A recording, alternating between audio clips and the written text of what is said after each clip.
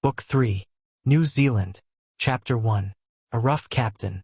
If ever the searchers after Captain Grant were tempted to despair, surely it was at this moment when all their hopes were destroyed at a blow.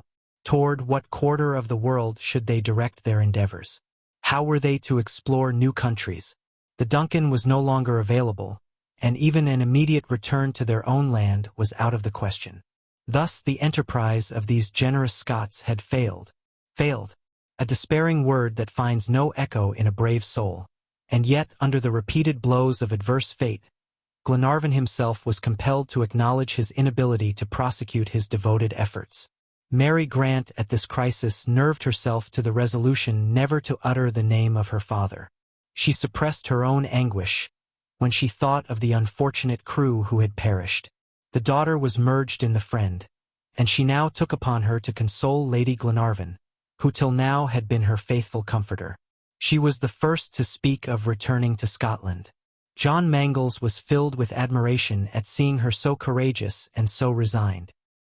He wanted to say a word further in the captain's interest, but Mary stopped him with a glance, and afterward said to him, "No, Mr. John, we must think of those who ventured their lives. Lord Glenarvan must return to Europe." "You are right, Miss Mary," answered John Mangles. "He must. Beside, the English authorities must be informed of the fate of the Duncan. But do not despair. Rather than abandon our search, I will resume it alone. I will either find Captain Grant or perish in the attempt." It was a serious undertaking to which John Mangles bound himself.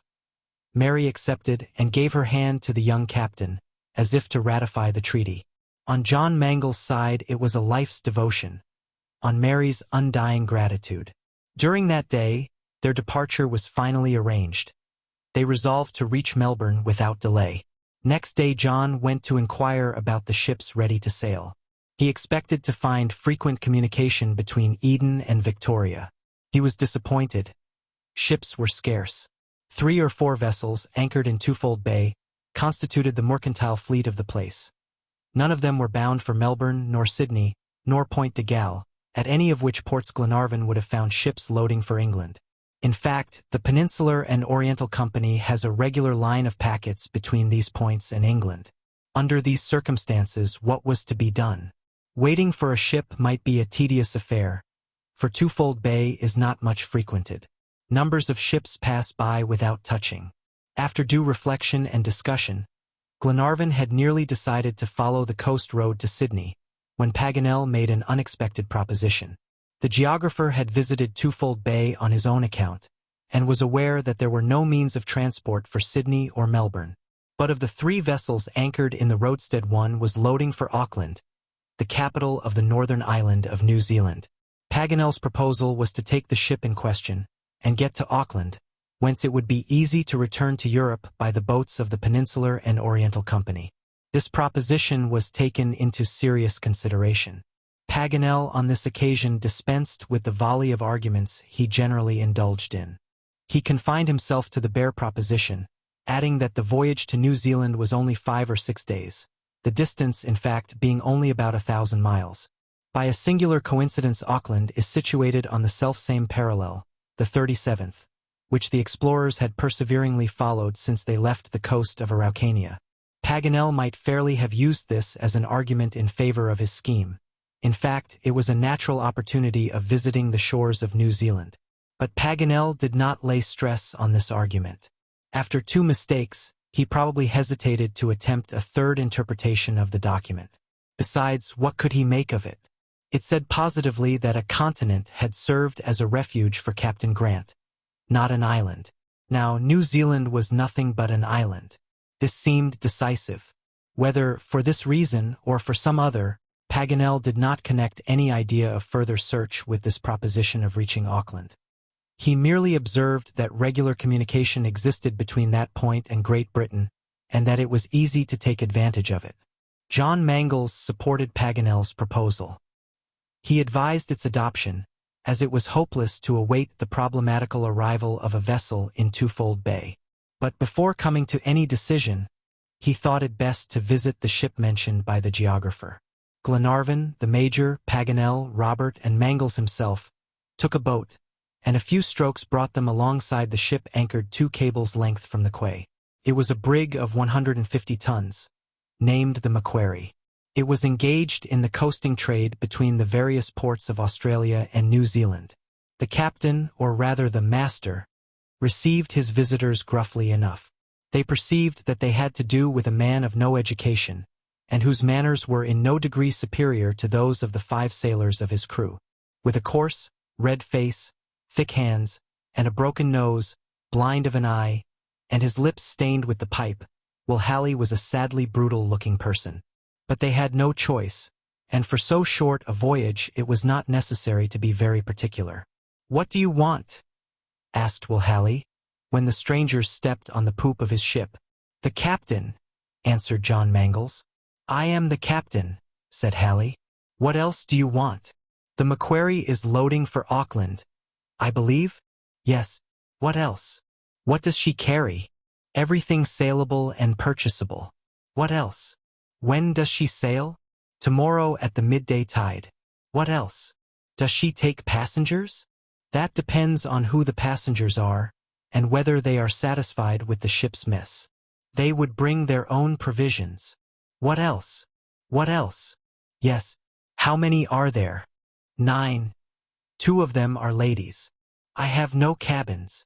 We will manage with such space as may be left at their disposal." "What else?" "Do you agree?" said John Mangles, who was not in the least put out by the captain's peculiarities. "We'll see," said the master of the Macquarie. Will Halley took 2 or 3 turns on the poop, making it resound with iron-heeled boots, and then he turned abruptly to John Mangles. "What would you pay?" said he. "What do you ask?" replied John. £50. Glenarvan looked consent. "Very good. £50, replied John Mangles. "But passage only," added Halley. "Yes, passage only. Food extra." "Extra." "Agreed." "And now," said Will, putting out his hand, "what about the deposit money?" "Here is half of the passage money, £25, said Mangles, counting out the sum to the master. "All aboard tomorrow," said he, "before noon. Whether or no I weigh anchor. We will be punctual." This said, Glenarvan, the Major, Robert, Paganel, and John Mangles left the ship, Halley not so much as touching the oilskin that adorned his red locks. "What a brute!" exclaimed John. "He will do," answered Paganel. "He is a regular sea-wolf." "A downright bear," added the Major. "I fancy," said John Mangles, "that the said bear has dealt in human flesh in his time." "What matter?" answered Glenarvan. "As long as he commands the Macquarie, and the Macquarie goes to New Zealand. From Twofold Bay to Auckland we shall not see much of him. After Auckland we shall see him no more." Lady Helena and Mary Grant were delighted to hear that their departure was arranged for tomorrow. Glenarvan warned them that the Macquarie was inferior in comfort to the Duncan. But after what they had gone through, they were indifferent to trifling annoyances. Wilson was told off to arrange the accommodation on board the Macquarie. Under his busy brush and broom things soon changed their aspect. Will Halley shrugged his shoulders, and let the sailor have his way. Glenarvan and his party gave him no concern. He neither knew, nor cared to know, their names. His new freight represented £50, and he rated it far below the 200 tons of cured hides which were stowed away in his hold. Skins first, men after. He was a merchant. As to his sailor qualification, he was said to be skillful enough in navigating these seas, whose reefs make them very dangerous. As the day drew to a close, Glenarvan had a desire to go again to the point on the coast cut by the 37th parallel. 2 motives prompted him. He wanted to examine once more the presumed scene of the wreck. Ayrton had certainly been quartermaster on the Britannia, and the Britannia might have been lost on this part of the Australian coast. On the east coast, if not on the west. It would not do to leave without thorough investigation, a locality which they were never to revisit. And then, failing the Britannia, the Duncan certainly had fallen into the hands of the convicts. Perhaps there had been a fight. There might yet be found on the coast traces of a struggle, a last resistance. If the crew had perished among the waves probably had thrown some bodies on the shore. Glenarvan, accompanied by his faithful John, went to carry out the final search. The landlord of the Victoria Hotel lent them 2 horses, and they set out on the northern road that skirts Twofold Bay. It was a melancholy journey. Glenarvan and Captain John trotted along without speaking, but they understood each other. The same thoughts, the same anguish harrowed both their hearts. They looked at the sea-worn rocks. They needed no words of question or answer. John's well-tried zeal and intelligence were a guarantee that every point was scrupulously examined. The least likely places, as well as the sloping beaches and sandy plains where even the slight tides of the Pacific might have thrown some fragments of wreck. But no indication was seen that could suggest further search in that quarter. All trace of the wreck escaped them still. As to the Duncan, no trace either. All that part of Australia bordering the ocean was desert. Still, John Mangles discovered on the skirts of the shore evident traces of camping, remains of fires recently kindled under solitary myall trees. Had a tribe of wandering blacks passed that way lately? No, for Glenarvan saw a token which furnished incontestable proof that the convicts had frequented that part of the coast. This token was a gray and yellow garment worn and patched, an ill-omened rag thrown down at the foot of a tree. It bore the convict's original number at the Perth Penitentiary. The felon was not there, but his filthy garments betrayed his passage.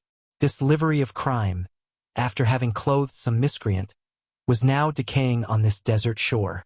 "You see, John," said Glenarvan, "the convicts got as far as here, and our poor comrades of the Duncan." "Yes," said John in a low voice, "they never landed, they perished." "Those wretches!" cried Glenarvan. "If ever they fall into my hands, I will avenge my crew." Grief had hardened Glenarvan's features. For some minutes he gazed at the expanse before him, as if taking a last look at some ship disappearing in the distance. Then his eyes became dim. He recovered himself in a moment, and without a word or look, set off at a gallop toward Eden. The wanderers passed their last evening sadly enough. Their thoughts recalled all the misfortunes they had encountered in this country. They remembered how full of well-warranted hope they had been at Cape Bernouilli, and how cruelly disappointed at Twofold Bay. Paganel was full of feverish agitation. John Mangles, who had watched him since the affair at Snowy River, felt that the geographer was hesitating whether to speak or not to speak. 1,000 times he had pressed him with questions, and failed in obtaining an answer.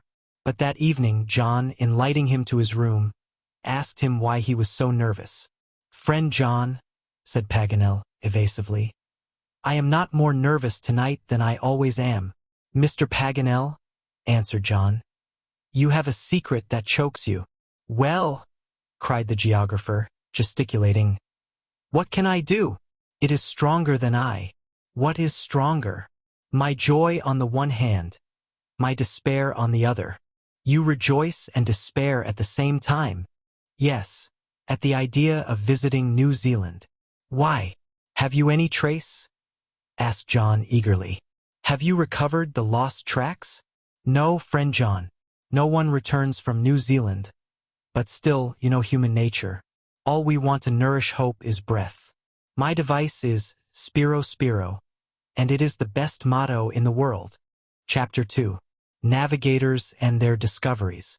Next day, the 27th of January, the passengers of the Macquarie were installed on board the brig. Will Halley had not offered his cabin to his lady passengers. This omission was the less to be deplored, for the den was worthy of the bear. At 12:30 the anchor was weighed, having been loosed from its holding ground with some difficulty. A moderate breeze was blowing from the southwest.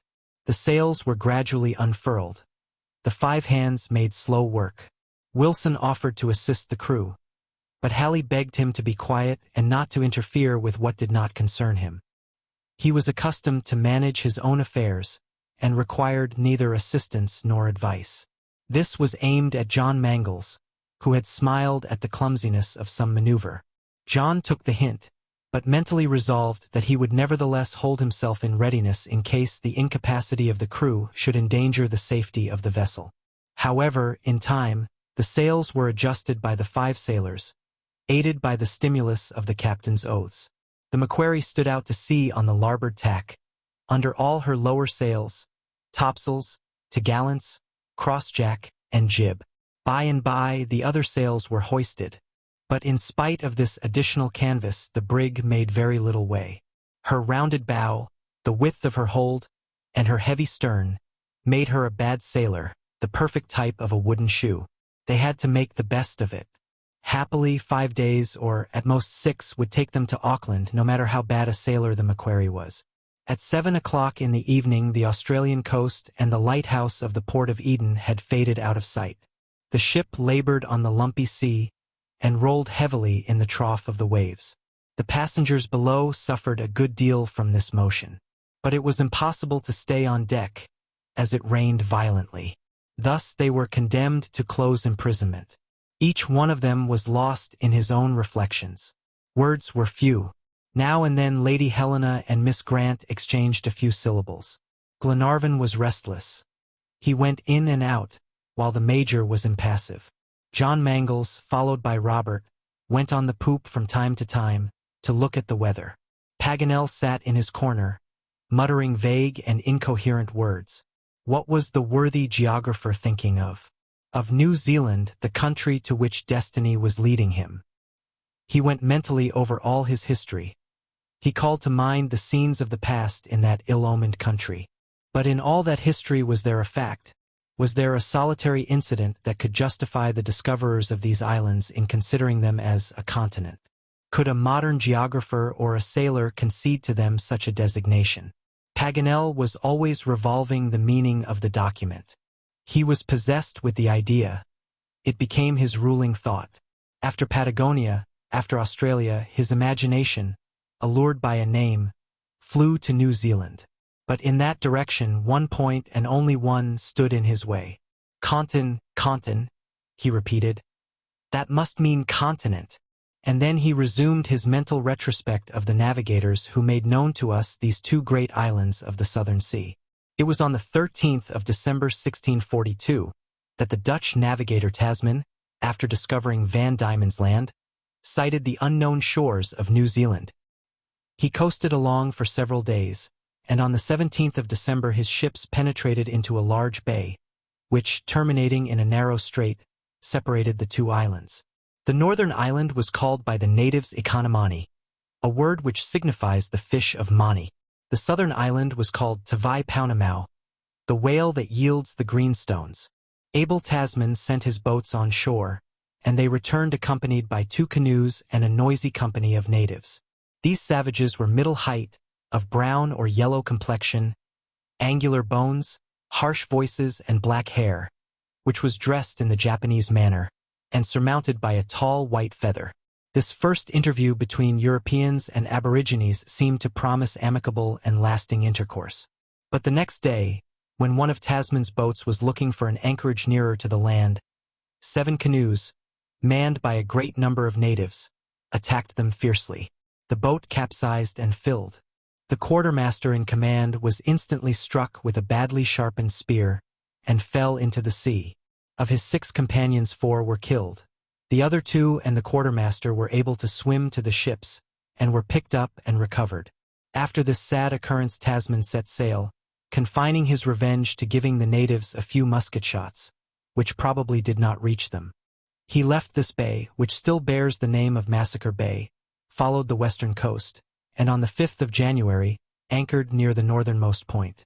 Here the violence of the surf, as well as the unfriendly attitude of the natives, prevented his obtaining water, and he finally quitted these shores, giving them the name Statenland or the Land of the States, in honor of the States General. The Dutch navigator concluded that these islands were adjacent to the islands of the same name on the east of Terra del Fuego, at the southern point of the American continent. He thought he had found the great southern continent. But, said Paganel to himself, what a 17th-century sailor might call a continent would never stand for one with a 19th-century man. No such mistake can be supposed. No, there is something here that baffles me. Chapter 3. The Martyr Roll of Navigators. On the 31st of January, 4 days after starting, the Macquarie had not done 2/3 of the distance between Australia and New Zealand. Halley took very little heed to the working of the ship. He let things take their chance.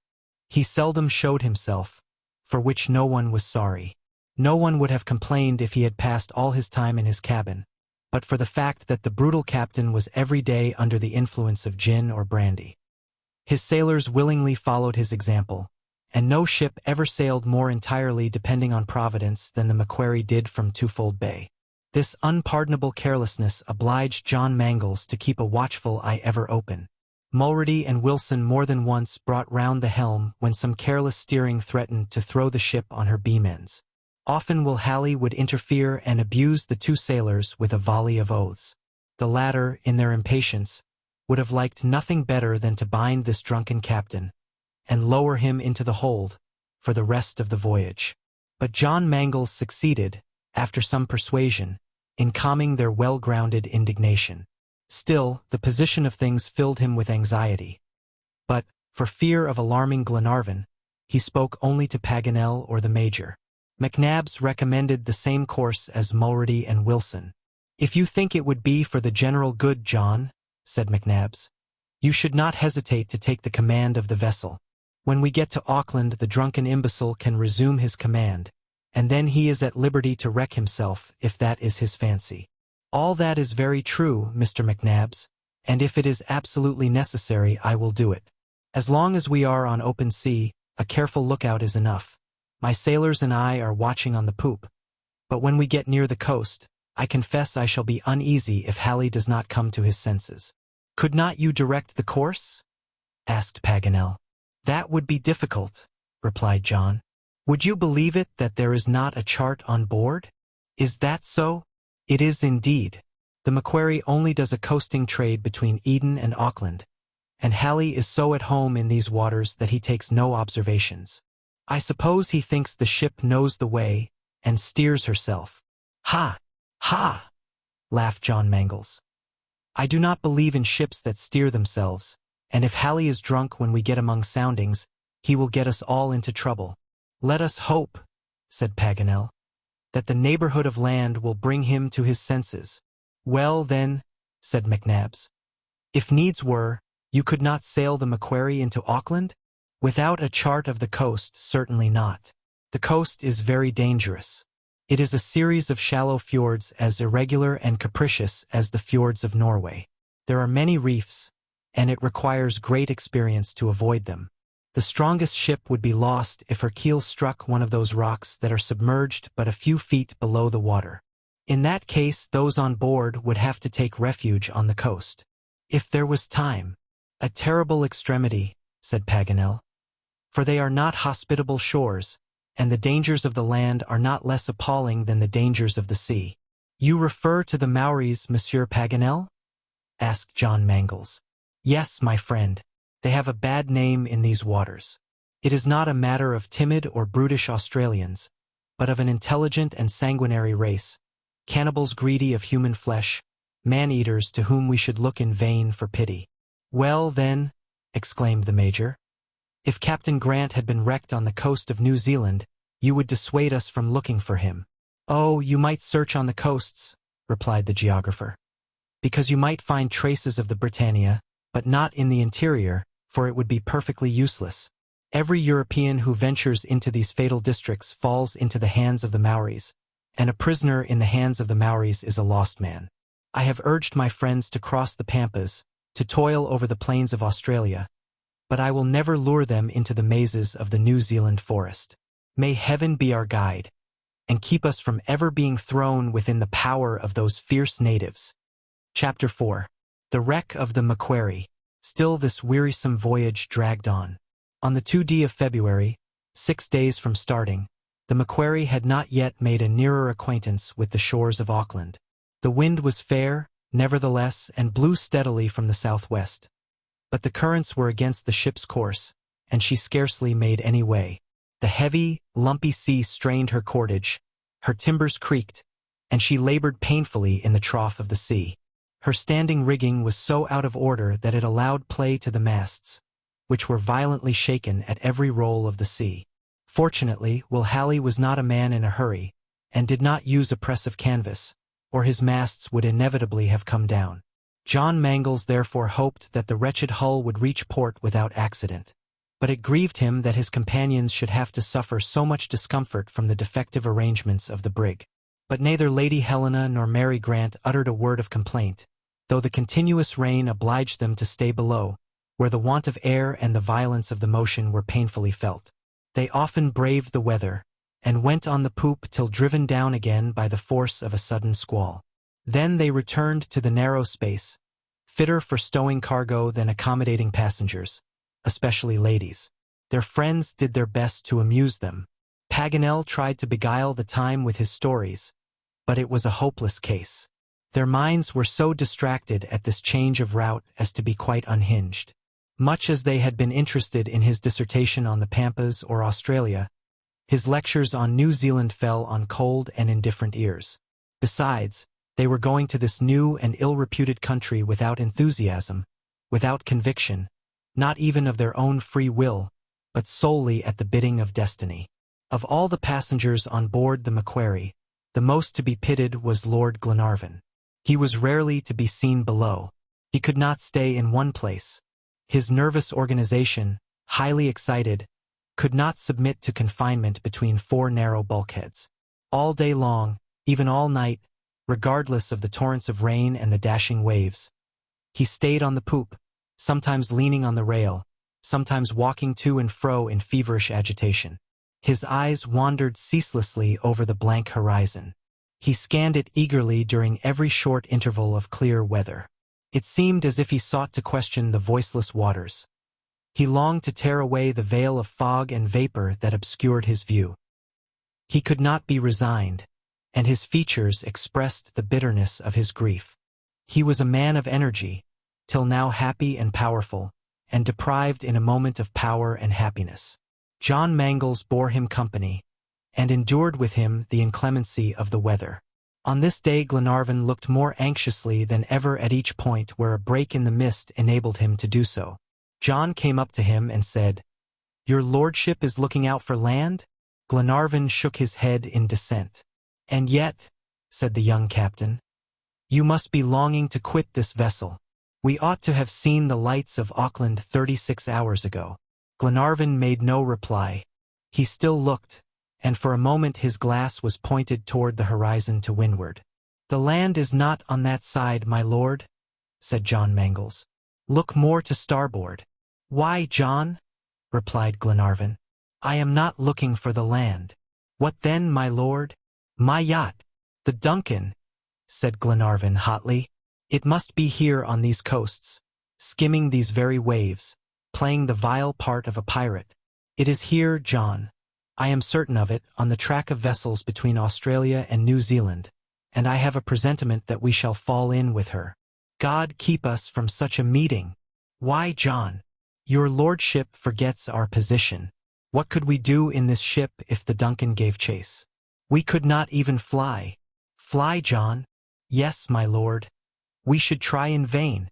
We should be taken, delivered up to the mercy of those wretches, and Ben Joyce has shown us that he does not stop at a crime. Our lives would be worth little.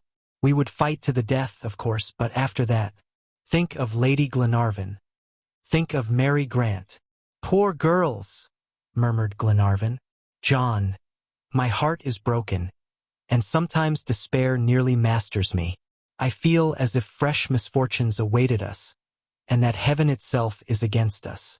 It terrifies me. You, my lord.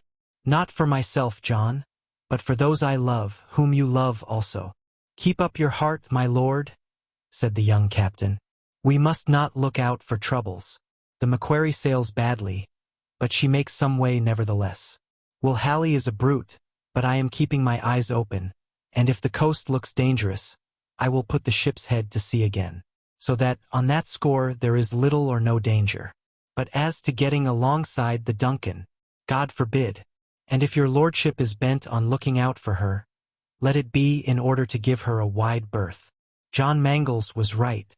An encounter with the Duncan would have been fatal to the Macquarie. There was every reason to fear such an engagement in these narrow seas, in which pirates could ply their trade without risk. However, for that day at least, the yacht did not appear, and the 6th night from their departure from Twofold Bay came, without the fears of John Mangles being realized. But that night was to be a night of terrors. Darkness came on almost suddenly at 7 o'clock in the evening. The sky was very threatening.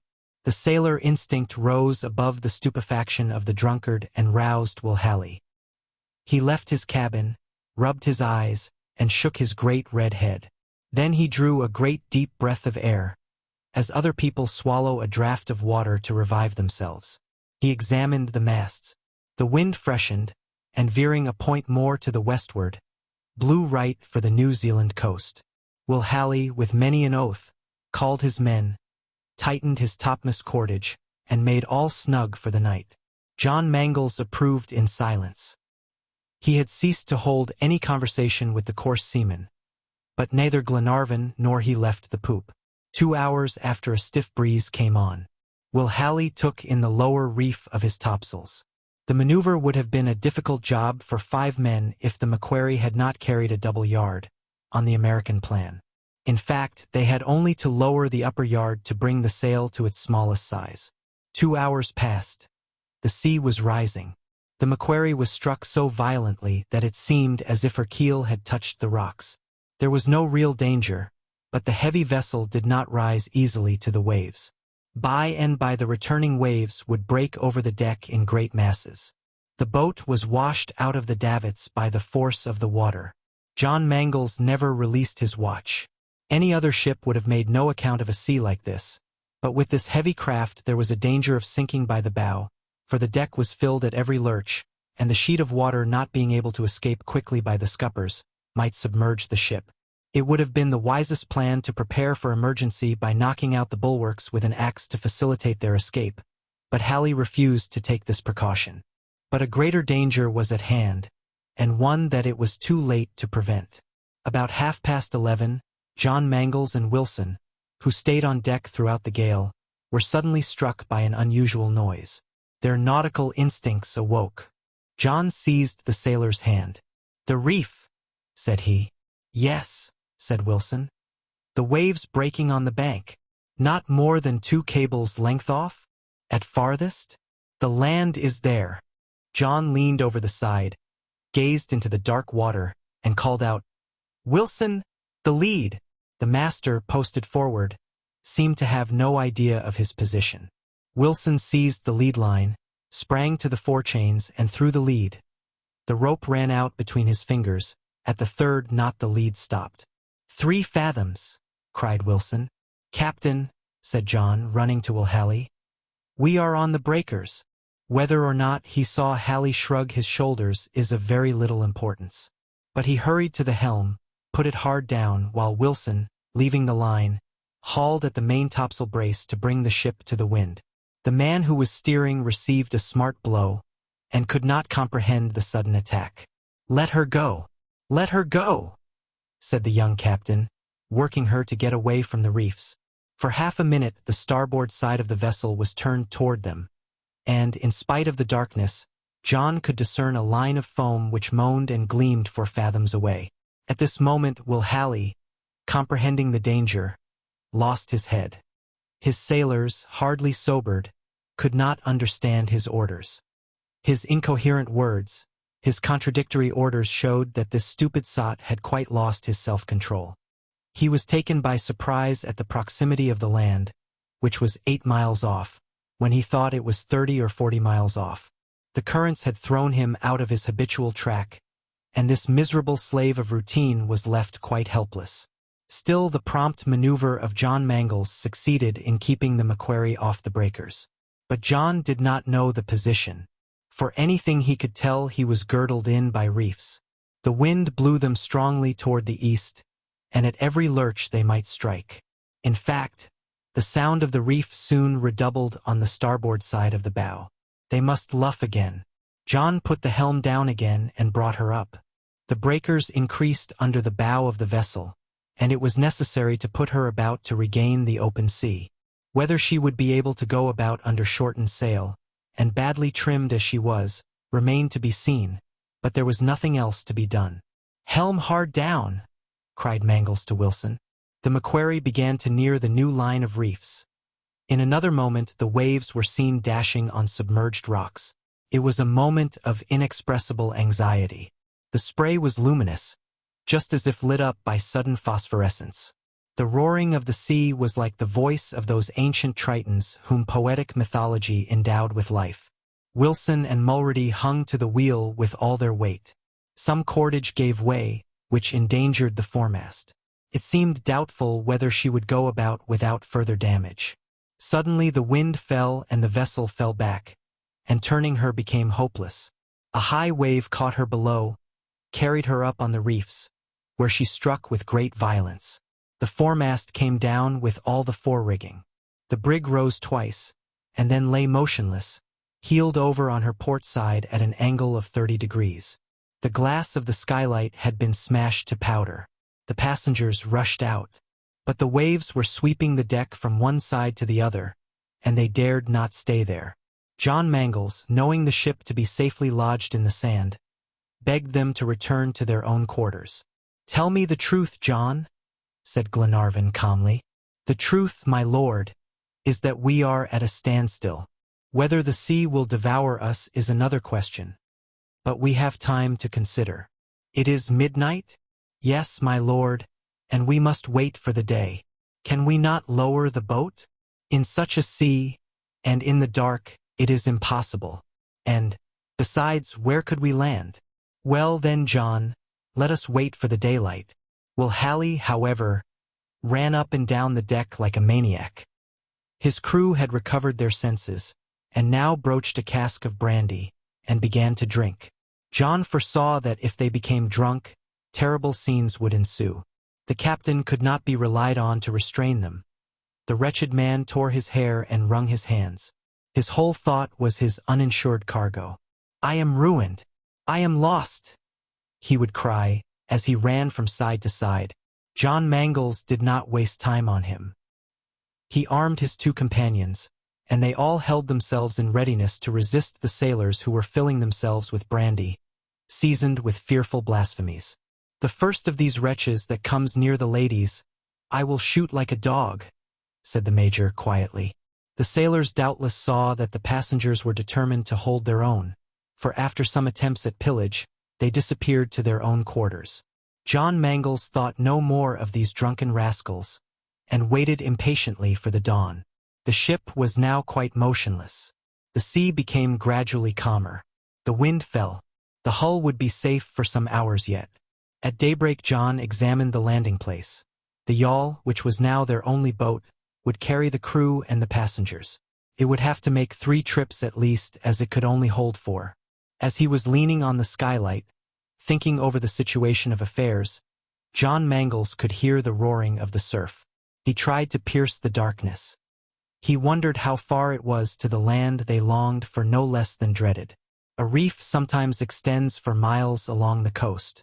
Could their fragile boat hold out on a long trip? While John was thus ruminating and longing for a little light from the murky sky, the ladies, relying on him, slept in their little berths. The stationary attitude of the brig ensured them some hours of repose. Glenarvan, John, and their companions, no longer disturbed by the noise of the crew who were now wrapped in a drunken sleep, also refreshed themselves by a short nap, and a profound silence reigned on board the ship, herself slumbering peacefully on her bed of sand. Toward 4 o'clock the first peep of dawn appeared in the east. The clouds were dimly defined by the pale light of the dawn. John returned to the deck. The horizon was veiled with a curtain of fog. Some faint outlines were shadowed in the mist, but at a considerable height. A slight swell still agitated the sea, but the more distant waves were undistinguishable in a motionless bank of clouds. John waited. The light gradually increased, and the horizon acquired a rosy hue. The curtain slowly rose over the vast watery stage. Black reefs rose out of the waters. Then a line became defined on the belt of foam, and there gleamed a luminous beacon-light point behind a low hill which concealed the scarcely risen sun. There was the land, less than 9 miles off. "Land ho!" cried John Mangles. His companions, aroused by his voice, rushed to the poop, and gazed in silence at the coast whose outline lay on the horizon. Whether they were received as friends or enemies, that coast must be their refuge. "Where is Halley?" asked Glenarvan. "I do not know, my lord," replied John Mangles. Where are the sailors? Invisible, like himself. Probably dead drunk, like himself, added McNabbs. Let them be called, said Glenarvan. We cannot leave them on the ship. Mulrady and Wilson went down to the forecastle, and 2 minutes after they returned. The place was empty. They then searched between decks and then the hold, but found no trace of Will Halley nor his sailors. What? No one? Exclaimed Glenarvan. Could they have fallen into the sea? Asked Paganel. Everything is possible, replied John Mangles, who was getting uneasy. Then turning toward the stern, To the boat, said he. Wilson and Mulrady followed to launch the yawl. The yawl was gone. Chapter 5. Cannibals. Will Halley and his crew, taking advantage of the darkness of night and the sleep of the passengers, had fled with the only boat. There could be no doubt about it. The captain, whose duty would have kept him on board to the last, had been the first to quit the ship. The cowards are off, said John Mangles. Well, my lord, so much the better. They have spared us some trying scenes. No doubt, said Glenarvan. Besides, we have a captain of our own and courageous, if unskillful sailors, your companions, John. Say the word, and we are ready to obey. The Major, Paganel, Robert, Wilson, Mulrady, Olbinett himself, applauded Glenarvan's speech and ranged themselves on the deck, ready to execute their captain's orders. What is to be done? Asked Glenarvan. It was evident that raising the MACQUARIE was out of the question, and no less evident that she must be abandoned. Waiting on board for succor that might never come would have been imprudence and folly. Before the arrival of a chance vessel on the scene, the MACQUARIE would have broken up. The next storm, or even a high tide raised by the winds from seaward, would roll it on the sands, break it up into splinters, and scatter them on the shore. John was anxious to reach the land before this inevitable consummation. He proposed to construct a raft strong enough to carry the passengers and a sufficient quantity of provisions to the coast of New Zealand. There was no time for discussion. The work was to be set about at once, and they had made considerable progress when night came and interrupted them. Toward 8 o'clock in the evening, after supper, while Lady Helena and Mary Grant slept in their berths, Paganel and his friends conversed on serious matters as they walked up and down the deck. Robert had chosen to stay with them. The brave boy listened with all his ears, ready to be of use, and willing to enlist in any perilous adventure. Paganel asked John Mangles whether the raft could not follow the coast as far as Auckland, instead of landing its freight on the coast. John replied that the voyage was impossible with such an unmanageable craft. And what we cannot do on a raft could have been done in the ship's boat? Yes, if necessary, answered John. But we should have had to sail by day and anchor at night. Then those wretches who abandoned us. Oh, as for them, said John. They were drunk, and in the darkness I have no doubt they paid for their cowardice with their lives. So much the worse for them and for us, replied Paganel. For the boat would have been very useful to us. What would you have, Paganel? The raft will bring us to the shore, said Glenarvan. The very thing I would fain avoid, exclaimed the geographer. What? Do you think another 20 miles after crossing the Pampas in Australia can have any terrors for us, hardened as we are to fatigue? My friend, replied Paganel, I do not call in question our courage nor the bravery of our friends. 20 miles would be nothing in any other country than New Zealand. You cannot suspect me of faint-heartedness. I was the first to persuade you to cross America and Australia. But here the case is different. I repeat, anything is better than to venture into this treacherous country. Anything is better, in my judgment, said John Mangles, than braving certain destruction on a stranded vessel. What is there so formidable in New Zealand? Asked Glenarvan. The savages, said Paganel. The savages, repeated Glenarvan. Can we not avoid them by keeping to the shore? But in any case, what have we to fear? Surely 2 resolute and well-armed Europeans need not give a thought to an attack by a handful of miserable beings. Paganel shook his head. In this case, there are no miserable beings to contend with. The New Zealanders are a powerful race, who are rebelling against English rule, who fight the invaders and often beat them, and who always eat them. Cannibals, exclaimed Robert. Cannibals?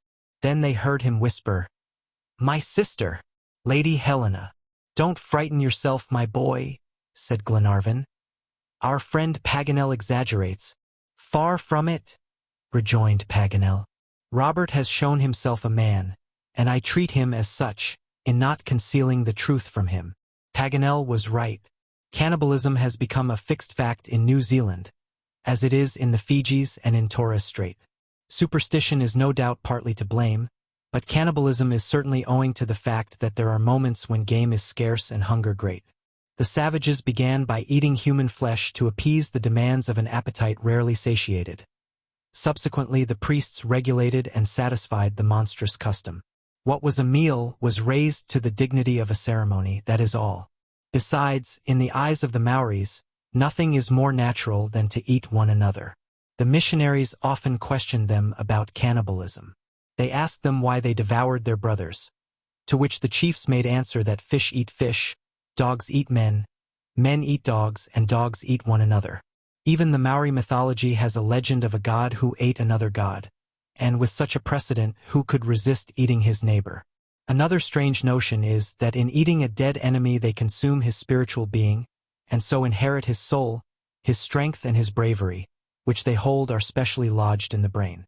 This accounts for the fact that the brain figures in their feasts as the choicest delicacy, and is offered to the most honored guest. But while he acknowledged all this, Paganel maintained, not without a show of reason, that sensuality, and especially hunger, was the first cause of cannibalism among the New Zealanders, and not only among the Polynesian races, but also among the savages of Europe. "For," said he, "cannibalism was long prevalent among the ancestors of the most civilized people, and especially, if the Major will not think me personal, among the Scotch." "Really?" said McNabbs. "Yes, Major," replied Paganel. "If you read certain passages of St. Jerome on the Atticoli of Scotland, you will see what he thought of your forefathers. And without going so far back as historic times, under the reign of Elizabeth, when Shakespeare was dreaming out his Shylock, a Scotch bandit, Sawney Bean, was executed for the crime of cannibalism. Was it religion that prompted him to cannibalism? No, it was hunger." "Hunger," said John Mangles. "Hunger," repeated Paganel. "But, above all, the necessity of the carnivorous appetite of replacing the bodily waste by the azote contained in animal tissues. The lungs are satisfied with a provision of vegetable and farinaceous food. But to be strong and active the body must be supplied with those plastic elements that renew the muscles. Until the Maoris become members of the Vegetarian Association, they will eat meat, and human flesh as meat." "Why not animal flesh?" asked Glenarvan. "Because they have no animals," replied Paganel. "And that ought to be taken into account, not to extenuate, but to explain their cannibal habits. Quadrupeds, and even birds, are rare on these inhospitable shores, so that the Maoris have always eaten human flesh. There are even man-eating seasons, as there are in civilized countries hunting seasons. Then begin the great wars, and whole tribes are served up on the tables of the conquerors." "Well, then," said Glenarvan, "according to your mode of reasoning, Paganel, cannibalism will not cease in New Zealand until her pastures teem with sheep and oxen." "Evidently, my dear lord, and even then it will take years to wean them from Maori flesh, which they prefer to all others, for the children will still have a relish for what their fathers so highly appreciated. According to them it tastes like pork, with even more flavor. As to white men's flesh, they do not like it so well, because the whites eat salt with their food, which gives a peculiar flavor, not to the taste of connoisseurs." "They are dainty," said the Major. "But, black or white, do they eat it raw or cook it?" "Why, what is that to you, Mr. McNabbs?" cried Robert. "What is that to me?" exclaimed the Major earnestly. "If I am to make a meal for a cannibal, I should prefer being cooked." "Why?" "Because then I should be sure of not being eaten alive." "Very good, Major," said Paganel. "But suppose they cooked you alive?" "The fact is," answered the Major, "I would not give half a crown for the choice." "Well, McNabbs, if it will comfort you, you may as well be told. The New Zealanders do not eat flesh without cooking or smoking it. They are very clever and experienced in cookery. For my part, I very much dislike the idea of being eaten. The idea of ending one's life in the maw of a savage. Bah! The conclusion of all, said John Mangles, is that we must not fall into their hands. Let us hope that one day Christianity will abolish all these monstrous customs. Yes, we must hope so, replied Paganel. But, believe me, a savage who has tasted human flesh is not easily persuaded to forego it. I will relate 2 facts which prove it. By all means let us have the facts, Paganel, said Glenarvan. The first is narrated in the chronicles of the Jesuit Society in Brazil. A Portuguese missionary was one day visiting an old Brazilian woman who was very ill. She had only a few days to live. The Jesuit inculcated the truths of religion, which the dying woman accepted, without objection. Then, having attended to her spiritual wants, he bethought himself of her bodily needs, and offered her some European delicacies. Alas, said she, my digestion is too weak to bear any kind of food. There is only one thing I could fancy, and nobody here could get it for me. What is it? Asked the Jesuit. Ah, my son, said she, it is the hand of a little boy. I feel as if I should enjoy munching the little bones. Horrid! But I wonder is it so very nice? Said Robert. My second tale will answer you, my boy, said Paganel. One day a missionary was reproving a cannibal for the horrible custom, so abhorrent to God's laws, of eating human flesh, and beside, said he, it must be so nasty. Oh, father, said the savage, looking greedily at the missionary. Say that God forbids it. That is a reason for what you tell us. But don't say it is nasty. If you had only tasted it. Chapter 6. A Dreaded Country. Paganel's facts were indisputable. The cruelty of the New Zealanders was beyond a doubt. Therefore it was dangerous to land. But had the danger been 100-fold greater, it had to be faced. John Mangles felt the necessity of leaving without delay a vessel doomed to certain and speedy destruction. There were 2 dangers, one certain and the other probable, but no one could hesitate between them. As to their chance of being picked up by a passing vessel, they could not reasonably hope for it. The Macquarie was not in the track of ships bound to New Zealand. They keep further north for Auckland, further south for New Plymouth, and the ship had struck just between these 2 points, on the desert region of the shores of Ike-and-Amani, a dangerous, difficult coast and infested by desperate characters. When shall we get away? Asked Glenarvan. Tomorrow morning at 10 o'clock, replied John Mangles. The tide will then turn and carry us to land. Next day, February 5th, at 8 o'clock, the raft was finished. John had given all his attention to the building of this structure. The foreyard, which did very well for mooring the anchors, was quite inadequate to the transport of passengers and provisions. What was needed was a strong, manageable raft that would resist the force of the waves during a passage of 9 miles. Nothing but the masts could supply suitable materials. Wilson and Mulrady set to work. The rigging was cut clear, and the mainmast, chopped away at the base, fell over the starboard rail, which crashed under its weight. The Macquarie was thus raised like a pontoon. When the lower mast, the topmasts, and the royals were sawn and split, the principal pieces of the raft were ready. They were then joined to the fragments of the foremast, and the whole was fastened securely together. John took the precaution to place in the interstices 6 empty barrels, which would raise the structure above the level of the water. On this strong foundation, Wilson laid a kind of floor in open work, made of the gratings off the hatches. The spray could then dash on the raft without staying there, and the passengers would be kept dry.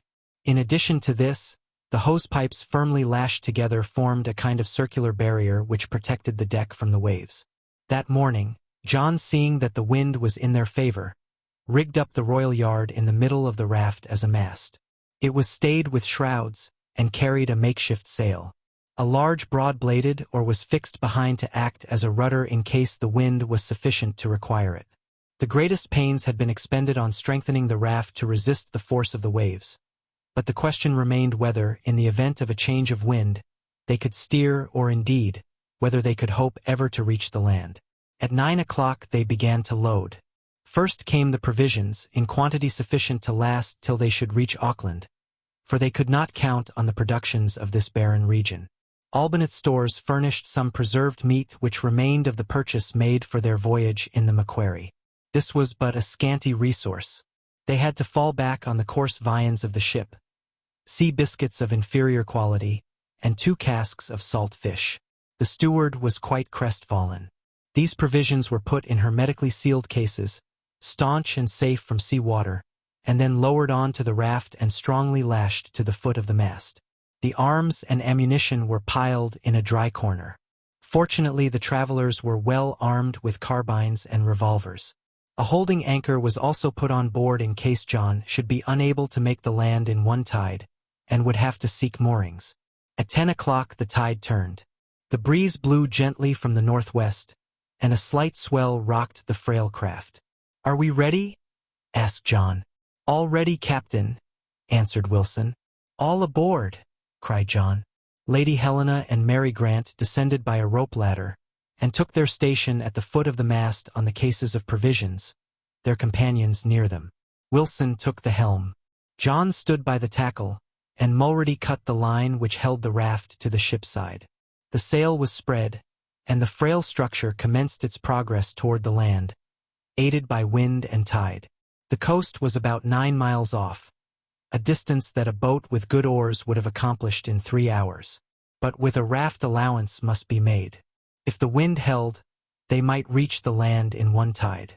But if the breeze died away, the ebb would carry them away from the shore, and they would be compelled to anchor and wait for the next tide. A serious consideration, and one that filled John Mangles with anxiety. Still he hoped to succeed. The wind freshened. The tide had turned at 10 o'clock, and by 3 they must either make the land or anchor to save themselves from being carried out to sea. They made a good start. Little by little the black line of the reefs and the yellow banks of sand disappeared under the swelling tide. Extreme watchfulness and perfect skill were necessary to avoid these submerged rocks, and steer a bark that did not readily answer to the helm, and that constantly broke off. At noon they were still 5 miles from shore. A tolerably clear sky allowed them to make out the principal features of the land. In the northeast rose a mountain about 2,300 feet high, whose sharply defined outline was exactly like the grinning face of a monkey turned toward the sky. It was Patagonia, which the map gave as exactly on the 38th parallel. At 12:30, Paganel remarked that all the rocks had disappeared under the rising tide. "All but one," answered Lady Helena. "Which, madam?" asked Paganel. "There," replied she, pointing to a black speck a mile off. "Yes, indeed," said Paganel. "Let us try to ascertain its position, so as not to get too near it, for the sea will soon conceal it." "It is exactly in a line with the northern slope of the mountain," said John Mangles. "Wilson, mind you give it a wide berth." "Yes, Captain," answered the sailor, throwing his whole weight on the grate oar that steered the raft. In half an hour they had made half a mile. But, strange to say, the black point still rose above the waves. John looked attentively, and in order to make it out, borrowed Paganel's telescope. "That is no reef," said he after a moment. "It is something floating which rises and falls with the swell." "Is it part of the mast of the Macquarie?" asked Lady Helena. "No," said Glenarvan. "None of her timbers could have come so far." "Stay," said John Mangles. "I know it. It is the boat." "The ship's boat?" exclaimed Glenarvan. "Yes, my lord, the ship's boat. Keel up." "The unfortunate creatures," cried Lady Helena. "They have perished." "Yes, madam," replied John Mangles. "They must have perished, for in the midst of these breakers in a heavy swell on that pitchy night, they ran to certain death. For a few minutes the passengers were silent. They gazed at the frail craft as they drew near it. It must evidently have capsized about 4 miles from the shore, and not one of the crew could have escaped. "But this boat may be of use to us," said Glenarvan. "That is true," answered John Mangles. "Keep her up, Wilson." The direction was slightly changed, but the breeze fell gradually, and it was 2 hours before they reached the boat. Mulready, stationed forward, fended off the blow, and the yawl was drawn alongside. "Empty?" asked John Mangles. "Yes, Captain," answered the sailor. "The boat is empty and all its seams are open. It is of no use to us." "No use at all?" said McNabbs. "None at all," said John Mangles. "It is good for nothing but to burn." "I regret it," said Paganel, "for the yawl might have taken us to Auckland." "We must bear our fate, Monsieur Paganel," replied John Mangles. "But, for my part, in such a stormy sea I prefer our raft to that crazy boat. A very slight shock would be enough to break her up. Therefore, my lord, we have nothing to detain us further." "As you think best, John." "On then, Wilson," said John, "and bear straight for the land." There was still an hour before the turn of the tide. In that time they might make 2 miles. But the wind soon fell almost entirely, and the raft became nearly motionless, and soon began to drift to seaward under the influence of the ebb tide. John did not hesitate a moment. "Let go the anchor," said he. Mulrady, who stood to execute this order, let go the anchor in 5 fathoms water. The raft backed about 2 fathoms on the line, which was then at full stretch. The sail was taken in, and everything made snug for a tedious period of inaction. The returning tide would not occur till 9 o'clock in the evening, and as John Mangles did not care to go on in the dark, the anchorage was for the night, or at least till 5 o'clock in the morning, land being in sight at a distance of less than 3 miles. A considerable swell raised the waves, and seemed to set in continuously toward the coast, and perceiving this, Glenarvan asked John why he did not take advantage of this swell to get nearer to the land. "Your lordship is deceived by an optical illusion," said the young captain. "Although the swell seems to carry the waves landward, it does not really move at all. It is mere undulating molecular motion, nothing more. Throw a piece of wood overboard, and you will see that it will remain quite stationary except as the tide affects it. There is nothing for it but patience." "And dinner," said the major. Olbinett unpacked some dried meat and a dozen biscuits. The steward blushed as he proffered the meager bill of fare. But it was received with a good grace, even by the ladies, who, however, had not much appetite, owing to the violent motion. This motion, produced by the jerking of the raft on the cable, while she lay head on to the sea, was very severe and fatiguing. The blows of the short, tumbling seas were as severe as if she had been striking on a submerged rock. Sometimes it was hard to believe that she was not aground. The cable strained violently, and every half-hour John had to take in a fathom to ease it. Without this precaution it would certainly have given way, and the raft must have drifted to destruction. John's anxiety may easily be understood. His cable might break or his anchor lose its hold, and in either case the danger was imminent. Night drew on. The sun's disk, enlarged by refraction, was dipping blood-red below the horizon. The distant waves glittered in the west and sparkled like sheets of liquid silver. Nothing was to be seen in that direction but sky and water, except one sharply defined object, the hull of the Macquarie motionless on her rocky bed. The short twilight postponed the darkness only by a few minutes, and soon the coast outline, which bounded the view on the east and north, was lost in darkness. The shipwrecked party were in an agonizing situation on their narrow raft, and overtaken by the shades of night. Some of the party fell into a troubled sleep, a prey to evil dreams. Others could not close an eye. When the day dawned, the whole party were worn out with fatigue. With the rising tide, the wind blew again toward the land. It was 6 o'clock in the morning, and there was no time to lose. John arranged everything for resuming their voyage, and then he ordered the anchor to be weighed. But the anchor flukes had been so embedded in the sand by the repeated jerks of the cable, that without a windlass it was impossible to detach it, even with the tackle which Wilson had improvised. Half an hour was lost in vain efforts. John, impatient of delay, cut the rope, thus sacrificing his anchor, and also the possibility of anchoring again if this tide failed to carry them to land. But he decided that further delay was not to be thought of, and an axe blow committed the raft to the mercy of the wind, assisted by a current of 2 knots an hour. The sail was spread. They drifted slowly toward the land, which rose in gray, hazy masses, on a background of sky illumined by the rising sun. The reef was dexterously avoided and doubled, but with the fitful breeze the raft could not get near the shore. What toil and pain to reach a coast so full of danger when attained. At 9 o'clock, the land was less than a mile off. It was a steeply shelving shore, fringed with breakers. A practicable landing place had to be discovered. Gradually the breeze grew fainter, and then ceased entirely. The sail flapped idly against the mast, and John had it furled. The tide alone carried the raft to the shore, but steering had become impossible, and its passage was impeded by immense bands of fucus. At 10 o'clock John found himself almost at a standstill, not 3 cables' lengths from the shore. Having lost their anchor, they were at the mercy of the ebb tide. John clenched his hands.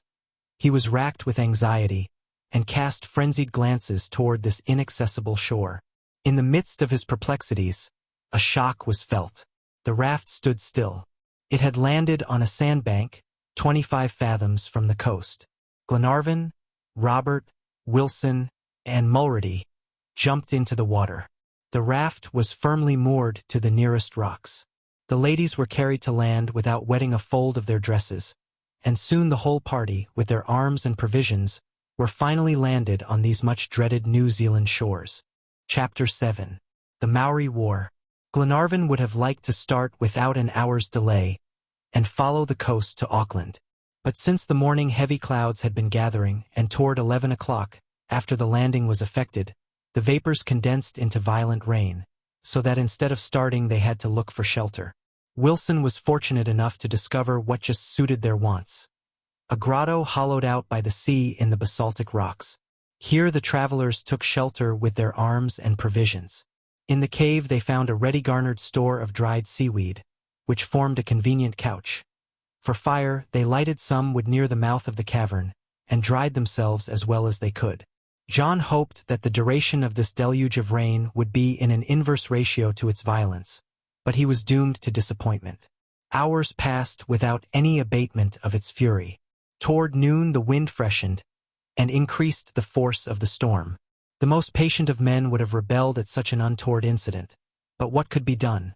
Without any vehicle, they could not brave such a tempest, and, after all, unless the natives appeared on the scene, a delay of 12 hours was not so much consequence, as the journey to Auckland was only a matter of a few days. During this involuntary halt, the conversation turned on the incidents of the New Zealand War. But to understand and appreciate the critical position into which these Macquarie passengers were thrown, something ought to be known of the history of the struggle which had deluged the island of Ike-na-Mani with blood. Since the arrival of Abel Tasman in Cook Strait, on the 16th of December 1642, though the New Zealanders had often been visited by European vessels, they had maintained their liberty in their several islands. No European power had thought of taking possession of this archipelago, which commands the whole Pacific Ocean. The missionaries stationed at various points were the sole channels of Christian civilization. Some of them, especially the Anglicans, prepared the minds of the New Zealand chiefs for submitting to the English yoke. It was cleverly managed, and these chiefs were influenced to sign a letter addressed to Queen Victoria to ask her protection. But the most clear-sighted of them saw the folly of this step, and one of them, after having affixed his tattoo mark to the letter by way of signature, uttered these prophetic words: "We have lost our country. Henceforth it is not ours. Soon the stranger will come and take it, and we shall be his slaves." And so it was. On January 29, 1840, the English corvette Herald arrived to claim possession. From the year 1840, till the day the Duncan left the Clyde, nothing had happened here that Paganel did not know, and he was ready to impart his information to his companions. "Madame," said he, in answer to Lady Helena's questions, "I must repeat what I had occasion to remark before, that the New Zealanders are a courageous people who yielded for a moment, but afterward fought foot to foot against the English invaders. The Maori tribes are organized like the old clans of Scotland. They are so many great families owning a chief, who is very jealous of his prerogative.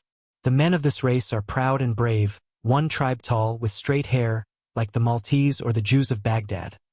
The other smaller, thick-set like mulattoes, but robust, haughty, and warlike.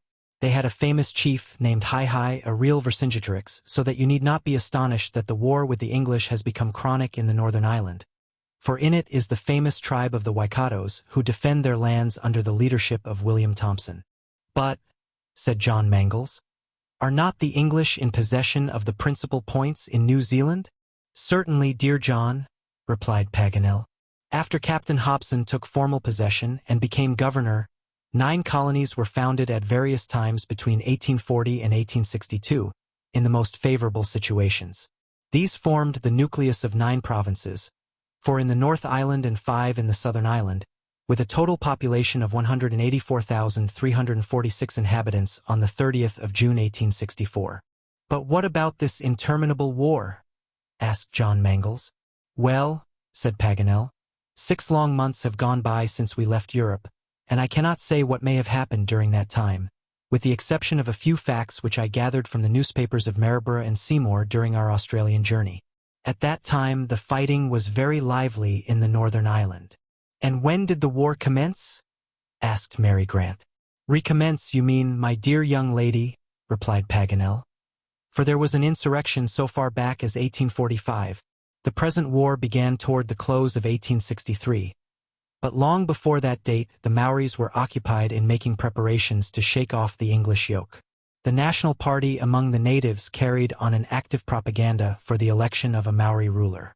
The object was to make old Potato king, and to fix as the capital of the new kingdom his village, which lay between the Waikato and Waipa rivers. Potato was an old man, remarkable rather for cunning than bravery. But he had a prime minister who was both intelligent and energetic, a descendant of the Ngatahawas, who occupied the isthmus before the arrival of the strangers. This minister, William Thompson, became the soul of the War of Independence, and organized the Maori troops with great skill. Under this guidance a Taranaki chief gathered the scattered tribes around the same flag. A Waikato chief formed a land league, intended to prevent the natives from selling their land to the English government, and warlike feasts were held just as in civilized countries on the verge of revolution. The English newspapers began to notice these alarming symptoms, and the government became seriously disturbed at these land league proceedings. In short, the train was laid, and the mine was ready to explode. Nothing was wanted but the spark, or rather the shock of rival interests to produce the spark. This shock took place in 1860, in the Taranaki province on the southwest coast of Ikeana-Mani. A native had 600 acres of land in the neighborhood of New Plymouth. He sold them to the English government, but when the surveyor came to measure the purchased land, the chief Kingi protested, and by the month of March he had made the 600 acres in question into a fortified camp, surrounded with high palisades. Some days after Colonel Gold carried this fortress at the head of his troops, and that day heard the first shot fired of the native war. "Have the rebels been successful up to this time?" "Yes, madam, and the English themselves have often been compelled to admire the courage and bravery of the New Zealanders. Their mode of warfare is of the guerrilla type. They form skirmishing parties, come down in small detachments, and pillage the colonists' homes. General Cameron had no easy time in the campaigns, during which every bush had to be searched. In 1863, after a long and sanguinary struggle, the Maoris were entrenched in strong and fortified position on the upper Waikato, at the end of a chain of steep hills, and covered by 3 miles of forts. The native prophets called on all the Maori population to defend the soil, and promised the extermination of the Pakekas or white men. General Cameron had 3,000 volunteers at his disposal, and they gave no quarter to the Maoris after the barbarous murder of Captain Sprent. Several bloody engagements took place. In some instances the fighting lasted 12 hours before the Maoris yielded to the English cannonade. The heart of the army was the fierce Waikato tribe under William Thompson. This native general commanded at the outset 2,500 warriors, afterward increased to 8,000. The men of Shongi and Heki, 2 powerful chiefs, came to his assistance. The women took their part in the most trying labors of this patriotic war. But right has not always might. After severe struggles General Cameron succeeded in subduing the Waikato district, but empty and depopulated, for the Maoris escaped in all directions. Some wonderful exploits were related. 400 Maoris who were shut up in the fortress of Orikaw, besieged by 1,000 English under Brigadier General Carey, without water or provisions, refused to surrender, but one day at noon cut their way through the then decimated 40th Regiment, and escaped to the marshes.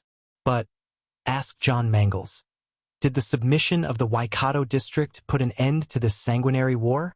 No, my friend, replied Paganel. The English resolved to march on Taranaki province and besiege Mataitawa, William Thompson's fortress. But they did not carry it without great loss. Just as I was leaving Paris, I heard that the governor and the general had accepted the submission of the Turanga tribes, and left them in possession of 3/4 of their lands. It was also rumored that the principal chief of the rebellion, William Thompson, was inclined to surrender, but the Australian papers have not confirmed this, but rather the contrary, and I should not be surprised to find that at this moment the war is going on with renewed vigor. Then, according to you, Paganel, said Glenarvan, this struggle is still going on in the provinces of Auckland and Taranaki? I think so. This very province where the Macquarie's wreck has deposited us. Exactly. We have landed a few miles above Kauai Harbor, where the Maori flag is probably still floating. Then our most prudent course would be to keep toward the north, remarked Glenarvan. By far the most prudent, said Paganel. The New Zealanders are incensed against Europeans, and especially against the English. Therefore let us avoid falling into their hands. We might have the good fortune to fall in with a detachment of European troops, said Lady Helena. We may, madame, replied the geographer. But I do not expect it. Detached parties do not like to go far into the country, where the smallest tussock, the thinnest brushwood, may conceal an accomplished marksman. I don't fancy we shall pick up an escort of the 40th Regiment. But there are mission stations on this west coast, and we shall be able to make them our halting places till we get to Auckland. Chapter 8. On the road to Auckland. On the 7th of February, at 6 o'clock in the morning, the signal for departure was given by Glenarvan. During the night the rain had ceased. The sky was veiled with light gray clouds, which moderated the heat of the sun, and allowed the travelers to venture on a journey by day. Paganel had measured on the map a distance of 80 miles between Point Kauai and Auckland. It was an 8 days' journey if they made 10 miles a day. But instead of following the windings of the coast, he thought it better to make for a point 30 miles off, at the confluence of the Waikato and the Waipa, at the village of Ngarnavahia. The overland track passes that point, and is rather a path than a road, practicable for the vehicles which go almost across the island, from Napier in Hawke's Bay to Auckland. From this village it would be easy to reach Drury, and there they could rest in an excellent hotel, highly recommended by Dr. Hochstetter. The travelers, each carrying a share of the provisions, commenced to follow the shore of Aotea Bay. From prudential motives they did not allow themselves to straggle, and by instinct they kept a lookout over the undulating plains to the eastward, ready with their loaded carbines. Paganel, map in hand, took a professional pleasure in verifying the minutest details. The country looked like an immense prairie which faded into distance, and promised an easy walk. But the travelers were undeceived when they came to the edge of this verdant plain. The grass gave way to a low scrub of small bushes bearing little white flowers, mixed with those innumerable tall ferns with which the lands of New Zealand abound. They had to cut a path across the plain through these woody stems, and this was a matter of some difficulty. But at 8 o'clock in the evening the first slopes of the Hakurahota ranges were turned, and the party camped immediately. After a 14 miles march they might well think of resting. Neither wagon or tent being available, they sought repose beneath some magnificent Norfolk Island pines. They had plenty of rugs which make good beds. Glenarvan took every possible precaution for the night. His companions and he, well armed, were to watch in turns, 2 and 2, till daybreak. No fires were lighted. Barriers of fire are a potent preservation from wild beasts, but New Zealand has neither tiger, nor lion, nor bear, nor any wild animal. But the Maori adequately fills their place, and a fire would only have served to attract this 2-footed jaguar. The night passed pleasantly with the exception of the attack of the sandflies, called by the natives Ngamu, and the visit of the audacious family of rats, who exercised their teeth on the provisions. Next day, on the 8th of February, Paganel rose more sanguine, and almost reconciled to the country. The Maoris, whom he particularly dreaded, had not yet appeared, and these ferocious cannibals had not molested him even in his dreams. I begin to think that our little journey will end favorably. This evening we shall reach the confluence of the Waipa and Waikato, and after that there is not much chance of meeting natives on the way to Auckland. "How far is it now?" said Glenarvan. "To the confluence of the Waipa and Waikato. 15 miles. Just about what we did yesterday. But we shall be terribly delayed if this interminable scrub continues to obstruct our path." "No," said Paganel.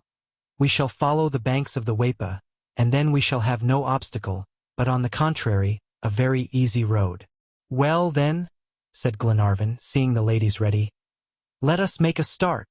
During the early part of the day, the thick brushwood seriously impeded their progress. Neither wagon nor horses could have passed where travelers passed, so that their Australian vehicle was but slightly regretted. Until practicable wagon roads are cut through these forests of scrub, New Zealand will only be accessible to foot passengers. The Ferns, whose name is Legion, concur with the Maoris in keeping strangers off the lands. The little party overcame many obstacles in crossing the plains in which the Hakarahota Ranges rise. But before noon they reached the banks of the Waipa and followed the northward course of the river. The Major and Robert, without leaving their companions, shot some snipe and partridge under the low shrubs of the plain. Albinett, to save time, plucked the birds as he went along. Paganel was less absorbed by the culinary importance of the game than by the desire of obtaining some bird peculiar to New Zealand. His curiosity as a naturalist overcame his hunger as a traveler. He called to mind the peculiarities of the tuae of the natives, sometimes called the mockingbird from its incessant chuckle, and sometimes the parson, in allusion to the white cravat it wears over its black cassock-like plumage. "The tuae," said Paganel to the Major, "grows so fat during the winter that it makes him ill and prevents him from flying. Then he tears his breast with his beak to relieve himself of his fat, and so becomes lighter. Does not that seem to you singular, McNabbs?" "So singular that I don't believe a word of it," replied the Major. Paganel, to his great regret, could not find a single specimen, or he might have shown the incredulous Major the bloody scars on the breast. But he was more fortunate with a strange animal which, hunted by men, cats, and dogs, has fled toward the unoccupied country, and is fast disappearing from the fauna of New Zealand. Robert, searching like a ferret, came upon a nest made of interwoven roots, and in it a pair of birds destitute of wings and tail, with 4 toes, a long snipe-like beak, and a covering of white feathers over the whole body, singular creatures, which seemed to connect the oviparous tribes with the mammifers. It was the New Zealand kiwi, the Apteryx australis of naturalists, which lives with equal satisfaction on larvae, insects, worms, or seeds. This bird is peculiar to the country. It has been introduced into very few of the zoological collections of Europe. Its graceless shape and comical motions have always attracted the notice of travelers, and during the great exploration of the astrolabe and the Zélie Dumont d'Urville was principally charged by the Academy of Sciences to bring back a specimen of these singular birds. But in spite of rewards offered to the natives, he could not obtain a single specimen. Paganel, who was elated at such a piece of luck, tied the 2 birds together, and carried them along with the intention of presenting them to the Jardin des Plantes in Paris. Presented by M. Jacques Paganel. He mentally saw the flattering inscription on the handsomest cage in the gardens. Sanguine geographer. The party pursued their way without fatigue along the banks of the Waipa. The country was quite deserted. Not a trace of natives, nor any track that could betray the existence of man. The stream was fringed with tall bushes, or glided along sloping banks, so that nothing obstructed the view of the low range of hills which closed the eastern end of the valley. With their grotesque shapes, and their outlines lost in a deceptive haze, they brought to mind giant animals, worthy of antediluvian times. They might have been a herd of enormous whales, suddenly turned to stone. These disrupted masses proclaimed their essentially volcanic character. New Zealand is, in fact, a formation of recent plutonic origin. Its emergence from the sea is constantly increasing. Some points are known to have risen 6 feet in 20 years. Fire still runs across its center, shakes it, convulses it, and finds an outlet in many places by the mouths of geysers and the craters of volcanoes. At 4 in the afternoon, 9 miles had been easily accomplished. According to the map which Paganel constantly referred to, The confluence of the Waipa and Waikato ought to be reached about 5 miles further on, and there the night halt could be made. 2 or 3 days would then suffice for the 50 miles which lay between them and the capital, and if Glenarvan happened to fall in with the mail coach that plies between Hawke's Bay and Auckland twice a month, 8 hours would be sufficient. Therefore, said Glenarvan, we shall be obliged to camp during the night once more. Yes, said Paganel, but I hope for the last time. I am very glad to think so, for it is very trying for Lady Helena and Mary Grant. And they never utter a murmur, added John Mangles. But I think I heard you mention a village at the confluence of these rivers. Yes, said the geographer. Here it is, marked on Johnston's map.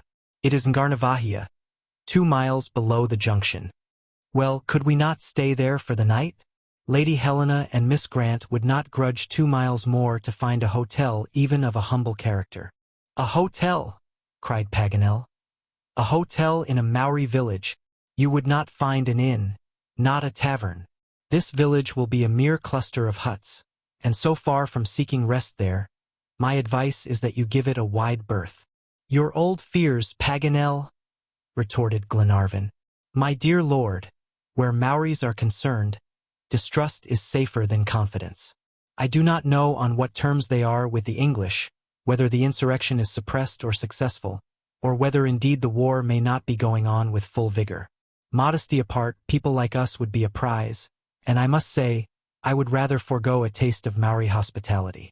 I think it certainly more prudent to avoid this village of Ngarnavahia, to skirt it at a distance, so as to avoid all encounters with the natives. When we reach Drury it will be another thing, and there our brave ladies will be able to recruit their strength at their leisure. This advice prevailed. Lady Helena preferred to pass another night in the open air, and not to expose her companions to danger. Neither Mary Grant or she wished to halt, and they continued their march along the river.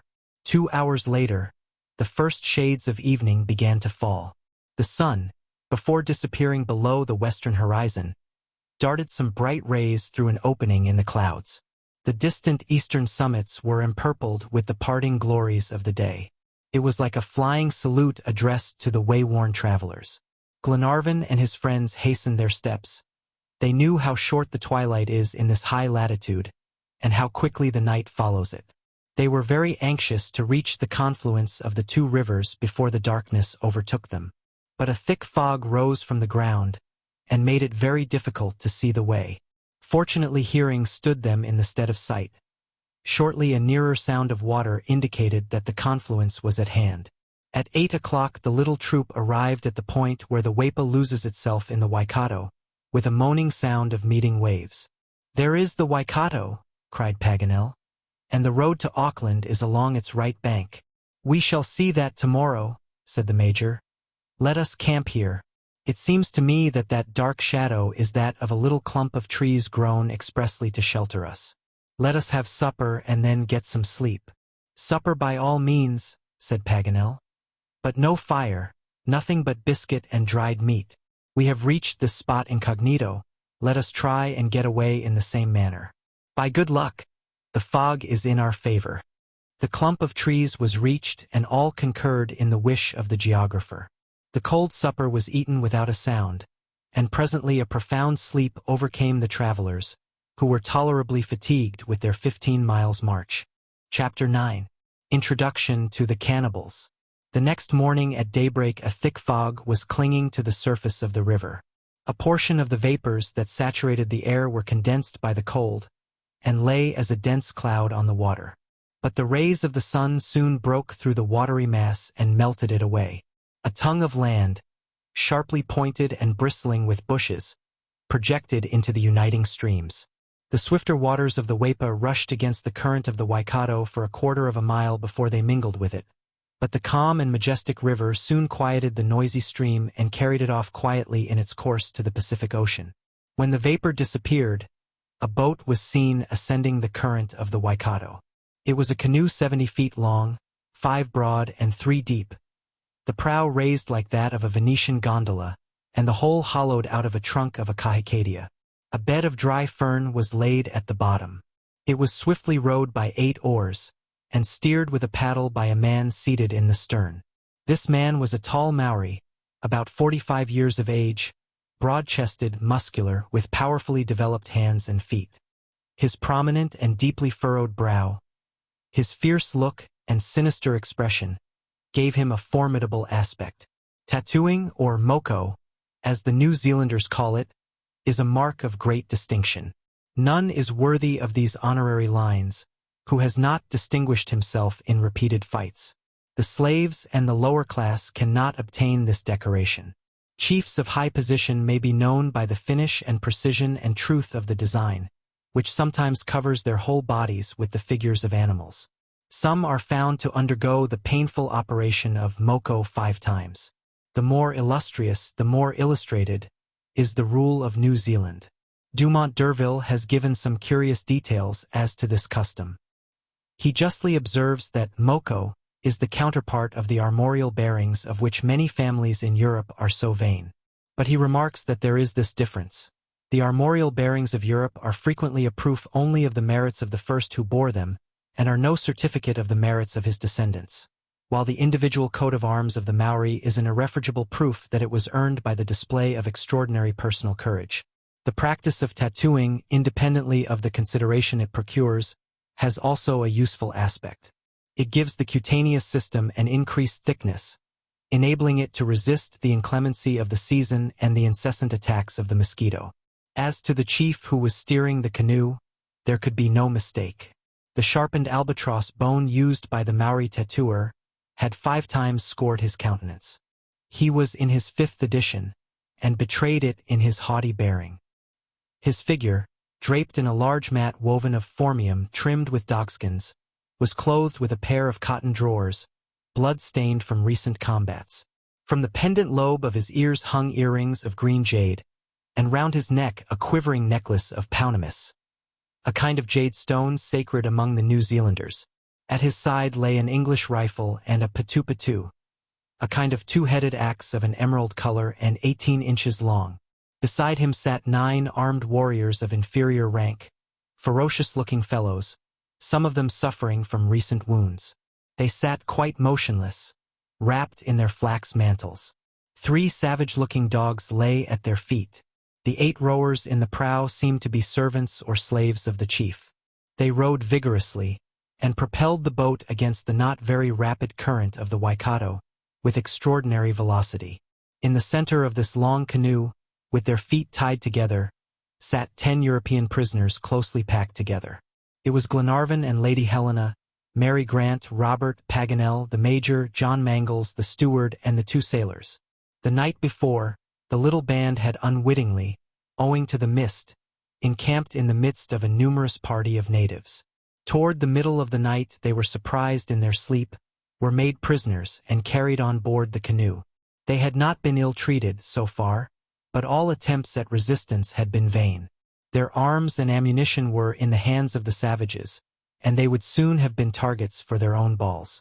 They were soon aware, from a few English words used by the natives, that they were a retreating party of the tribe who had been beaten and decimated by the English troops, and were on their way back to the upper Waikato. The Maori chief, whose principal warriors had been picked off by the soldiers of the 42nd Regiment, was returning to make a final appeal to the tribes of the Waikato district, so that he might go to the aid of the indomitable William Thompson, who was still holding his own against the conquerors. The chief's name was Kaikumu, a name of evil boding in the native language, meaning, he who eats the limbs of his enemy. He was bold and brave, but his cruelty was equally remarkable. No pity was to be expected at his hands. His name was well known to the English soldiers, and a price had been set on his head by the governor of New Zealand. This terrible blow befell Glenarvan at the very moment when he was about to reach the long-desired haven of Auckland, and so regain his own country.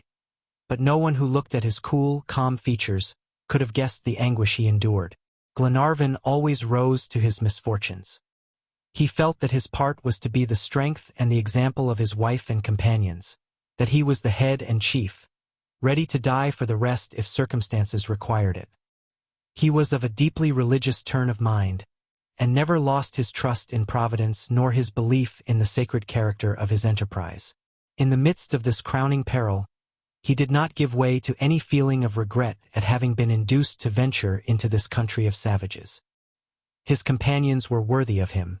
They entered into his lofty views, and judging by their haughty demeanor, it would scarcely have been supposed that they were hurrying to the final catastrophe. With one accord, and by Glenarvan's advice, they resolved to affect utter indifference before the natives.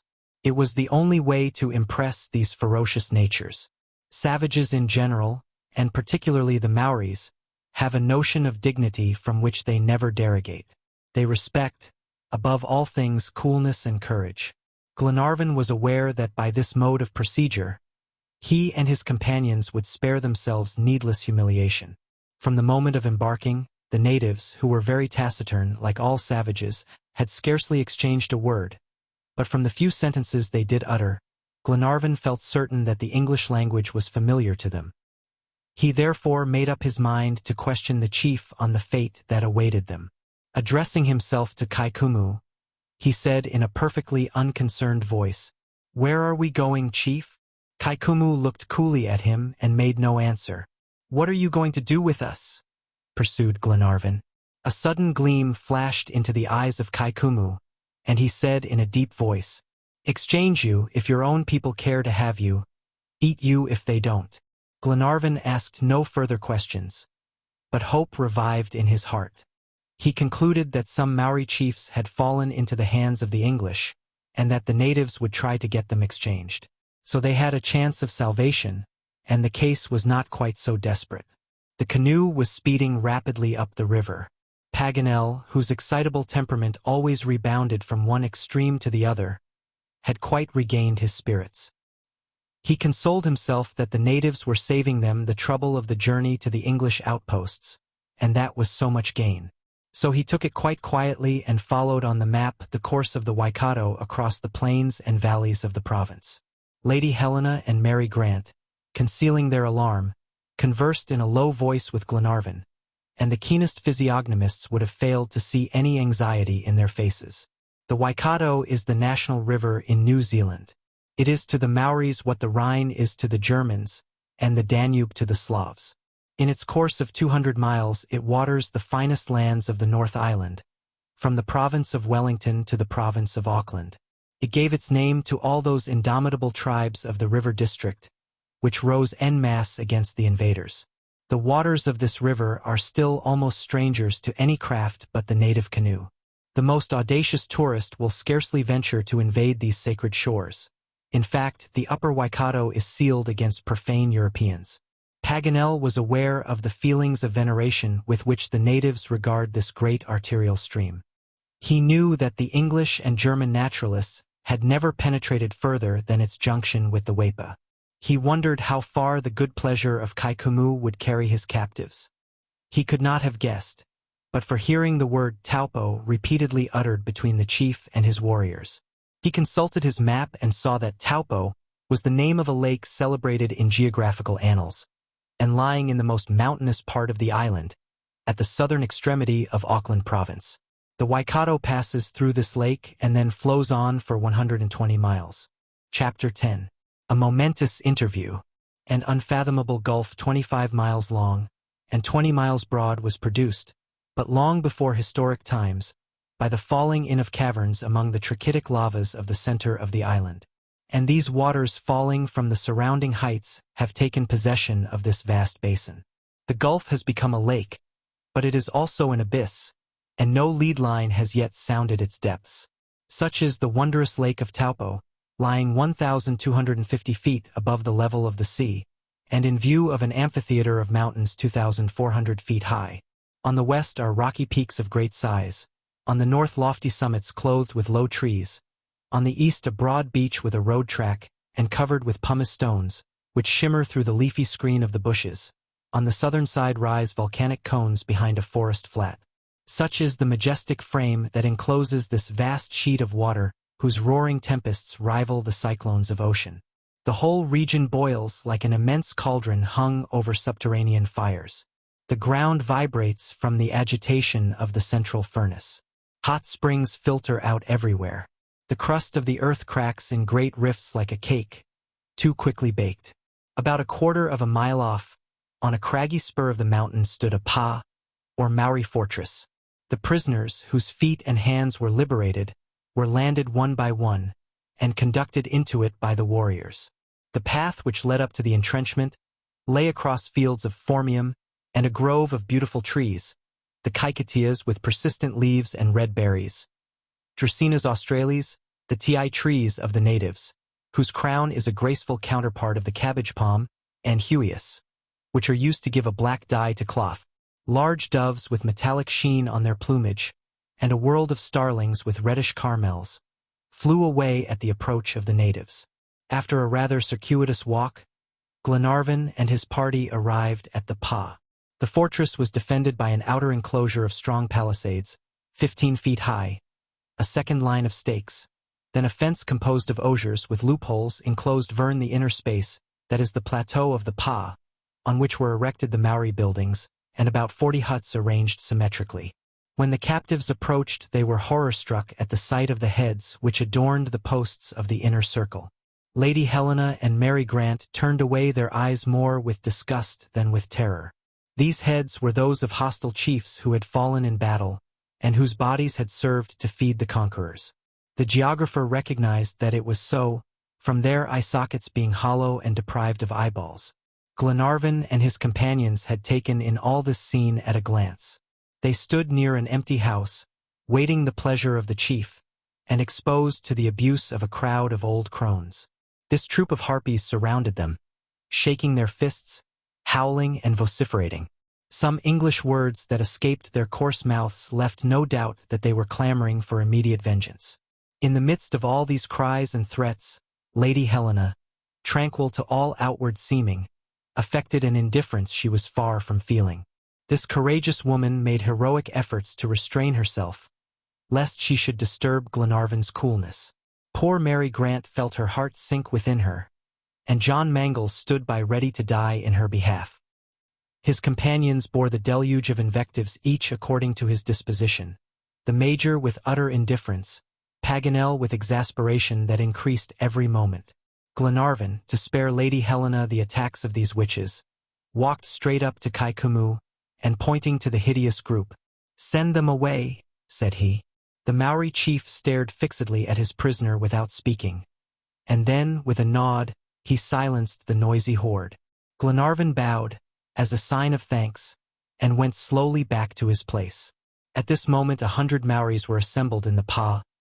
Old men, full-grown men, youths. The former were calm but gloomy, awaiting the orders of Kaikumu.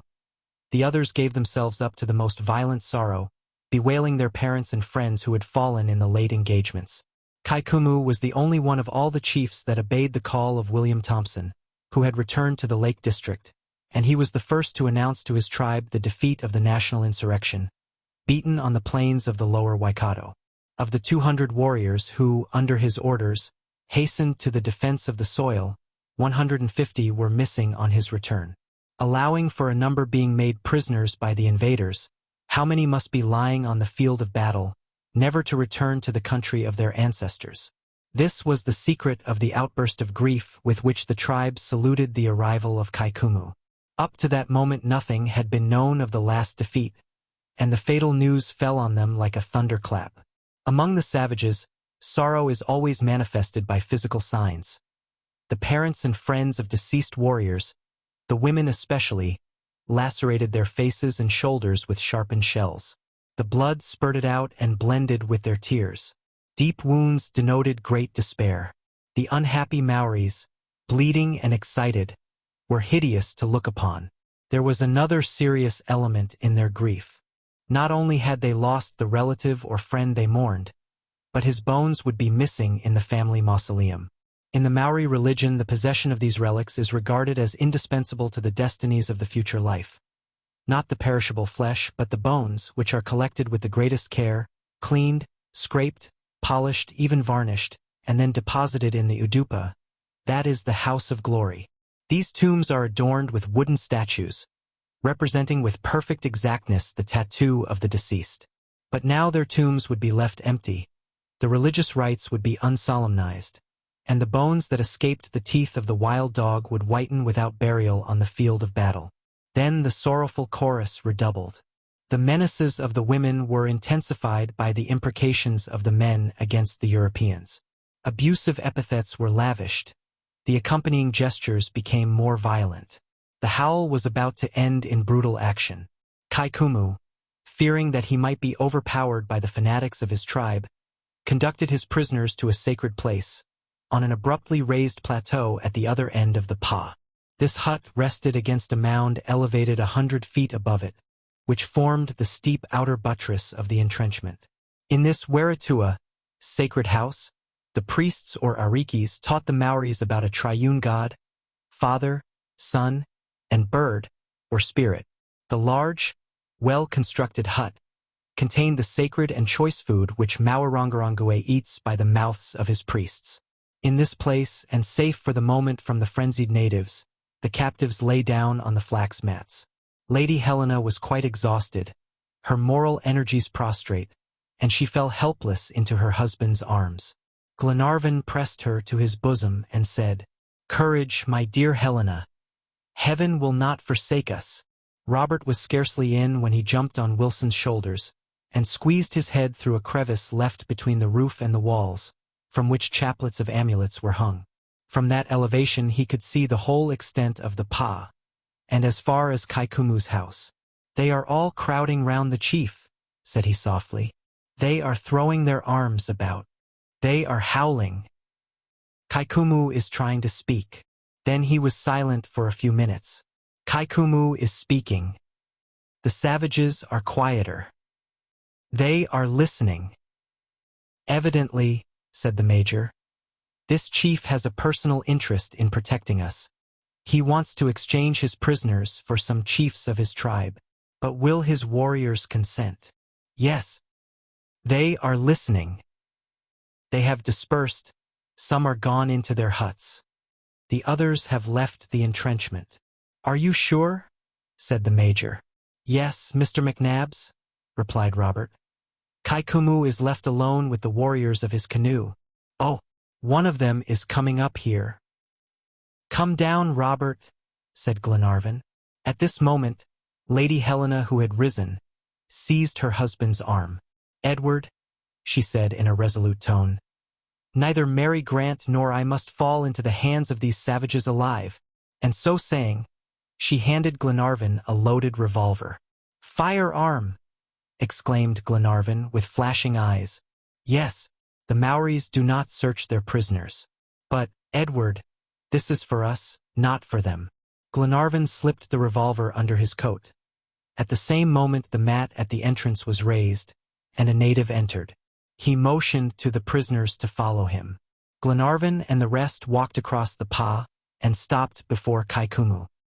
He was surrounded by the principal warriors of his tribe, and among them the Maori whose canoe joined that of the Kaikumu at the confluence of Pohainhena, on the Waikato.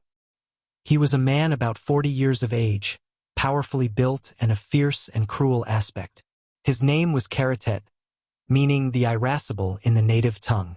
Kaikumu treated him with a certain tone of respect, and by the fineness of his tattoo, it was easy to perceive that Karatet held a lofty position in the tribe, but a keen observer would have guessed the feeling of rivalry that existed between these two chiefs.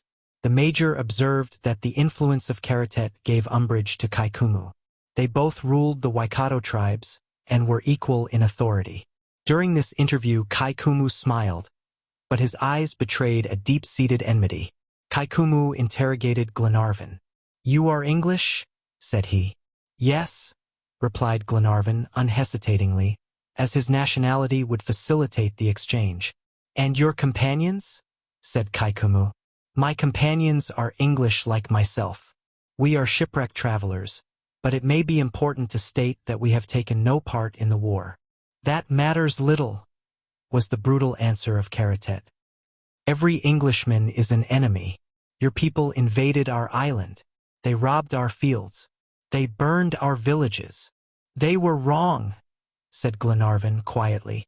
"I say so because I think it, not because I am in your power." "Listen," said Kaikumu. "The Tahanga, the chief priest of Nuyatua, has fallen into the hands of your brethren. He is a prisoner among the Pakikas. Our deity has commanded us to ransom him. For my own part, I would rather have torn out your heart. I would have stuck your head, and those of your companions, on the posts of that palisade. But Nuyatua has spoken."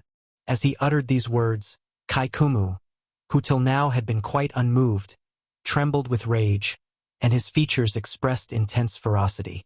Then, after a few minutes' interval, he proceeded more calmly. "Do you think the English will exchange you for our Tahanga?" Glenarvan hesitated, all the while watching the Maori chief. "I do not know," said he after a moment of silence. "Speak," returned Kaikumu. "Is your life worth that of our Tahanga?" "No," replied Glenarvan. "I am neither a chief nor a priest among my own people." Paganel, petrified at this reply, looked at Glenarvan in amazement. Kaikumu appeared equally astonished. "You doubt it then?" said he. "I do not know," replied Glenarvan. "Your people will not accept you as an exchange for Tahanga? Me alone?" "No," repeated Glenarvan. "All of us perhaps they might." "Our Maori custom," replied Kaikumu, "is head for head." "Offer first these ladies in exchange for your priest," said Glenarvan, pointing to Lady Helena and Mary Grant. Lady Helena was about to interrupt him, but the Major held her back. "Those two ladies," continued Glenarvan, bowing respectfully toward Lady Helena and Mary Grant, "are personages of rank in their own country." The warrior gazed coldly at his prisoner. An evil smile relaxed his lips for a moment. Then he controlled himself, and in a voice of ill-concealed anger, "Do you hope to deceive Kaikumu with lying words, accursed Pakika? Cannot the eyes of Kaikumu read hearts?" And pointing to Lady Helena, "That is your wife?" he said. "No, mine!"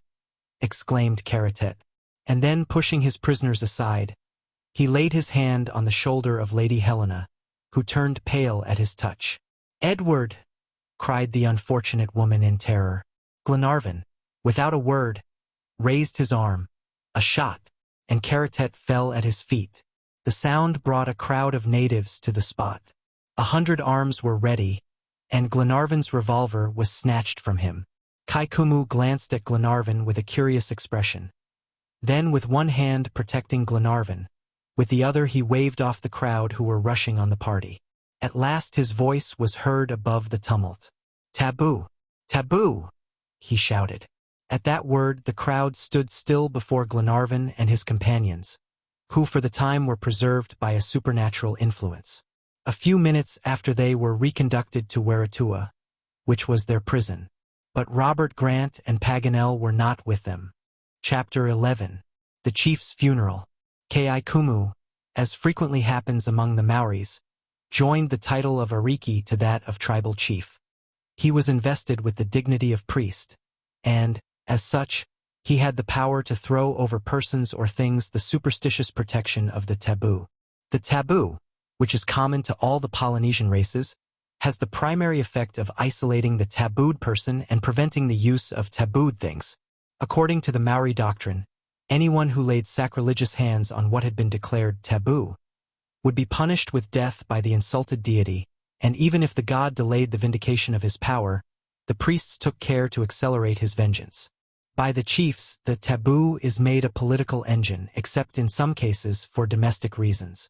For instance, a native is tabooed for several days when his hair is cut, when he is tattooed, when he is building a canoe or a house, when he is seriously ill, and when he is dead. If excessive consumption threatens to exterminate the fish of a river, or ruin the early crop of sweet potatoes, these things are put under the protection of the taboo. If a chief wishes to clear his house of hangers-on, he taboos it. If an English trader displeases him, he is tabooed. His interdict has the effect of the old royal veto. If an object is tabooed, no one can touch it with impunity. When a native is under the interdict, certain elements are denied him for a prescribed period. If he is relieved as regards the severe diet, his slaves feed him with the viands he is forbidden to touch with his hands. If he is poor and has no slaves, he has to take up the food with his mouth, like an animal. In short, the most trifling acts of the Maoris are directed and modified by this singular custom. The deity is brought into constant contact with their daily life. The taboo has the same weight as a law, or rather, the code of the Maoris, indisputable and undisputed, is comprised in the frequent applications of the taboo. As to the prisoners confined in the Waratua, it was an arbitrary taboo which had saved them from the fury of the tribe.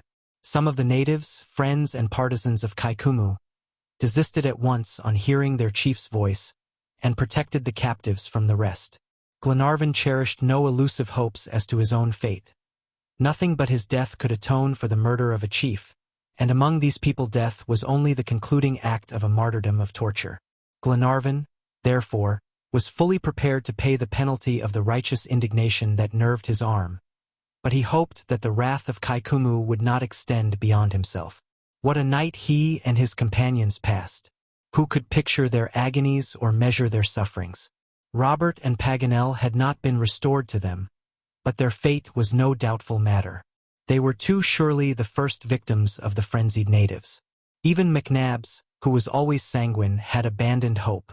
John Mangles was nearly frantic at the sight of Mary Grant's despair at being separated from her brother. Glenarvan pondered over the terrible request of Lady Helena, who preferred dying by his hand to submitting to torture and slavery. How was he to summon the terrible courage? And Mary? Who has a right to strike her dead? Thought John, whose heart was broken. Escape was clearly impossible. 10 warriors, armed to the teeth, kept watch at the door of Waratua. The morning of February 13th arrived. No communication had taken place between the natives and the tabooed prisoners. A limited supply of provisions was in the house, which the unhappy inmates scarcely touched. Misery deadened the pangs of hunger. The day passed without change, and without hope. The funeral ceremonies of the dead chief would doubtless be the signal for their execution. Although Glenarvan did not conceal from himself the probability that Kaikumu had given up all idea of exchange, the Major still cherished a spark of hope. "Who knows?" said he, as he reminded Glenarvan of the effect produced on the chief by the death of Karatet. "Who knows but that Kaikumu, in his heart, is very much obliged to you?" But even McNabb's remarks failed to awaken hope in Glenarvan's mind. The next day passed without any appearance of preparation for their punishment, and this was the reason of the delay. The Maoris believe that for 3 days after death the soul inhabits the body, and therefore, for 3 times 24 hours, the corpse remains unburied. This custom was rigorously observed. Till February 15th the Pa was deserted. John Mangles, hoisted on Wilson's shoulders, frequently reconnoitered the outer defenses. Not a single native was visible, only the watchful sentinels relieving guard at the door of the Waratua. But on the 3rd day the huts opened. All the savages, men, women, and children, in all several hundred Maoris, assembled in the Pa, silent and calm. Kaikumu came out of his house, and surrounded by the principal chiefs of his tribe, he took his stand on a mound some feet above the level, in the center of the enclosure. The crowd of natives formed in a half-circle some distance off, in dead silence. At a sign from Kaikumu, a warrior bent his steps toward Waratua. "Remember," said Lady Helena to her husband. Glenarvan pressed her to his heart, and Mary Grant went closer to John Mangles, and said hurriedly, "Lord and Lady Glenarvan cannot but think if a wife may claim death at her husband's hands, to escape a shameful life, a betrothed wife may claim death at the hands of her betrothed husband, to escape the same fate. John, at this last moment I ask you, have we not long been betrothed to each other in our secret hearts? May I rely on you, as Lady Helena relies on Lord Glenarvan?" "Mary!" cried the young captain in his despair. "Ah, dear Mary!" The mat was lifted, and the captives led to Kaikumu. The 2 women were resigned to their fate. The men dissembled their sufferings with superhuman effort. They arrived in the presence of the Maori chief. "You killed Karatet," said he to Glenarvan. "I did," answered Glenarvan. "You die tomorrow at sunrise." "Alone?" asked Glenarvan with a beating heart. "Oh, if our Tohonga's life was not more precious than yours!" exclaimed Kaikumu, with a ferocious expression of regret. At this moment there was a commotion among the natives. Glenarvan looked quickly around. The crowd made way, and a warrior appeared heated by running, and sinking with fatigue. Kaikumu, as soon as he saw him, said in English, evidently for the benefit of the captives. "You come from the camp of the Pakikas?" "Yes," answered the Maori. "You have seen the prisoner, our Tahanga?" "I have seen him. Alive. Dead. English have shot him." It was all over with Glenarvan and his companions. "All?" cried Kaikumu. "You all die tomorrow at daybreak." Punishment fell on all indiscriminately. Lady Helena and Mary Grant were grateful to heaven for the boon. The captives were not taken back to Waratua. They were destined to attend the obsequies of the chief and the bloody rites that accompanied them. A guard of natives conducted them to the foot of an immense kauri, and then stood on guard without taking their eyes off the prisoners. The 3 prescribed days had elapsed since the death of Karatet, and the soul of the dead warrior had finally departed. So the ceremonies commenced. The body was laid on a small mound in the central enclosure. It was clothed in a rich dress and wrapped in a magnificent flax mat. His head, adorned with feathers, was encircled with a crown of green leaves. His face, arms, and chest had been rubbed with oil and did not show any sign of decay. The parents and friends arrived at the foot of the mound, and at a certain moment, as if the leader of an orchestra were leading a funeral chant, there arose a great wail of tears, sighs, and sobs. They lamented the deceased with a plaintive rhythm and doleful cadence. The kinsmen beat their heads. The kinswomen tore their faces with their nails and lavished more blood than tears.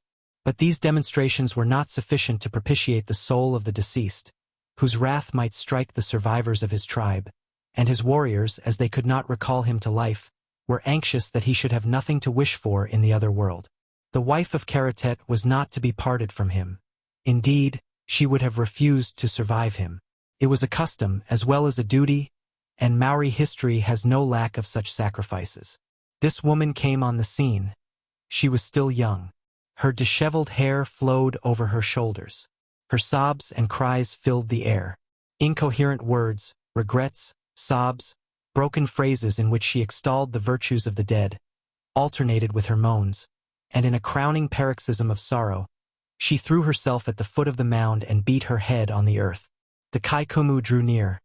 Suddenly the wretched victim rose, but a violent blow from a mere, a kind of club brandished by the chief, struck her to the ground. She fell senseless. Horrible yells followed. 100 arms threatened the terror-stricken captives. But no one moved, for the funeral ceremonies were not yet over. The wife of Karatet had joined her husband. The 2 bodies lay stretched side by side.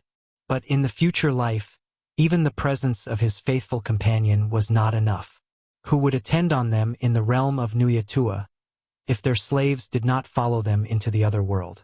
6 unfortunate fellows were brought to the mound.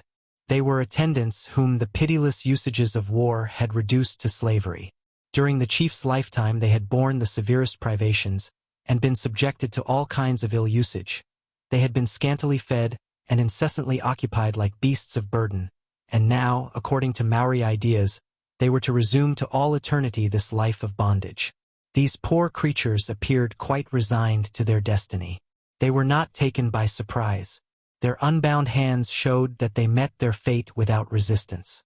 Their death was speedy and not aggravated by tedious suffering. Torture was reserved for the authors of the murder, who, only 20 paces off, averted their eyes from the horrible scene which was to grow yet more horrible. 6 blows of the mere, delivered by the hands of 6 powerful warriors, felled the victims in the midst of a sea of blood. This was the signal for a fearful scene of cannibalism. The bodies of slaves are not protected by taboo like those of their masters. They belong to the tribe. They were a sort of small change thrown among the mourners, and the moment the sacrifice was over, the whole crowd, chiefs, warriors, old men, women, children, without distinction of age or sex, fell upon the senseless remains with brutal appetite. Faster than a rapid pen could describe it, the bodies, still reeking, were dismembered, divided, cut up, not into morsels, but into crumbs. Of the 200 Maoris present, everyone obtained a share. They fought, they struggled, they quarreled over the smallest fragment. The drops of hot blood splashed over these festive monsters, and the whole of this detestable crew groveled under a rain of blood. It was like the delirious fury of tigers fighting over their prey, or like a circus where the wild beasts devour the deer. This scene ended. A score of fires were lit at various points of the Pa. The smell of charred flesh polluted the air, and but for the fearful tumult of the festival, but for the cries that emanated from these flesh-sated throats, the captives might have heard the bones crunching under the teeth of the cannibals. Glenarvan and his companions, breathless with horror, tried to conceal this fearful scene from the eyes of the two poor ladies. They understood then what fate awaited them next day at dawn, and also with what cruel torture this death would be preceded. They were dumb with horror. The funeral dances commenced. Strong liquors distilled from the Piper Excelsum animated the intoxication of the natives. They had nothing human left. It seemed possible that the taboo might be forgotten, and they might rush upon the prisoners, who were already terrified at their delirious gestures. But Kaikumu had kept his own senses amidst the general delirium. He allowed an hour for this orgy of blood to attain its maximum and then cease, and the final scene of the obsequies was performed with the accustomed ceremonial. The corpses of Karatet and his wife were raised, the limbs were bent, and laid against the stomach according to the Maori usage. Then came the funeral, not the final interment, but a burial until the moment when the earth had destroyed the flesh and nothing remained but the skeleton. The place of Udupa, or the tomb, had been chosen outside the fortress, about 2 miles off at the top of a low hill called Maunganamu, situated on the right bank of the lake, and to this spot the body was to be taken. 2 palanquins of a very primitive kind, hand-barrows in fact, were brought to the foot of the mound, and the corpses doubled up so that they were sitting rather than lying, and their garments kept in place by a band of Hanes were placed on them. 4 warriors took up the litters on their shoulders, and the whole tribe, repeating their funeral chant, followed in procession to the place of sepulture. The captives, still strictly guarded, saw the funeral cortege leave the inner enclosure of the Pa. Then the chants and cries grew fainter. For about half an hour the funeral procession remained out of sight, in the hollow valley, and then came in sight again winding up the mountainside. The distance gave a fantastic effect to the undulating movement of this long serpentine column. The tribe stopped at an elevation of about 800 feet, on the summit of Maunganamu, where the burial place of Karatet had been prepared. An ordinary Maori would have had nothing but a hole and a heap of earth. But a powerful and formidable chief destined to speedy deification was honored with a tomb worthy of his exploits. The Udupa had been fenced round, and posts, surmounted with faces painted in red ochre, stood near the grave where the bodies were to lie. The relatives had not forgotten that the Waidua, the spirit of the dead, lives on mortal food, as the body did in this life. Therefore, food was deposited in the enclosure as well as the arms and clothing of the deceased. Nothing was omitted for comfort. The husband and wife were laid side by side, then covered with earth and grass, after another series of laments. Then the procession wound slowly down the mountain, and henceforth none dare ascend the slope of Maunganamu on pain of death, for it was tabooed, like Tongariro, where lie the ashes of a chief killed by an earthquake in 1846. Chapter 12. Strangely liberated. Just as the sun was sinking beyond Lake Taupo, behind the peaks of Tohawa and Pukepapu, the captives were conducted back to their prison. They were not to leave it again till the tops of the Wahiti ranges were lit with the first fires of day. They had one night in which to prepare for death. Overcome as they were with horror and fatigue, they took their last meal together. "We shall need all our strength," Glenarvan had said, "to look death in the face. We must show these savages how Europeans can die." The meal ended. Lady Helena repeated the evening prayer aloud. Her companions, bareheaded, repeated it after her. Who does not turn his thoughts toward God in the hour of death? This done, the prisoners embraced each other. Mary Grant and Helena, in a corner of the hut, lay down on a mat. Sleep, which keeps all sorrow in abeyance, soon weighed down their eyelids.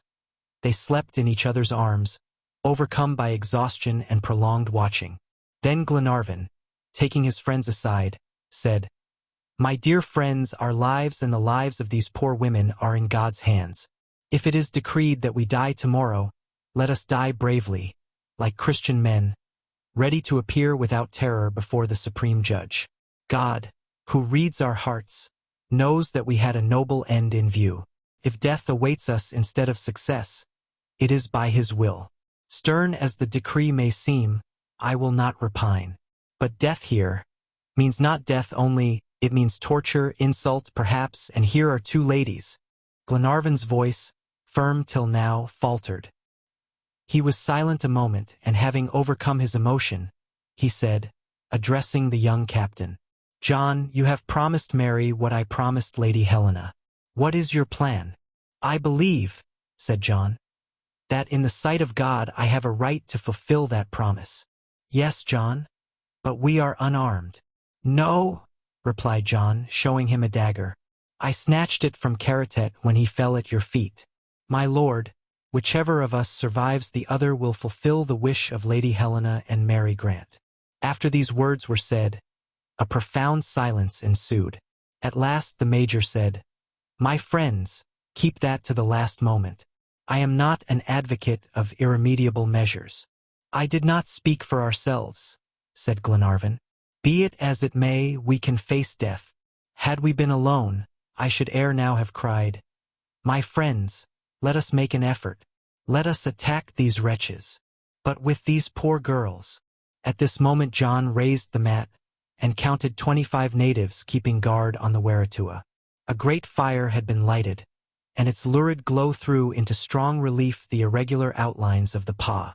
Some of the savages were sitting round the brazier, the others standing motionless, their black outlines relieved against the clear background of flame. But they all kept watchful guard on the hut confided to their care.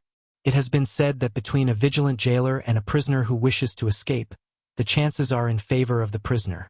The fact is, the interest of the one is keener than that of the other.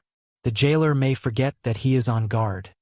The prisoner never forgets that he is guarded. The captive thinks oftener of escaping than the jailer of preventing his flight, and hence we hear of frequent and wonderful escapes. But in the present instance hatred and revenge were the jailers, not an indifferent warder. The prisoners were not bound, but it was because bonds were useless when 25 men were watching the only egress from the Waratua. This house, with its back to the rock which closed the fortress, was only accessible by a long, narrow promontory which joined it in front to the plateau on which the Pa was erected. On its two other sides rose pointed rocks, which jutted out over an abyss 100 feet deep. On that side descent was impossible, and had it been possible, the bottom was shut in by the enormous rock. The only outlet was the regular door of the Waratua, and the Maoris guarded the promontory which united it to the Pa like a drawbridge.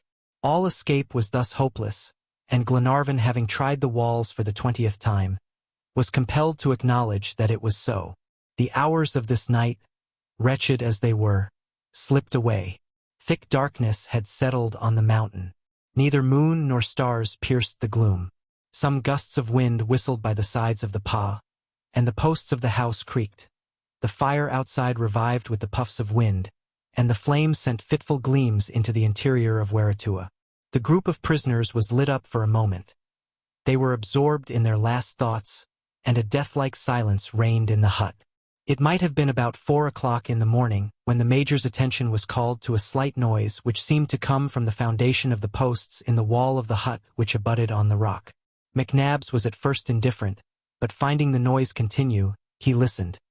Then his curiosity was aroused, and he put his ear to the ground. It sounded as if someone was scraping or hollowing out the ground outside. As soon as he was sure of it, he crept over to Glenarvan and John Mangles, and startling them from their melancholy thoughts, led them to the end of the hut. "Listen," said he, motioning them to stoop. The scratching became more and more audible. They could hear the little stones grate on a hard body and roll away. "Some animal in his burrow," said John Mangles. Glenarvan struck his forehead. "Who knows?" said he. "It might be a man." "Animal or man," answered the major, "I will soon find out." Wilson and Albinett joined their companions, and all united to dig through the wall, John with his dagger, the others with stones taken from the ground, or with their nails, while Mulrady, stretched along the ground, watched the native guard through a crevice of the matting. These savages, sitting motionless around the fire, suspected nothing of what was going on 20 feet off. The soil was light and friable, and below lay a bed of silicious tufa. Therefore, even without tools, the aperture deepened quickly. It soon became evident that a man or men, clinging to the sides of the pa, were cutting a passage into its exterior wall. What could be the object?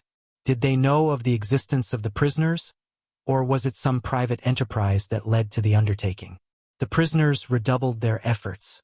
Their fingers bled, but still they worked on. After half an hour they had gone 3 feet deep. They perceived by the increased sharpness of the sounds that only a thin layer of earth prevented immediate communication.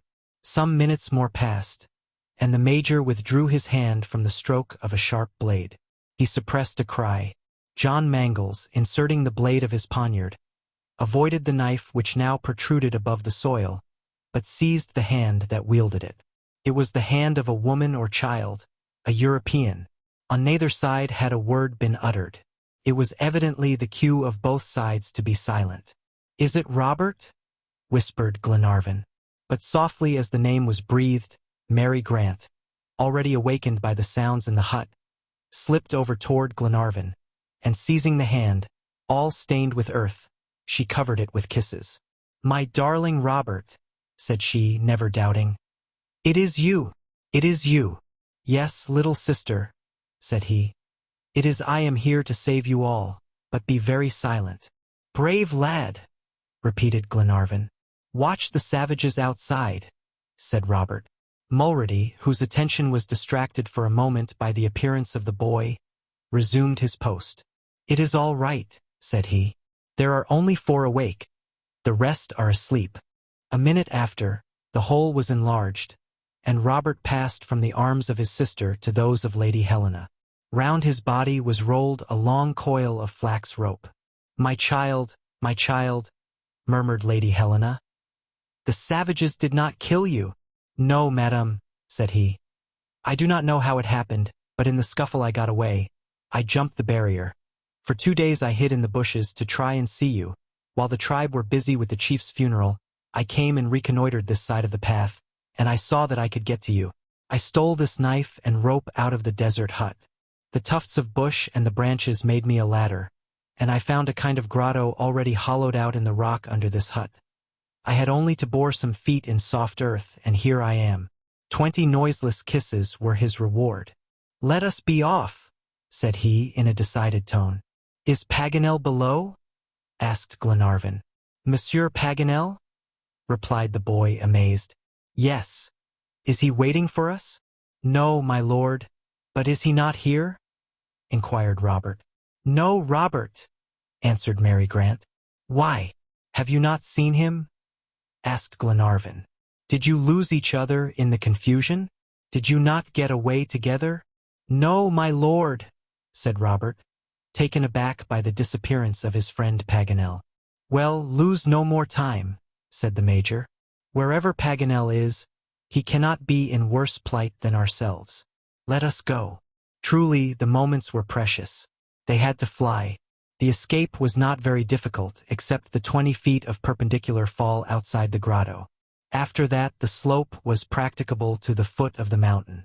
From this point, the prisoners could soon gain the lower valleys, while the Maoris, if they perceived the flight of the prisoners, would have to make a long round to catch them, being unaware of the gallery between the Waratua and the outer rock. The escape was commenced, and every precaution was taken. The captives passed one by one through the narrow passage into the grotto. John Mangles, before leaving the hut, disposed of all the evidences of their work, and in his turn slipped through the opening and let down over it the mats of the house, so that the entrance to the gallery was quite concealed. The next thing was to descend the vertical wall to the slope below, and this would have been impracticable, but that Robert had brought the flax rope, which was now unrolled and fixed to a projecting point of rock, the end hanging over. John Mangles, before his friends trusted themselves to this flax rope, tried it. He did not think it very strong, and it was of importance not to risk themselves imprudently, as a fall would be fatal. "This rope," said he, "will only bear the weight of 2 persons. Therefore let us go in rotation. Lord and Lady Glenarvan first. When they arrive at the bottom, 3 pulls at the rope will be a signal to us to follow." "I will go first," said Robert. "I discovered a deep hollow at the foot of the slope where those who come down can conceal themselves and wait for the rest." "Go, my boy," said Glenarvan, pressing Robert's hand. Robert disappeared through the opening out of the grotto. A minute after, the 3 pulls at the cord informed them the boy had alighted safely. Glenarvan and Lady Helena immediately ventured out of the grotto. The darkness was still very great, though some grayish streaks were already visible on the eastern summits. The biting cold of the morning revived the poor young lady. She felt stronger and commenced her perilous descent. Glenarvan first, then Lady Helena, let themselves down along the rope, till they came to the spot where the perpendicular wall met the top of the slope. Then Glenarvan, going first and supporting his wife, began to descend backward. He felt for the tufts and grass and shrubs able to afford a foothold, tried them and then placed Lady Helena's foot on them. Some birds, suddenly awakened, flew away, uttering feeble cries, and the fugitives trembled when a stone loosened from its bed rolled to the foot of the mountain. They had reached halfway down the slope, when a voice was heard from the opening of the grotto. "Stop!" whispered John Mangles. Glenarvan, holding with one hand to a tuft of tetragonia, with the other holding his wife, waited with breathless anxiety. Wilson had had an alarm. Having heard some unusual noise outside the Waratua, he went back into the hut and watched the Maoris from behind the mat. At a sign from him, John stopped Glenarvan. One of the warriors on guard, startled by an unusual sound, rose and drew nearer to the Waratua. He stood still about 2 paces from the hut and listened with his head bent forward. He remained in that attitude for a minute that seemed an hour, his ear intent, his eye peering into the darkness. Then, shaking his head like one who sees he is mistaken, he went back to his companions, took an armful of dead wood, and threw it into the smoldering fire, which immediately revived. His face was lighted up by the flame, and was free from any look of doubt, and after having glanced to where the first light of dawn whitened the eastern sky, stretched himself near the fire to warm his stiffened limbs. "All's well," whispered Wilson. John signaled to Glenarvan to resume his descent. Glenarvan let himself gently down the slope. Soon Lady Helena and he landed on the narrow track where Robert waited for them. The rope was shaken 3 times, and in his turn John Mangles, preceding Mary Grant, followed in the dangerous route. He arrived safely. He rejoined Lord and Lady Glenarvan in the hollow mentioned by Robert. 5 minutes after, all the fugitives had safely escaped from the Waratua, left their retreat, and keeping away from the inhabited shores of the lakes, they plunged by narrow paths into the recesses of the mountains. They walked quickly, trying to avoid the points where they might be seen from the paw. They were quite silent, and glided among the bushes like shadows. Whither? Where chance led them, but at any rate they were free. Toward 5 o'clock, the day began to dawn. Bluish clouds marbled the upper stratum of clouds. The misty summits began to pierce the morning mists. The orb of day was soon to appear, and instead of giving the signal for their execution, would, on the contrary, announce their flight. It was of vital importance that before the decisive moment arrived they should put themselves beyond the reach of the savages, so as to put them off their track. But their progress was slow, for the paths were steep. Lady Glenarvan climbed the slopes, supported, not to say carried, by Glenarvan, and Mary Grant leaned on the arm of John Mangles. Robert, radiant with joy, triumphant at his success, led the march, and the 2 sailors brought up the rear. Another half an hour and the glorious sun would rise out of the mists of the horizon. For half an hour the fugitives walked on as chance led them. Paganel was not there to take the lead. He was now the object of their anxiety, and whose absence was a black shadow between them and their happiness. But they bore steadily eastward, as much as possible, and faced the gorgeous morning light. Soon they had reached a height of 500 feet above Lake Taupo, and the cold of the morning, increased by the altitude, was very keen. Dim outlines of hills and mountains rose behind one another, but Glenarvan only thought how best to get lost among them. Time enough by and by to see about escaping from the labyrinth. At last the sun appeared and sent his first rays on their path. Suddenly a terrific yell from 100 throats rent the air. It came from the Pa, whose direction Glenarvan did not know. Besides, a thick veil of fog, which, spread at his feet, prevented any distinct view of the valleys below. But the fugitives could not doubt that their escape had been discovered, And now the question was, would they be able to elude pursuit? Had they been seen? Would not their track betray them? At this moment the fog in the valley lifted, and enveloped them for a moment in a damp mist, and at 300 feet below they perceived the swarming mass of frantic natives. While they looked they were seen. Renewed howls broke forth, mingled with the barking of dogs, and the whole tribe, after vainly trying to scale the rock of Waratua, rushed out of the pa, and hastened by the shortest paths in pursuit of the prisoners who were flying from their vengeance. Chapter 13. The Sacred Mountain. The summit of the mountain was still 100 feet above them. The fugitives were anxious to reach it that they might continue their flight on the eastern slope out of the view of their pursuers. They hoped then to find some practicable ridge that would allow of a passage to the neighboring peaks that were thrown together in an orographic maze, to which poor Paganel's genius would doubtless have found the clue. They hastened up the slope, spurred on by the loud cries that drew nearer and nearer. The avenging crowd had already reached the foot of the mountain. "Courage, my friends!" cried Glenarvan, urging his companions by voice and look. In less than 5 minutes they were at the top of the mountain, and then they turned to judge of their position and decide on a route that would baffle their pursuers. From their elevated position they could see over Lake Taupo, which stretched toward the west in its setting of picturesque mountains. On the north the peaks of Pirangia, on the south the burning crater of Tongariro, but eastward nothing but the rocky barrier of peaks and ridges that formed the Wahiti Ranges, the great chain whose unbroken links stretch from the East Cape to Cook Straits. They had no alternative but to descend the opposite slope and enter the narrow gorges, uncertain whether any outlet existed. Glenarvan could not prolong the halt for a moment. Wearied as they might be, they must fly or be discovered. "Let us go down," cried he, "before our passage is cut off." But just as the ladies had risen with a despairing effort, McNabbs stopped them and said, "Glenarvan, it is useless. Look!" And then they all perceived the inexplicable change that had taken place in the movements of the Maoris. Their pursuit had suddenly stopped. The ascent of the mountain had ceased by an imperious command. The natives had paused in their career and surged like the sea waves against an opposing rock. All the crowd, thirsting for blood, stood at the foot of the mountain yelling and gesticulating, brandishing guns and hatchets, but not advancing a foot. Their dogs, rooted to the spot like themselves, barked with rage. What stayed them? What occult power controlled these savages? The fugitives looked without understanding, fearing lest the charm that enchained Kaikumu's tribe should be broken. Suddenly John Mangles uttered an exclamation which attracted the attention of his companions. He pointed to a little enclosure on the summit of the cone. "The tomb of Karatet," said Robert. "Are you sure, Robert?" said Glenarvan. "Yes, my lord, it is the tomb. I recognize it." Robert was right.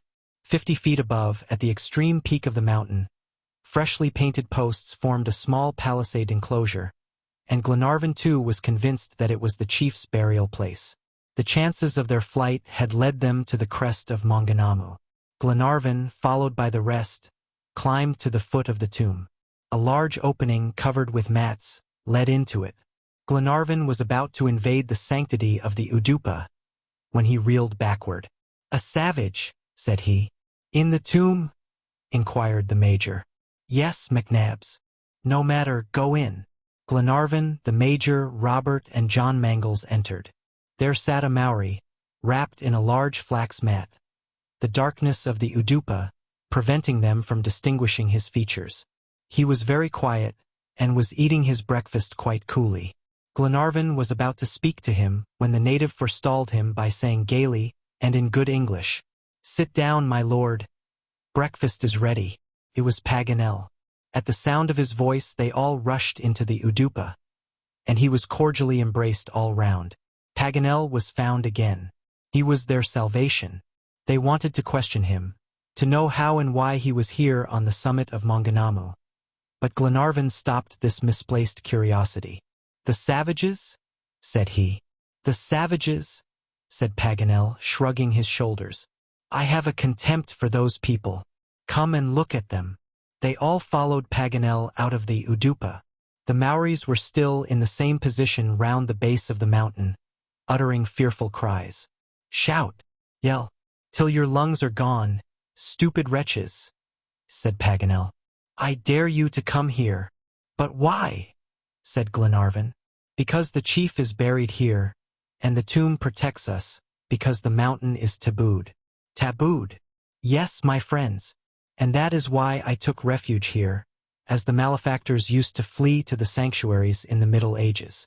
"God be praised," said Lady Helena, lifting her hands to heaven. The fugitives were not yet out of danger, but they had a moment's respite, which was very welcome in their exhausted state. Glenarvan was too much overcome to speak, and the Major nodded his head with an air of perfect content. "And now, my friends," said Paganel, "if these brutes think to exercise their patience on us, they are mistaken. In 2 days we shall be out of their reach." "By flight," said Glenarvan. "But how?" "That I do not know," answered Paganel, "but we shall manage it." And now everybody wanted to know about their friend's adventures. They were puzzled by the reserve of a man generally so talkative. On this occasion they had to drag the words out of his mouth. Usually he was a ready storyteller. Now he gave only evasive answers to the questions of the rest. "Paganel is another man," thought McNabbs. His face was really altered. He wrapped himself closely in his great flax mat and seemed to deprecate observation. Everyone noticed his embarrassment when he was the subject of conversation, though nobody appeared to remark it. When other topics were under discussion, Paganel resumed his usual gaiety. Of his adventures, all that could be extracted from him at this time was as follows. After the murder of Karatet, Paganel took advantage, like Robert, of the commotion among the natives, and got out of the enclosure.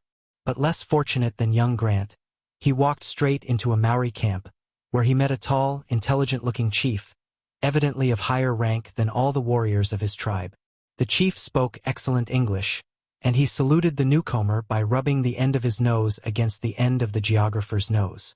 Paganel wondered whether he was to consider himself a prisoner or not. But perceiving that he could not stir without the polite escort of the chief, he soon made up his mind on that point. This chief, Hi-Hi or Sunbeam, was not a bad fellow. Paganel's spectacles and telescope seemed to give him a great idea of Paganel's importance, and he manifested great attachment to him, not only by kindness, but by a strong flax rope, especially at night. This lasted for 3 days. To the inquiry whether he was well treated, he said yes and no, without further answer. He was a prisoner, and except that he expected immediate execution, his state seemed to him no better than that in which he had left his unfortunate friends. One night, however, he managed to break his rope and escape. He had seen from afar the burial of the chief, and knew that he was buried on the top of Maunganamu, and he was well acquainted with the fact that the mountain would be therefore tabooed. He resolved to take refuge there, being unwilling to leave the region where his companions were in durance. He succeeded in his dangerous attempt, and had arrived the previous night at the tomb of Karatet, and there proposed to recruit his strength while he waited in the hope that his friends might, by divine mercy, find the means of escape. Such was Paganel's story. Did he designedly conceal some incident of his captivity? More than once his embarrassment led them to that conclusion. But however that might be, he was heartily congratulated on all sides. And then the present emergency came on for serious discussion. The natives dare not climb Maunganamu, but they, of course, calculated that hunger and thirst would restore them their prey. It was only a question of time, and patience is one of the virtues of all savages. Glenarvan was fully alive to the difficulty, but made up his mind to watch for an opportunity, or make one. First of all he made a thorough survey of Maunganamu, their present fortress, not for the purpose of defense, but of escape. The Major, John, Robert, Paganel, and himself made an exact map of the mountain. They noted the direction, outlet, and inclination of the paths. The ridge, a mile in length, which united Maunganamu to the Wahiti chain, had a downward inclination. Its slope, narrow and jagged though it was, appeared the only practicable route, if they made good their escape at all. If they could do this without observation under cover of night, they might possibly reach the deep valleys of the range and put the Maoris off the scent. But there were dangers in this route. The last part of it was within pistol shot of natives posted on the lower slopes. Already when they ventured on the exposed part of the crest, they were saluted with a hail of shot which did not reach them. Some gun wads, carried by the wind, fell beside them. They were made of printed paper, which Paganel picked up out of curiosity, and with some trouble deciphered. "That is a good idea, my friends. Do you know what those creatures use for wads?" "No, Paganel," said Glenarvan. "Pages of the Bible. If that is the use they make of the Holy Book, I pity the missionaries. It will be rather difficult to establish a Maori library." "And what text of Scripture did they aim at us?" "A message from God himself," exclaimed John Mangles, who was in the act of reading the scorched fragment of paper. "It bids us hope in him," added the young captain, firm in the faith of his Scotch convictions. "Read it, John," said Glenarvan, and John read what the powder had left visible. "I will deliver him, for he hath trusted in me." "My friends," said Glenarvan, "we must carry these words of hope to our dear, brave ladies. The sound will bring comfort to their hearts." Glenarvan and his companions hastened up the steep path to the cone, and went toward the tomb. As they climbed, they were astonished to perceive every few moments a kind of vibration in the soil. It was not a movement like earthquake, but that peculiar tremor that affects the metal of a boiler under high pressure. It was clear the mountain was the outer covering of a body of vapor, the product of subterranean fires. This phenomenon, of course, excited no surprise in those that had just traveled among the hot springs of the Waikato. They knew that the central region of the Ikeanamani is essentially volcanic. It is a sieve, whose interstices furnish a passage for the Earth's vapors in the shape of boiling geysers and solfataras. Paganel, who had already noticed this, called the attention of his friends to the volcanic nature of the mountain. The peak of Maunganamu was only one of the many cones which bristle on this part of the island. It was a volcano of the future. A slight mechanical change would produce a crater of eruption in these slopes, which consisted merely of whitish siliceous tufa. "That may be," said Glenarvan, "but we are in no more danger here than standing by the boiler of the Duncan. This solid crust is like sheet iron." "I agree with you," added the Major, "but however good a boiler may be, it bursts at last after too long service." "McNabbs," said Paganel, "I have no fancy for staying on the cone. When Providence points out a way, I will go at once."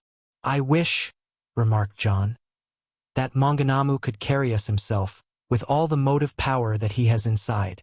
It is too bad that millions of horsepower should lie under our feet unavailable for our needs. Our Duncan would carry us to the end of the world with the 1,000th part of it." The recollections of the Duncan evoked by John Mangles turned Glenarvan's thoughts into their saddest channel, for desperate as his own case was, he often forgot it, in vain regret at the fate of his crew. His mind still dwelt on it when he reached the summit of Maunganamu and met his companions in misfortune. Lady Helena, when she saw Glenarvan, came forward to meet him. "Dear Edward," said she, "you have made up your mind? Are we to hope or fear?" "Hope, my dear Helena," replied Glenarvan. "The natives will never set foot on the mountain, and we shall have time to devise a plan of escape. More than that, madam, God himself has encouraged us to hope." And so saying, John Mangles handed to Lady Helena the fragment of paper on which was legible the sacred words. And these young women, whose trusting hearts were always open to observe providential interpositions, read in these words an indisputable sign of salvation. "And now let us go to the Udupa," cried Paganel in his gayest mood. "It is our castle, our dining room, our study. None can meddle with us there. Ladies, allow me to do the honors of this charming abode." They followed Paganel, and when the savages saw them profaning anew the tabooed burial place, they renewed their fire and their fearful yells, the one as loud as the other. But fortunately the balls fell short of our friends, though the cries reached them. Lady Helena, Mary Grant, and their companions were quite relieved to find that the Maoris were more dominated by superstition than by anger, and they entered the monument. It was a palisade made of red-painted posts. Symbolic figures, tattooed on the wood, set forth the rank and achievements of the deceased. Strings of amulets, made of shells or cut stones, hung from one part to another. In the interior, The ground was carpeted with green leaves, and in the middle, a slight mound betokened the place of the newly made grave. There lay the chief's weapons, his guns loaded and capped, his spear, his splendid axe of green jade, with a supply of powder and ball for the happy hunting grounds. "Quite an arsenal," said Paganel, "of which we shall make a better use. What ideas they have! Fancy carrying arms in the other world." "Well," said the Major, "but these are English firearms." "No doubt," replied Glenarvan, "and it is a very unwise practice to give firearms to savages. They turn them against the invaders naturally enough. But at any rate, they will be very valuable to us." "Yes," said Paganel, "but what is more useful still is the food and water provided for Karatet." Things had been handsomely done for the deceased chief. The amount of provisions denoted their esteem for the departed. There was food enough to sustain 10 persons for 15 days, or the dead man forever. The vegetable aliments consisted of edible ferns, sweet potatoes, the convolvulus batatas, which was indigenous, and the potato which had been imported long before by the Europeans. Large jars contained pure water, and a dozen baskets artistically plated contained tablets of an unknown green gum. The fugitives were therefore provided for some days against hunger and thirst, and they needed no persuasion to begin their attack on the deceased chief's stores. Glenarvan brought out the necessary quantity and put them into Albinet's hands. The steward, who never could forget his routine ideas, even in the most exceptional circumstances, thought the meal a slender one. He did not know how to prepare the roots, and, besides, had no fire. But Paganel soon solved the difficulty by recommending him to bury his fern roots and sweet potatoes in the soil. The temperature of the surface stratum was very high, and a thermometer plunged into the soil would have marked from 160 to 170 degrees. In fact, Albinet narrowly missed being scalded, for just as he had scooped a hole for the roots, a jet of vapor sprang up and with a whistling sound rose 6 feet above the ground. The steward fell back in terror. "Shut off steam!" cried the Major, running to close the hole with the loose drift, while Paganel, pondering on the singular phenomenon, muttered to himself, "Let me see. Ha! Ha! Why not?" "Are you hurt?" inquired McNabbs of Albinet. "No, Major," said the steward. "But I did not expect that Providence would send you fire," interrupted Paganel in a jovial tone. "First the larder of Karatet and then fire out of the ground. Upon my word, this mountain is a paradise. I propose that we found a colony, and cultivate the soil and settle here for life. We shall be the Robinsons of Maunganamu. We should want for nothing." "If it is solid ground," said John Mangles. "Well, it is not a thing of yesterday," said Paganel. "It has stood against the internal fire for many a day, and will do so till we leave it, at any rate." "Breakfast is ready," announced Albinet with as much dignity as if he was in Malcolm Castle. Without delay, the fugitives sat down near the palisade, and began one of the many meals with which Providence had supplied them in critical circumstances. Nobody was inclined to be fastidious, but opinions were divided as regarded the edible fern. Some thought the flavor sweet and agreeable, others pronounced it leathery, insipid, and resembling the taste of gum. The sweet potatoes, cooked in the burning soil, were excellent. The geographer remarked that Karatet was not badly off after all. And now that their hunger was appeased, it was time to decide on their plan of escape. "So soon!" exclaimed Paganel in a piteous tone. "Would you quit the home of delight so soon?" "But, Monsieur Paganel," interposed Lady Helena, "if this be Capua, you dare not intend to imitate Hannibal." "Madam, I dare not contradict you, and if discussion is the order of the day, let it proceed." "First," said Glenarvan, "I think we ought to start before we are driven to it by hunger. We are revived now and ought to take advantage of it. Tonight we will try to reach the eastern valleys by crossing the cordon of natives under cover of the darkness." "Excellent," answered Paganel, "if the Maoris allow us to pass." "And if not?" asked John Mangles. "Then we will use our great resources," said Paganel. "But have we great resources?" inquired the Major. "More than we can use," replied Paganel, without any further explanation. And then they waited for the night. The natives had not stirred. Their numbers seemed even greater, perhaps owing to the influx of the stragglers of the tribe. Fires lighted at intervals formed a girdle of flame round the base of the mountain, so that when darkness fell, Maunganamu appeared to rise out of a great brazier, and to hide its head in the thick darkness. 500 feet below they could hear the hum and the cries of the enemy's camp. At 9 o'clock, the darkness being very intense, Glenarvan and John Mangles went out to reconnoiter before embarking the whole party on this critical journey. They made the descent noiselessly, and after about 10 minutes, arrived on the narrow ridge that crossed the native lines, 50 feet above the camp. All went well so far. The Maoris, stretched beside the fires, did not appear to observe the two fugitives.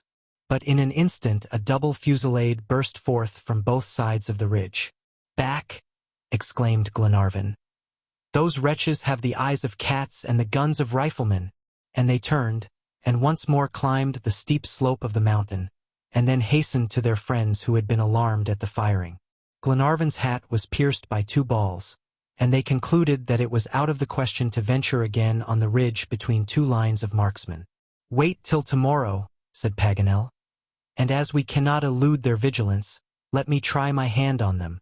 The night was cold, but happily Karatet had been furnished with his best night gear, and the party wrapped themselves each in a warm flax mantle, and protected by native superstition, slept quietly inside the enclosure on the warm ground, still violating with the violence of the internal ebullition. Chapter 14. A Bold Stratagem. Next day, February 17th, the sun's first rays awoke the sleepers of the Maunganamu. The Maoris had long since been astir, coming and going at the foot of the mountain, without leaving their line of observation. Furious clamor broke out when they saw the Europeans leave the sacred place they had profaned. Each of the party glanced first at the neighboring mountains, and at the deep valleys still drowned in mist, and over Lake Taupo, which the morning breeze ruffled slightly. And then all clustered round Paganel, eager to hear his project. Paganel soon satisfied their curiosity. "My friends," said he, "my plan has one great recommendation. If it does not accomplish all that I anticipate, we shall be no worse off than we are at present. But it will succeed." "And what is it?" asked McNabbs. "It is this," replied Paganel. "The superstition of the natives has made this mountain a refuge for us, and we must take advantage of their superstition to escape. If I can persuade Kaikumu that we have expiated our profanation, that the wrath of the deity has fallen on us, in a word, that we have died a terrible death, do you think he will leave the plateau of Maunganamu to return to his village?" "Not a doubt of it," said Glenarvan. "And what is the horrible death you refer to?" asked Lady Helena. "The death of the sacrilegious, my friends," replied Paganel. "The avenging flames are under our feet. Let us open a way for them." "What? Make a volcano?" cried John Mangles. "Yes, an impromptu volcano, whose fury we can regulate. There are plenty of vapors ready to hand, and subterranean fires ready to issue forth. We can have an eruption ready to order." "An excellent idea, Paganel." "Well conceived," said the Major. "You understand," replied the geographer. "We are to pretend to fall victims to the flames of the Maori Pluto, and to disappear spiritually into the tomb of Karatet, and stay there 3, for even 5 days if necessary, that is to say, till the savages are convinced that we have perished and abandon their watch." "But," said Miss Grant, "suppose they wish to be sure of our punishment and climb up here to see?" "No, my dear Mary," returned Paganel. "They will not do that. The mountain is tabooed, and if it devoured its sacrilegious intruders, it would only be more inviolably tabooed." "It is really a very clever plan," said Glenarvan. "There is only one chance against it. That is, if the savages prolong their watch at the foot of Maunganamu, we may run short of provisions. But if we play our game well, there is not much fear of that." "And when shall we try this last chance?" asked Lady Helena. "Tonight," rejoined Paganel, "when the darkness is the deepest." "Agreed," said McNabbs. "Paganel, you are a genius, and I, who seldom get up in enthusiasm, I answer for the success of your plan. Oh, those villains! They shall have a little miracle that will put off their conversion for another century." I hope the missionaries will forgive us." The project of Paganel was therefore adopted, and certainly with the superstitious ideas of the Maoris there seemed good ground for hope. But brilliant as the idea might be, the difficulty was in the modus operandi. The volcano might devour the bold schemers, who offered it a crater. Could they control and direct the eruption when they had succeeded in letting loose its vapor and flames and lava streams? The entire cone might be engulfed. It was meddling with phenomena of which nature herself has the absolute monopoly.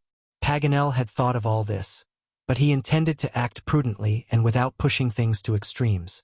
An appearance would be enough to dupe the Maoris, and there was no need for the terrible realities of an eruption. How long that day seemed! Each one of the party inwardly counted the hours. All was made ready for flight. The Udupa provisions were divided and formed very portable packets. Some mats and firearms completed their light equipment, all of which they took from the tomb of the chief. It is needless to say that their preparations were made within the enclosure, and that they were unseen by the savages. At 6 o'clock the steward served up a refreshing meal. Where or when they would eat in the valleys of the ranges no one could foretell, so that they had to take in supplies for the future. The principal dish was composed of half a dozen rats, caught by Wilson and stewed. Lady Helena and Mary Grant obstinately refused to taste this game, which is highly esteemed by the natives. But the men enjoyed it like the real Maoris. The meat was excellent and savory, and the 6 devourers were devoured down to the bones. The evening twilight came on. The sun went down in a stormy-looking bank of clouds. A few flashes of lightning glanced across the horizon and distant thunder pealed through the darkened sky. Paganel welcomed the storm, which was a valuable aid to his plans, and completed his program. The savages are superstitiously affected by the great phenomena of nature. The New Zealanders think that thunder is the angry voice of Nuyatua, and lightning the fierce gleam of his eyes. Thus their deity was coming personally to chastise the violators of the taboo. At 8 o'clock, the summit of the Maunganamu was lost in portentous darkness. The sky would supply a black background for the blaze which Paganel was about to throw on it. The Maoris could no longer see their prisoners, and this was the moment for action. Speed was necessary. Glenarvan, Paganel, McNabbs, Robert, the steward, and the 2 sailors all lent a hand. The spot for the crater was chosen 30 paces from Karatet's tomb. It was important to keep the Udupa intact, for if it disappeared, the taboo of the mountain would be nullified. At the spot mentioned, Paganel had noticed an enormous block of stone, round which the vapors played with a certain degree of intensity. This block covered a small natural crater hollowed in the cone, and by its own weight prevented the egress of the subterranean fire. If they could move it from its socket, the vapors and the lava would issue by the disencumbered opening. The workers used as levers some posts taken from the interior of the Udupa, and they plied their tools vigorously against the rocky mass. Under their united efforts the stone soon moved. They made a little trench so that it might roll down the inclined plane. As they gradually raised it, the vibrations underfoot became more distinct. Dull roarings of flame and the whistling sound of a furnace ran along under the thin crust. The intrepid laborers, veritable cyclops handling Earth's fires, worked in silence. Soon some fissures and jets of steam warned them that their place was growing dangerous. But a crowning effort moved the mass which rolled down and disappeared. Immediately the thin crust gave way. A column of fire rushed to the sky with loud detonations, while streams of boiling water and lava flowed toward the native camp and the lower valleys. All the cone trembled as if it was about to plunge into a fathomless gulf. Glenarvan and his companions had barely time to get out of the way. They fled to the enclosure of the Udupa, not without having been sprinkled with water at 220 degrees. This water at first spread a smell like soup, which soon changed into a strong odor of sulfur. Then the mud, the lava, the volcanic stones, all spouted forth in a torrent. Streams of fire furrowed the sides of Maunganamu. The neighboring mountains were lit up by the glare. The dark valleys were also filled with dazzling light. All the savages had risen, howling under the pain inflicted by the burning lava, which was bubbling and foaming in the midst of their camp. Those whom the liquid fire had not touched fled to the surrounding hills, then turned and gazed in terror at this fearful phenomenon, this volcano in which the anger of their deity would swallow up the profane intruders on the sacred mountain. Now and then, when the roar of the eruption became less violent, their cry was heard, "Taboo! Taboo! Taboo!" An enormous quantity of vapors, heated stones and lava was escaping by this crater of Maunganamu. It was not a mere geyser like those that girdle round Mount Hekla in Iceland, it was itself a Hekla. All this volcanic commotion was confined till then in the envelope of the cone, because the safety valve of Tongariro was enough for its expansion. But when this new issue was afforded, it rushed forth fiercely, and by the laws of equilibrium, the other eruptions in the island must on that night have lost their usual intensity. An hour after this volcano burst upon the world, broad streams of lava were running down its sides.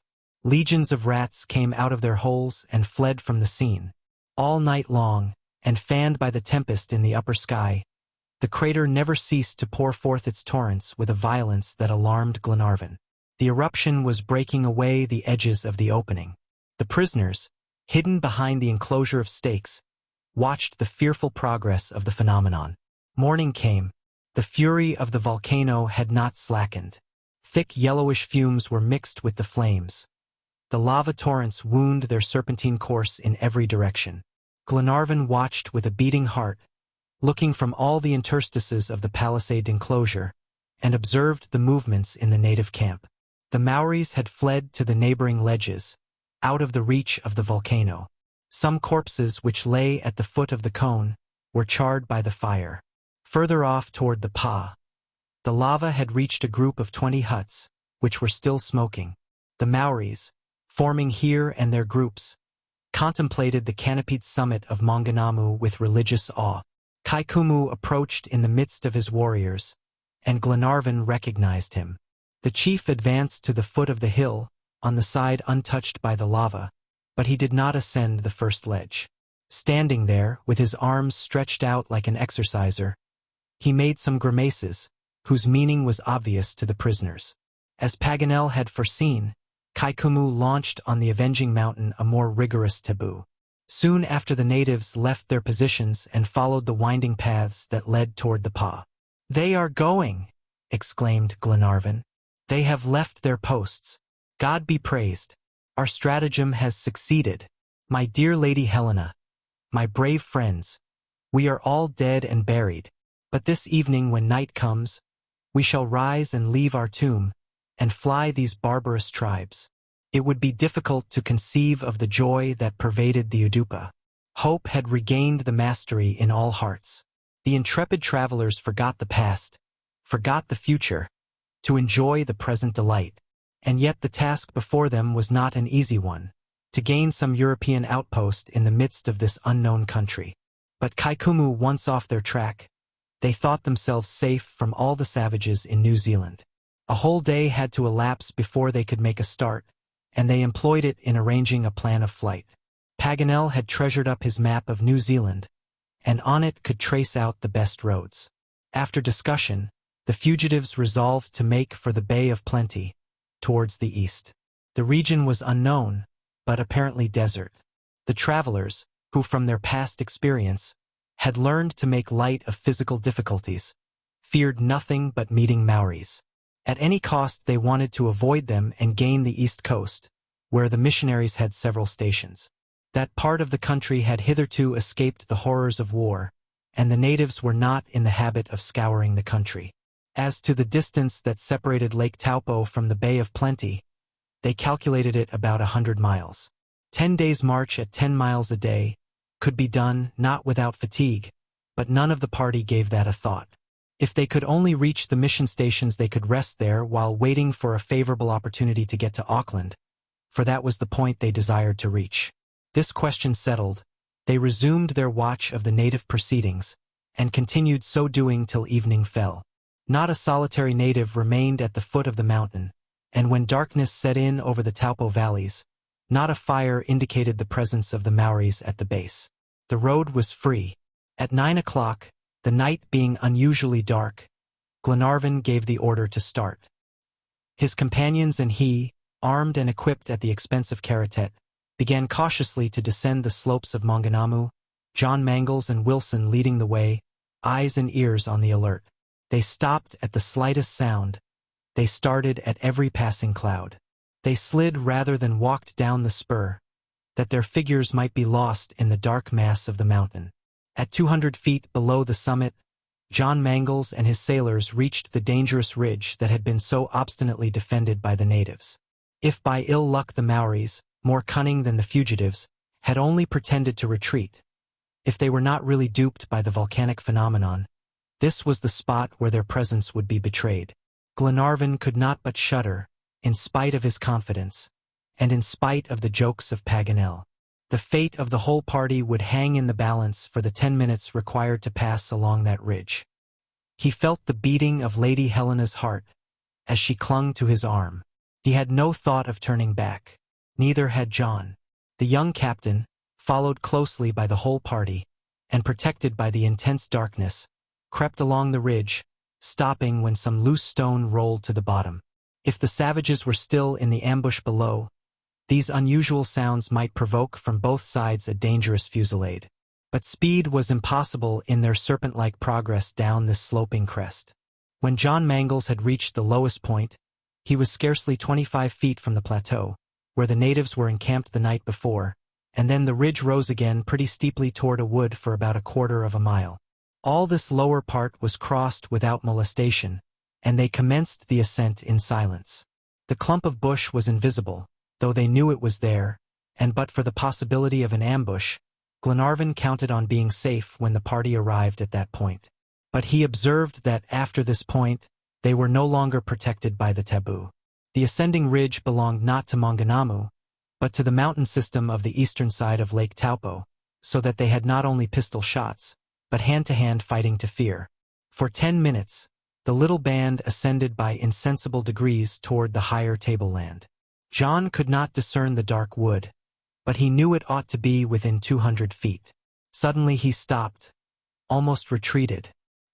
He fancied he heard something in the darkness. His stoppage interrupted the march of those behind. He remained motionless long enough to alarm his companions. They waited with unspeakable anxiety, wondering if they were doomed to retrace their steps and return to the summit of Maunganamu. But John, finding that the noise was not repeated, resumed the ascent of the narrow path of the ridge. Soon they perceived the shadowy outline of the wood showing faintly through the darkness. A few steps more and they were hid from sight in the thick foliage of the trees. Chapter 15. From Peril to Safety. The night favored their escape, and prudence urged them to lose no time in getting away from the fatal neighborhood of Lake Taupo. Paganel took the post of leader, and his wonderful instinct shone out anew in this difficult mountain journey. His nyctalopia was a great advantage, his cat-like sight enabling him to distinguish the smallest object in the deepest gloom. For 3 hours they walked on without halting along the far-reaching slope of the eastern side. Paganel kept a little to the southeast, in order to make use of a narrow passage between the Kaimanawa and the Wahiti Ranges, through which the road from Hawke's Bay to Auckland passes. Once through that gorge, his plan was to keep off the road, and, under the shelter of the high ranges, march to the coast across the inhabited regions of the province. At 9 o'clock in the morning, they had made 12 miles in 12 hours. The courageous women could not be pressed further, and, besides, the locality was suitable for camping. The fugitives had reached the pass that separates the two chains. Paganel, map in hand, made a loop toward the northeast, and at 10 o'clock the little party reached a sort of redan, formed by a projecting rock. The provisions were brought out, and justice was done to their meal. Mary Grant and the Major, who had not thought highly of the edible fern till then, now ate of it heartily. The halt lasted till 2 o'clock in the afternoon. Then they resumed their journey, and in the evening they stopped 8 miles from the mountains, and required no persuasion to sleep in the open air. Next day was one of serious difficulties. Their route lay across this wondrous region of volcanic lakes, geysers, and solfataras, which extended to the east of the Wahiti Ranges. It is a country more pleasant for the eye to ramble over than for the limbs. Every quarter of a mile they had to turn aside or go around for some obstacle, and thus incurred great fatigue. But what a strange sight met their eyes! What infinite variety nature lavishes on her great panoramas. On this vast extent of 20 miles square, the subterranean forces had a field for the display of all their varied effects. Salt springs of singular transparency, peopled by myriads of insects, sprang up from thickets of tea-tree scrub. They diffused a powerful odor of burnt powder and scattered on the ground a white sediment like dazzling snow. The limpid waters were nearly at boiling point, while some neighboring springs spread out like sheets of glass. Gigantic tree ferns grew beside them, in conditions analogous to those of the Silurian vegetation. On every side jets of water rose like park fountains, out of a sea of vapor. Some of them continuous, others intermittent, as if a capricious Pluto controlled their movements. They rose like an amphitheater on natural terraces. Their waters gradually flowed together under folds of white smoke, and corroding the edges of the semi-transparent steps of this gigantic staircase. They fed whole lakes with their boiling torrents.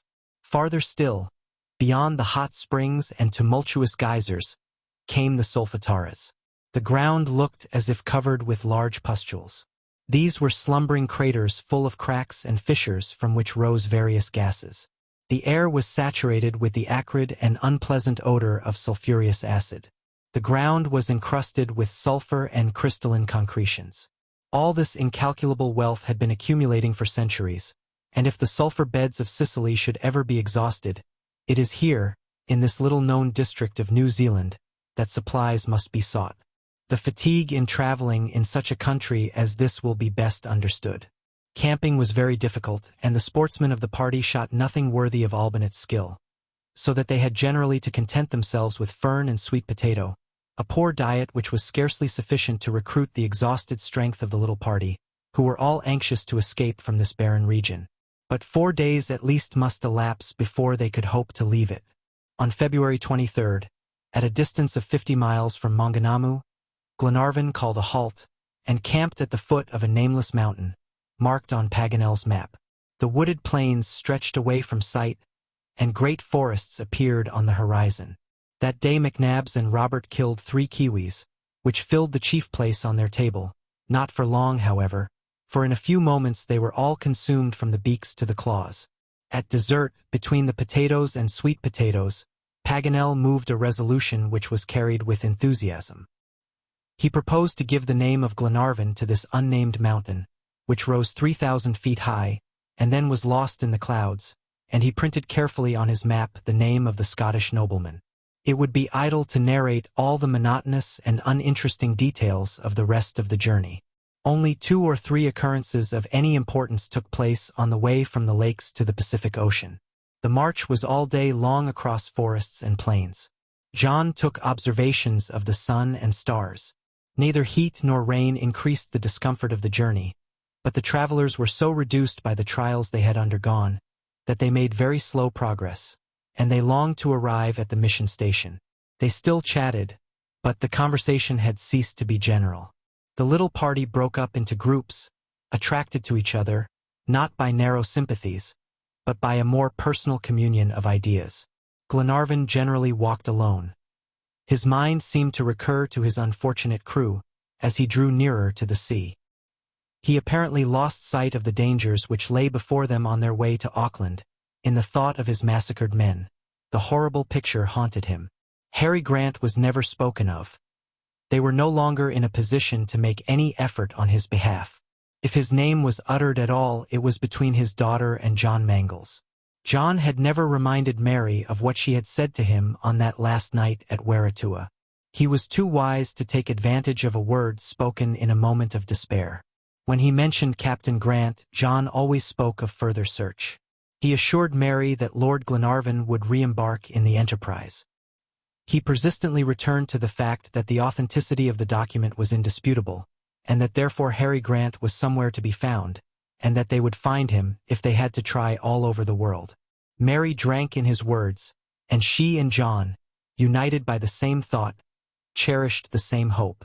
Often Lady Helena joined in the conversation, but she did not participate in their illusions, though she refrained from chilling their enthusiasm. McNabbs, Robert, Wilson, and Mulready kept up their hunting parties, without going far from the rest, and each one furnished his quota of game. Paganel, arrayed in his flax mat, kept himself aloof, in a silent and pensive mood. And yet, it is only justice to say, in spite of the general rule that, in the midst of trials, dangers, fatigues, and privations, the most amiable dispositions become ruffled and embittered, all our travelers were united, devoted, ready to die for one another. On the 25th of February, their progress was stopped by a river which answered to the Wakari on Paganel's map, and was easily forded. For 2 days plains of low scrub succeeded each other without interruption.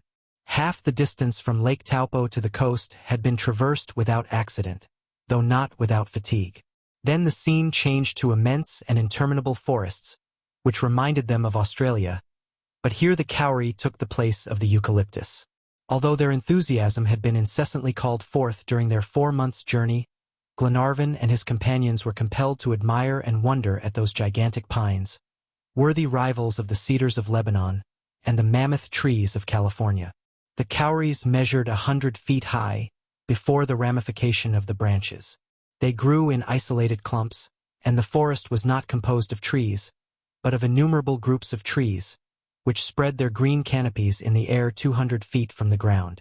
Some of these pines, still young, about 100 years old, resembled the red pine of Europe.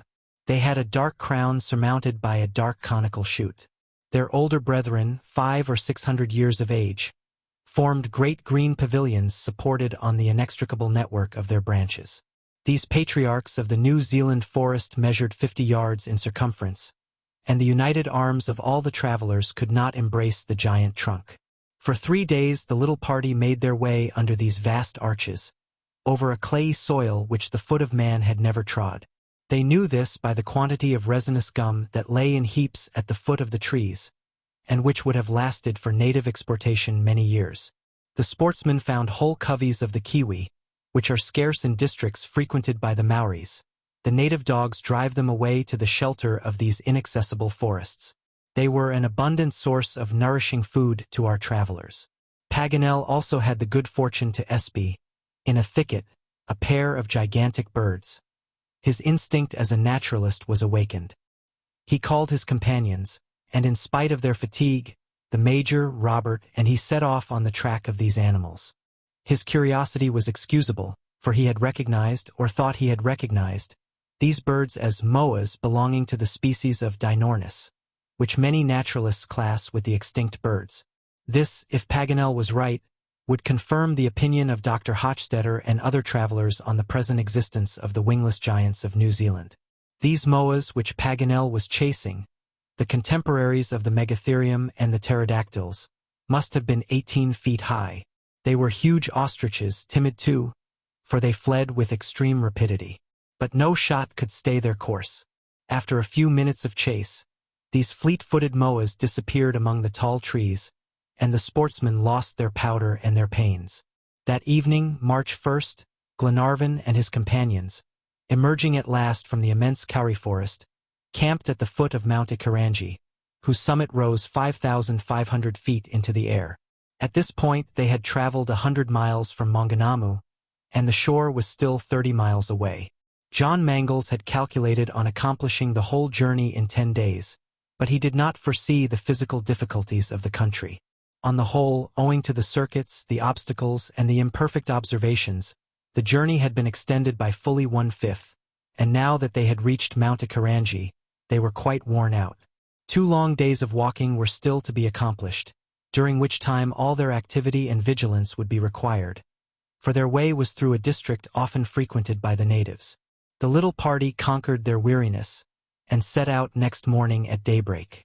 Between Mount Ikarangi, which was left to the right, and Mount Hardy, whose summit rose on the left to a height of 3,700 feet, the journey was very trying. For about 10 miles the bush was a tangle of supplejack, a kind of flexible rope, appropriately called stifling creeper, that caught the feet at every step. For 2 days, they had to cut their way with an axe through this 1,000-headed hydra. Hunting became impossible, and the sportsmen failed in their accustomed tribute. The provisions were almost exhausted, and there was no means of renewing them. Their thirst was increasing by fatigue, and there was no water wherewith to quench it. The sufferings of Glenarvan and his party became terrible, and for the first time their moral energy threatened to give way. They no longer walked, they dragged themselves along soulless bodies, animated only by the instinct of self-preservation which survives every other feeling, and in this melancholy plight they reached Point Latin on the shores of the Pacific. Here they saw several deserted huts, the ruins of a village lately destroyed by the war, abandoned fields, and everywhere signs of pillage and incendiary fires. They were toiling painfully along the shore, when they saw, at a distance of about a mile, a band of natives, who rushed toward them brandishing their weapons. Glenarvan, hemmed in by the sea, could not fly, and summoning all his remaining strength, he was about to meet the attack, when John Mangles cried, "A boat! A boat!" And there, 20 paces off, a canoe with 6 oars lay on the beach. To launch it, jump in and fly from the dangerous shore, was only a minute's work. John Mangles, McNabbs, Wilson, and Mulrady took the oars. Glenarvan the helm. The 2 women, Robert and Olbinett, stretched themselves beside him. In 10 minutes the canoe was a quarter of a mile from the shore. The sea was calm. The fugitives were silent.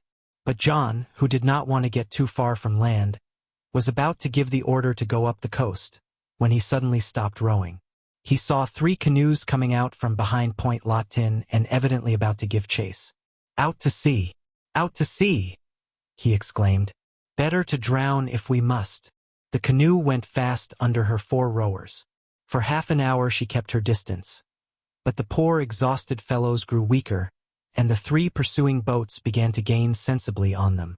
At this moment, scarcely 2 miles lay between them. It was impossible to avoid the attack of the natives, who were already preparing to fire their long guns. What was Glenarvan about? Standing up in the stern, he was looking toward the horizon for some chimerical help. What did he hope for? What did he wish? Had he a presentiment? In a moment his eyes gleamed. His hand pointed out into the distance. "A ship! A ship!" he cried. "My friends, row! Row hard!" Not one of the rowers turned his head. Not an oarstroke must be lost. Paganel alone rose, and turned his telescope to the point indicated. "Yes," said he, "a ship, a steamer. They are under full steam. They are coming to us. Found now, brave comrades!" The fugitives summoned new energy, and for another half-hour, keeping their distance, they rowed with hasty strokes. The steamer came nearer and nearer. They made out her 2 masts, bare of sails, and the great volumes of black smoke. Glenarvan, handing the tiller to Robert, seized Paganel's glass, and watched the movements of the steamer. John Mangles and his companions were lost in wonder when they saw Glenarvan's features contract and grow pale, and the glass drop from his hands. One word explained it. "The Duncan!" exclaimed Glenarvan. "The Duncan and the convicts!" "The Duncan!" cried John, letting go his oar and rising. "Yes, death on all sides," murmured Glenarvan, crushed by despair. It was indeed the yacht. They could not mistake her. The yacht and her bandit crew. The Major could scarcely restrain himself from cursing their destiny. The canoe was meantime standing still. Where should they go? Whither fly? What choice was there between the convicts and the savages? A shot was fired from the nearest of the native boats, and the ball struck Wilson's oar. A few strokes then carried the canoe nearer to the Duncan. The yacht was coming down at full speed, and was not more than half a mile off. John Mangles, between 2 enemies, did not know what to advise, whither to fly. The 2 poor ladies on their knees prayed in their agony. The savages kept up a running fire, and shots were raining round the canoe, when suddenly a loud report was heard, and a ball from the yacht's cannon passed over their heads, and now the boat remained motionless between the Duncan and the native canoes. John Mangles, frenzied with despair, seized his axe. He was about to scuttle the boat and sink it with his unfortunate companions, when a cry from Robert arrested his arm. "Tom Austin! Tom Austin!" the lad shouted. "He is on board. I see him. He knows us. He is waving his hat." The axe hung useless in John's hand. A second ball whistled over his head, and cut in 2 the nearest of the 3 native boats, while a loud hurrah burst forth on board the Duncan. The savages took flight, fled, and regained the shore. "Come on, Tom! Come on!" cried John Mangles in a joyous voice, and a few minutes after, the 10 fugitives, how they knew not, were all safe on board the Duncan. Chapter 16. Why the Duncan went to New Zealand. It would be vain to attempt to depict the feelings of Glenarvan and his friends when the songs of old Scotia fell on their ears.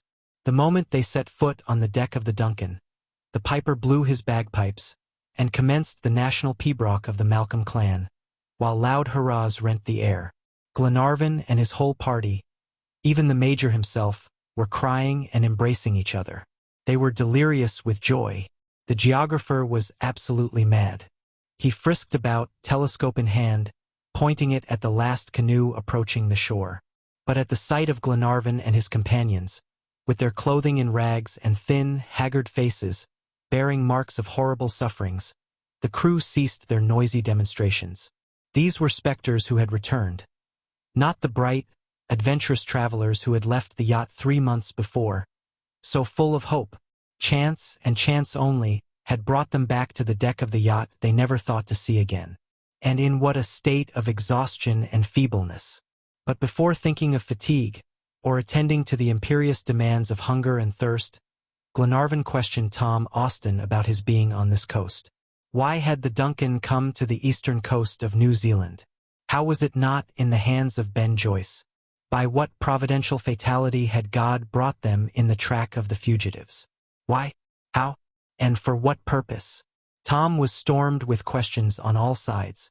The old sailor did not know which to listen to first, and at last resolved to hear nobody but Glenarvan, and to answer nobody but him. "But the convicts?"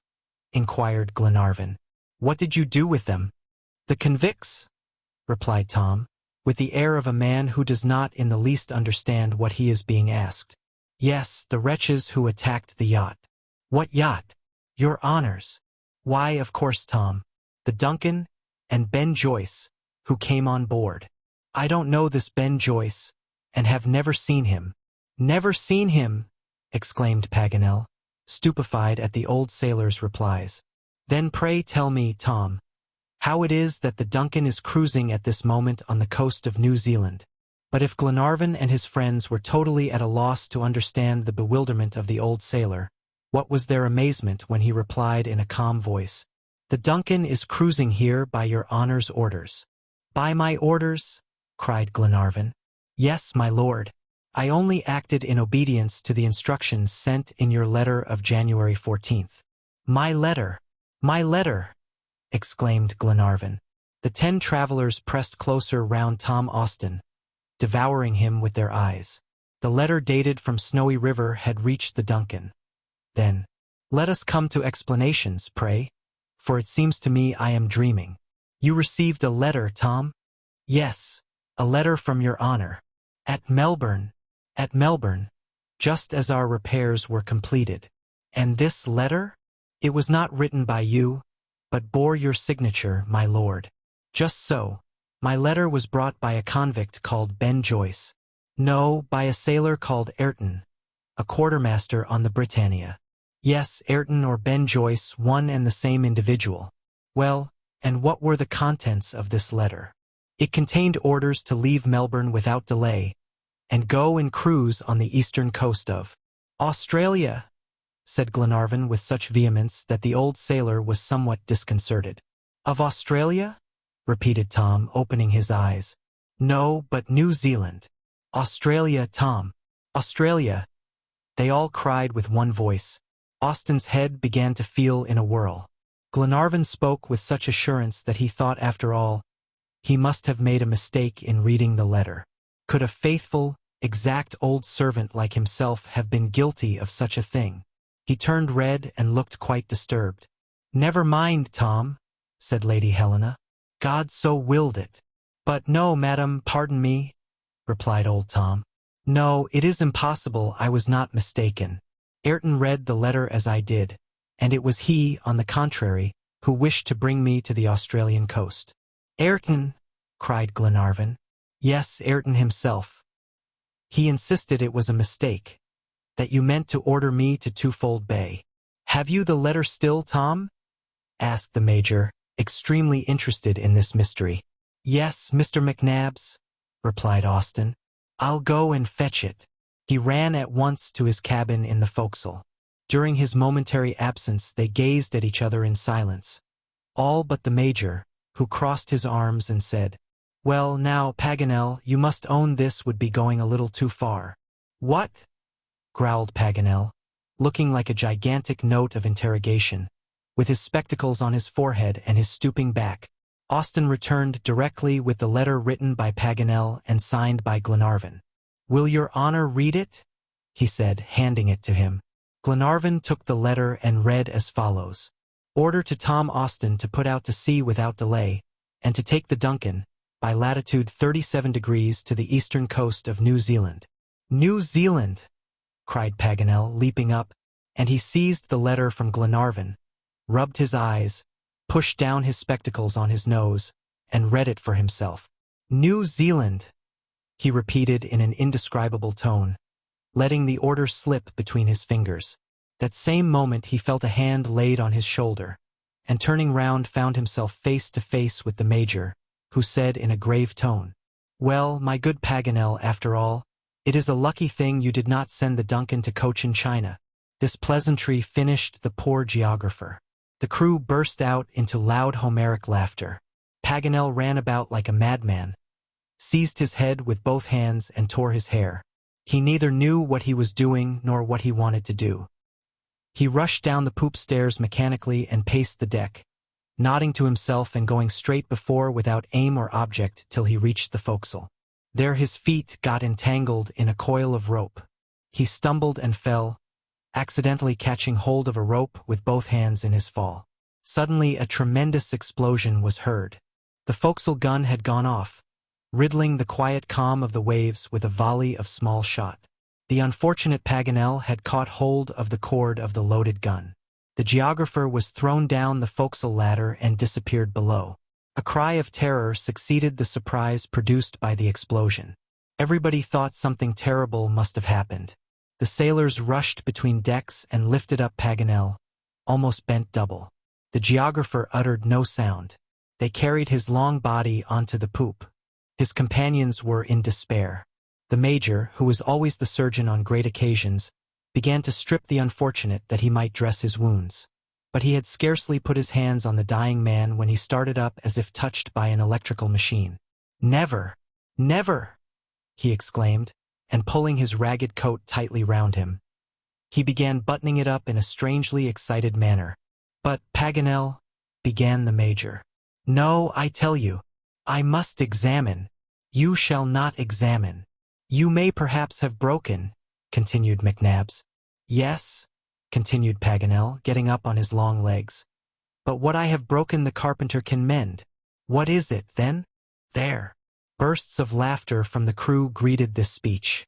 Paganel's friends were quite reassured about him now. They were satisfied that he had come off safe and sound from his adventure with the forecastle gun. "At any rate," thought the Major, "the geographer is wonderfully bashful." But now Paganel was recovered a little. He had to reply to a question he could not escape. "Now, Paganel," said Glenarvan, "tell us frankly all about it. I own that your blunder was providential. It is sure and certain that but for you the Duncan would have fallen into the hands of the convicts. But for you we should have been recaptured by the Maoris. But for my sake tell me by what supernatural aberration of mind you were induced to write New Zealand instead of Australia." "Well, upon my oath," said Paganel, "it is." But the same instant his eyes fell on Mary and Robert Grant, and he stopped short and then went on. "What would you have me say, my dear Glenarvan? I am mad. I am an idiot, an incorrigible fellow, and I shall live and die the most terrible absent man. I can't change my skin, unless you get flayed alive." "Get flayed alive!" cried the geographer with a furious look. "Is that a personal allusion?" "An allusion to what?" asked McNabbs quietly. This was all that passed. The mystery of the Duncan's presence on the coast was explained, and all that the travelers thought about now was to get back to their comfortable cabins, and to have breakfast. However, Glenarvan and John Mangles stayed behind with Tom Austin after the others had retired. They wished to put some further questions to him.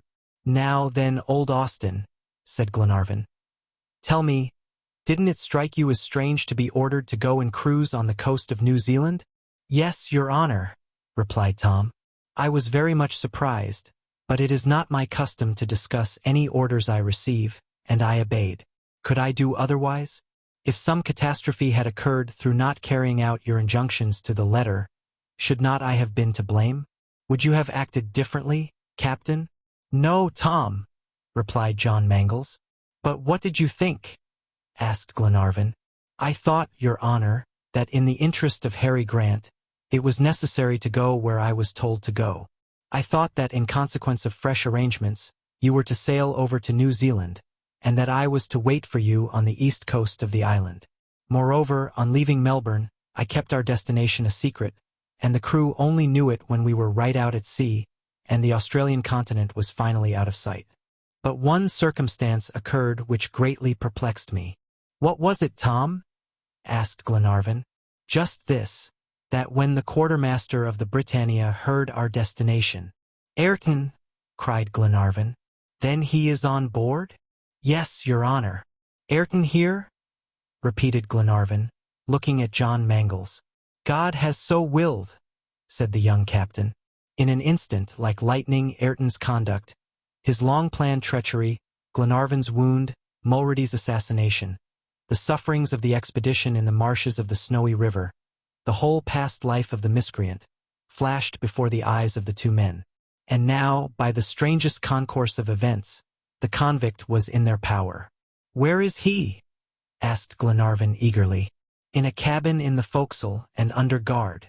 "Why was he imprisoned?" "Because when Ayrton heard the vessel was going to New Zealand, he was in a fury, because he tried to force me to alter the course of the ship, because he threatened me, and, last of all, because he incited my men to mutiny. I saw clearly he was a dangerous individual, and I must take precautions against him. And since then he has remained in his cabin without attempting to go out." "That's well, Tom." Just at this moment Glenarvan and John Mangles were summoned to the saloon where breakfast, which they so sorely needed, was awaiting them. They seated themselves at the table and spoke no more of Ayrton. But after the meal was over, and the guests were refreshed and invigorated, and they all went upon deck, Glenarvan acquainted them with the fact of the quartermaster's presence on board, and at the same time announced his intention of having him brought before them. "May I beg to be excused from being present at his examination?" said Lady Helena. "I confess, dear Edward, it would be extremely painful for me to see the wretched man." "He must be confronted with us, Helena," replied Lord Glenarvan. "I beg you will stay. Ben Joyce must see all his victims face to face." Lady Helena yielded to his wish. Mary Grant sat beside her, near Glenarvan. All the others formed a group round them, the whole party that had been compromised so seriously by the treachery of the convict. The crew of the yacht, without understanding the gravity of the situation, kept profound silence. "Bring Ayrton here," said Glenarvan. Chapter 17. Ayrton's obstinacy. Ayrton came. He crossed the deck with a confident tread, and mounted the steps to the poop. His eyes were gloomy, his teeth set, his fists clenched convulsively. His appearance betrayed neither effrontery nor timidity. When he found himself in the presence of Lord Glenarvan, he folded his arms and awaited the questions calmly and silently. "Ayrton," said Glenarvan, "here we are then, you and us, on this very Duncan that you wish to deliver into the hands of the convicts of Ben Joyce." The lips of the quartermaster trembled slightly, and a quick flush suffused his impassive features. Not the flush of remorse, but of shame at failure. On this yacht which he thought he was to command as master, he was a prisoner, and his fate was about to be decided in a few seconds. However, he made no reply. Glenarvan waited patiently, but Ayrton persisted in keeping absolute silence. "Speak, Ayrton, what have you to say?" resumed Glenarvan. Ayrton hesitated, the wrinkles in his forehead deepened, and at length he said in calm voice, "I have nothing to say, my lord. I have been fool enough to allow myself to be caught. Act as you please." Then he turned his eyes away toward the coast which lay on the west, and affected profound indifference to what was passing around him. One would have thought him a stranger to the whole affair. But Glenarvan was determined to be patient. Powerful motives urged him to find out certain details concerning the mysterious life of Ayrton, especially those which related to Harry Grant and the Britannia. He therefore resumed his interrogations, speaking with extreme gentleness and firmly restraining his violent irritation against him. "I think, Ayrton," he went on, "that you will not refuse to reply to certain questions that I wish to put to you. And, first of all, ought I to call you Ayrton or Ben Joyce? Are you, or are you not, the quartermaster of the Britannia?" Ayrton remained impassive, gazing at the coast, deaf to every question. Glenarvan's eyes kindled, as he said again, "Will you tell me how you left the Britannia, and why you are in Australia?" The same silence, the same impassibility. "Listen to me, Ayrton," continued Glenarvan. "It is to your interest to speak. Frankness is the only resource left to you, and it may stand you in good stead. For the last time, I ask you, will you reply to my questions?" Ayrton turned his head toward Glenarvan, and looked into his eyes. "My lord," he said, "it is not for me to answer. Justice may witness against me, but I am not going to witness against myself." "Proof will be easy," said Glenarvan. "Easy, my lord?" repeated Ayrton, in a mocking tone. "Your honor makes rather a bold assertion there, it seems to me. For my own part, I venture to affirm that the best judge in the Temple would be puzzled what to make of me. Who will say why I came to Australia, when Captain Grant is not here to tell? Who will prove that I am the Ben Joyce placarded by the police, when the police have never had me in their hands, and my companions are at liberty? Who can damage me except yourself by bringing forward a single crime against me, or even a blamable action? Who will affirm that I intended to take possession of this ship and deliver it into the hands of the convicts? No one, I tell you, no one. You have your suspicions, but you need certainties to condemn a man, and certainties you have none. Until there is a proof to the contrary, I am Ayrton, quartermaster of the Britannia." Ayrton had become animated while he was speaking, but soon relapsed into his former indifference. He, no doubt, expected that his reply would close the examination, but Glenarvan commenced again and said, "Ayrton, I am not a crown prosecutor charged with your indictment. That is no business of mine. It is important that our respective situations should be clearly defined. I am not asking you anything that could compromise you. That is for justice to do. But you know what I am searching for, and a single word may put me on the track I have lost. Will you speak?" Ayrton shook his head like a man determined to be silent. "Will you tell me where Captain Grant is?" asked Glenarvan. "No, my lord," replied Ayrton. "Will you tell me where the Britannia was wrecked?" "No, neither the one nor the other." "Ayrton," said Glenarvan in almost beseeching tones, "if you know where Harry Grant is, will you, at least, tell his poor children, who are waiting for you to speak the word?" Ayrton hesitated. His features contracted, and he muttered in a low voice, "I cannot, my lord." Then he added with vehemence, as if reproaching himself for a momentary weakness, "No, I will not speak. Have me hanged if you choose." "Hanged?"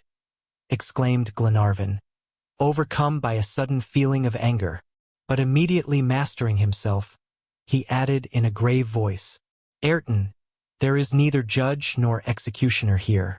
At the first port we touch at, you will be given up into the hands of the English authorities." "That is what I demand," was the quartermaster's reply. Then he turned away and quietly walked back to his cabin, which served as his prison. 2 sailors kept guard at the door, with orders to watch his slightest movement. The witnesses of this examination retired from the scene indignant and despairing. As Glenarvan could make no way against Ayrton's obstinacy, what was to be done now? Plainly no course remained but to carry out the plan formed at Eden, of returning to Europe and giving up for the time this unsuccessful enterprise, for the traces of the Britannia seemed irrevocably lost, and the document did not appear to allow any fresh interpretation. On the 37th parallel there was not even another country, and the Duncan had only to turn and go back. After Glenarvan had consulted his friends, he talked over the question of returning, more particularly with the captain. John examined the coal bunkers and found there was only enough to last 15 days longer at the outside. It was necessary, therefore, to put in at the nearest port for a fresh supply. John proposed that he should steer for the Bay of Talcahuano, where the Duncan had once before been revictualled before she commenced her voyage of circumnavigation. It was a direct route across, and lay exactly along the 37th parallel. From thence the yacht, being amply provisioned, might go south, double Cape Horn, and get back to Scotland by the Atlantic route. This plan was adopted, and orders were given to the engineer to get up the steam. Half an hour afterward the beakhead of the yacht was turned toward Talcahuano, over a sea worthy of being called the Pacific, and at 6 p.m. the last mountains of New Zealand had disappeared in warm, hazy mist on the horizon. The return voyage was fairly commenced. A sad voyage, for the courageous searching party to come back to the port without bringing home Harry Grant with them. The crew, so joyous at departure and so hopeful, were coming back to Europe defeated and discouraged. There was not one among the brave fellows whose heart did not swell at the thought of seeing his own country once more, and yet there was not one among them either who would not have been willing to brave the perils of the sea for a long time still if they could but find Captain Grant. Consequently, the hurrahs which greeted the return of Lord Glenarvan to the yacht soon gave place to dejection. Instead of the close intercourse which had formerly existed among the passengers, and the lively conversations which had cheered the voyage, each one kept apart from the others in the solitude of his own cabin, and it was seldom that anyone appeared on the deck of the Duncan. Paganel, who generally shared in an exaggerated form the feelings of those about him, whether painful or joyous, a man who could have invented hope if necessary, even Paganel was gloomy and taciturn. He was seldom visible. His natural loquacity and French vivacity gave place to silence and dejection. He seemed even more downhearted than his companions. If Glenarvan spoke at all of renewing the search, he shook his head like a man who has given up all hope, and whose convictions concerning the fate of the shipwrecked men appeared settled. It was quite evident he believed them irrevocably lost. And yet there was a man on board who could have spoken the decisive word, and refused to break his silence. This was Ayrton. There was no doubt the fellow knew, if not the present whereabouts of the captain, at least the place of shipwreck. But it was evident that were Grant found, he would be a witness against him. Hence his persistent silence, which gave rise to great indignation on board, especially among the crew, who would have liked to deal summarily with him. Glenarvan repeatedly renewed his attempts with the quartermaster, but promises and threats were alike useless. Ayrton's obstinacy was so great, and so inexplicable, that the Major began to believe he had nothing to reveal. His opinion was shared, moreover, by the geographer, as it corroborated his own notion about Harry Grant. But if Ayrton knew nothing, why did he not confess his ignorance? Could not be turned against him. His silence increased the difficulty of forming any new plan. Was the presence of the quartermaster on the Australian continent a proof of Harry Grant's being there? It was settled that they must get this information out of Ayrton. Lady Helena, seeing her husband's ill success, asked his permission to try her powers against the obstinacy of the quartermaster. When a man had failed, a woman perhaps, with her gentler influence, might succeed. Is there not a constant repetition going on of the story of the fable where the storm, blow as it will, cannot tear the cloak from the shoulders of the traveler, while the first warm rays of sunshine make him throw it off immediately? Glenarvan, knowing his young wife's good sense, allowed her to act as she pleased. The same day, the 5th of March, Ayrton was conducted to Lady Helena's saloon. Mary Grant was to be present at the interview, for the influence of the young girl might be considerable, and Lady Helena would not lose any chance of success. For a whole hour the two ladies were closeted with the quartermaster, but nothing transpired about their interview. What had been said, what arguments they used to win the secret from the convict, or what questions were asked, remained unknown.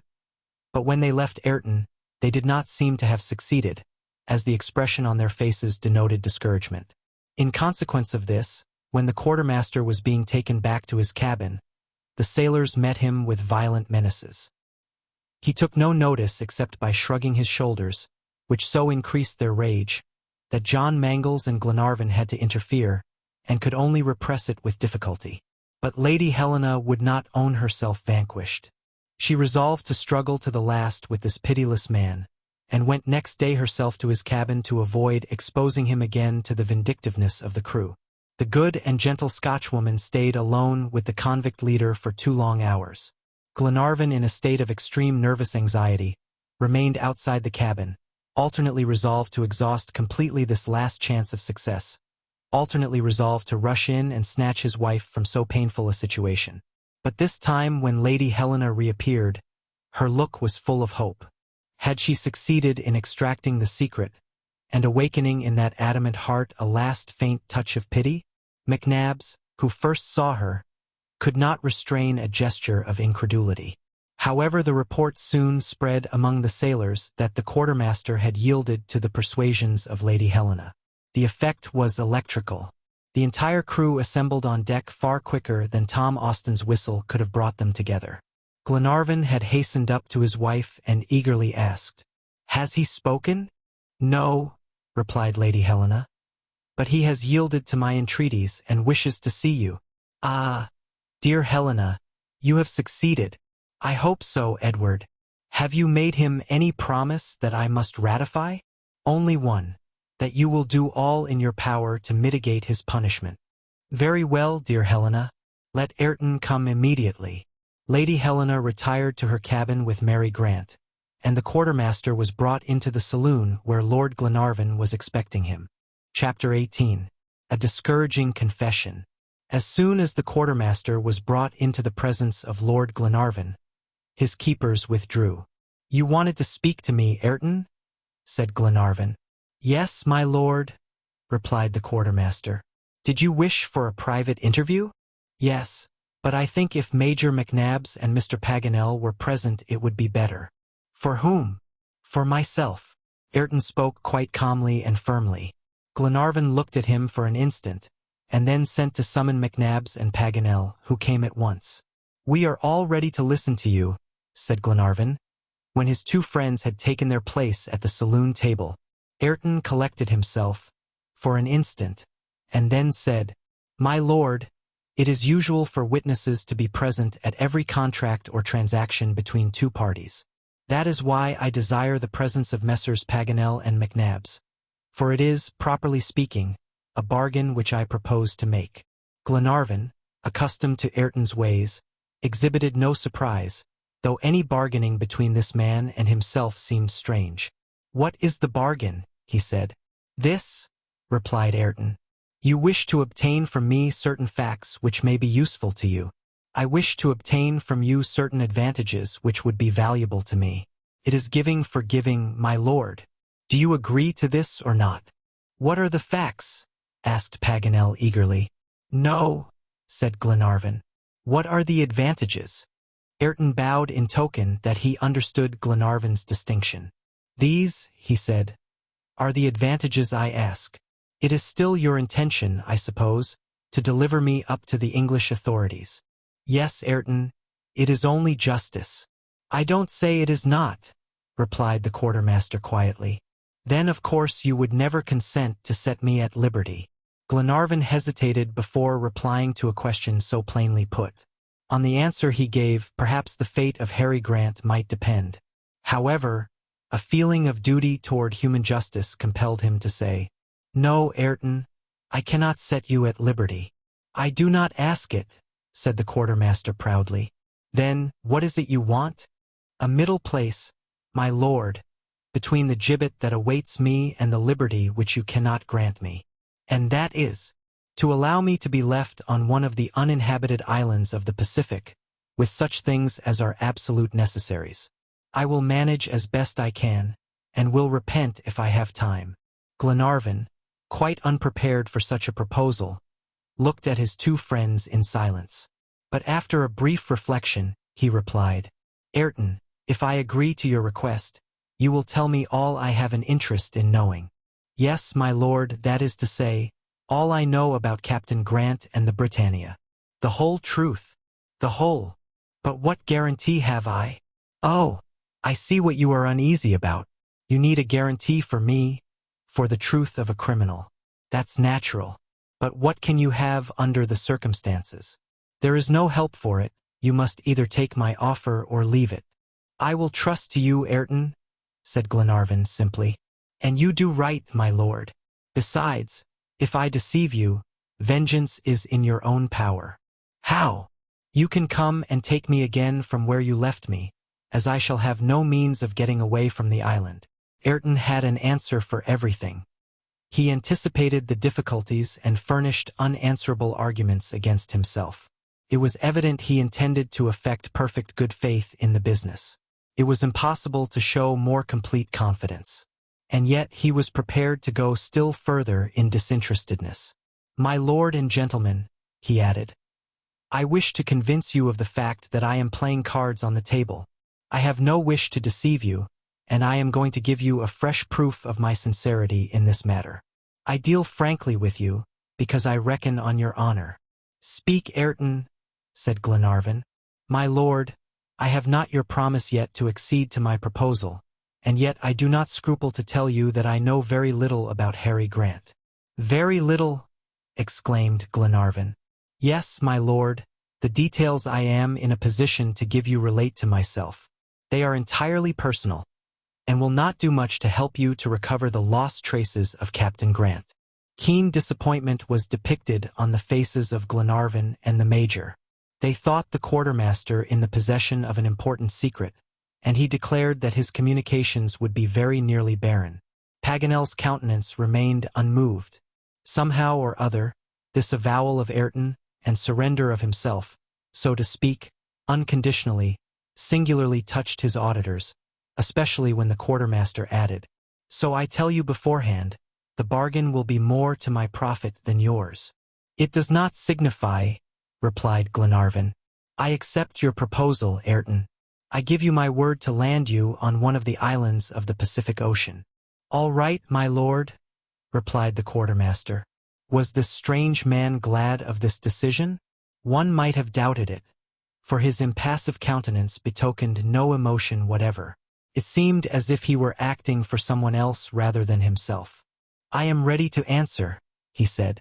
We have no questions to put to you, said Glenarvan. Tell us all you know, Ayrton, and begin by declaring who you are. Gentlemen, replied Ayrton, I am really Tom Ayrton, the quartermaster of the Britannia. I left Glasgow on Harry Grant's ship on the 12th of March 1861. For 14 months I cruised with him in the Pacific in search of an advantageous spot for founding a Scotch colony. Harry Grant was the man to carry out grand projects, but serious disputes often arose between us. His temper and mine could not agree. I cannot bend, and with Harry Grant, when once his resolution is taken, any resistance is impossible, my lord. He has an iron will both for himself and others.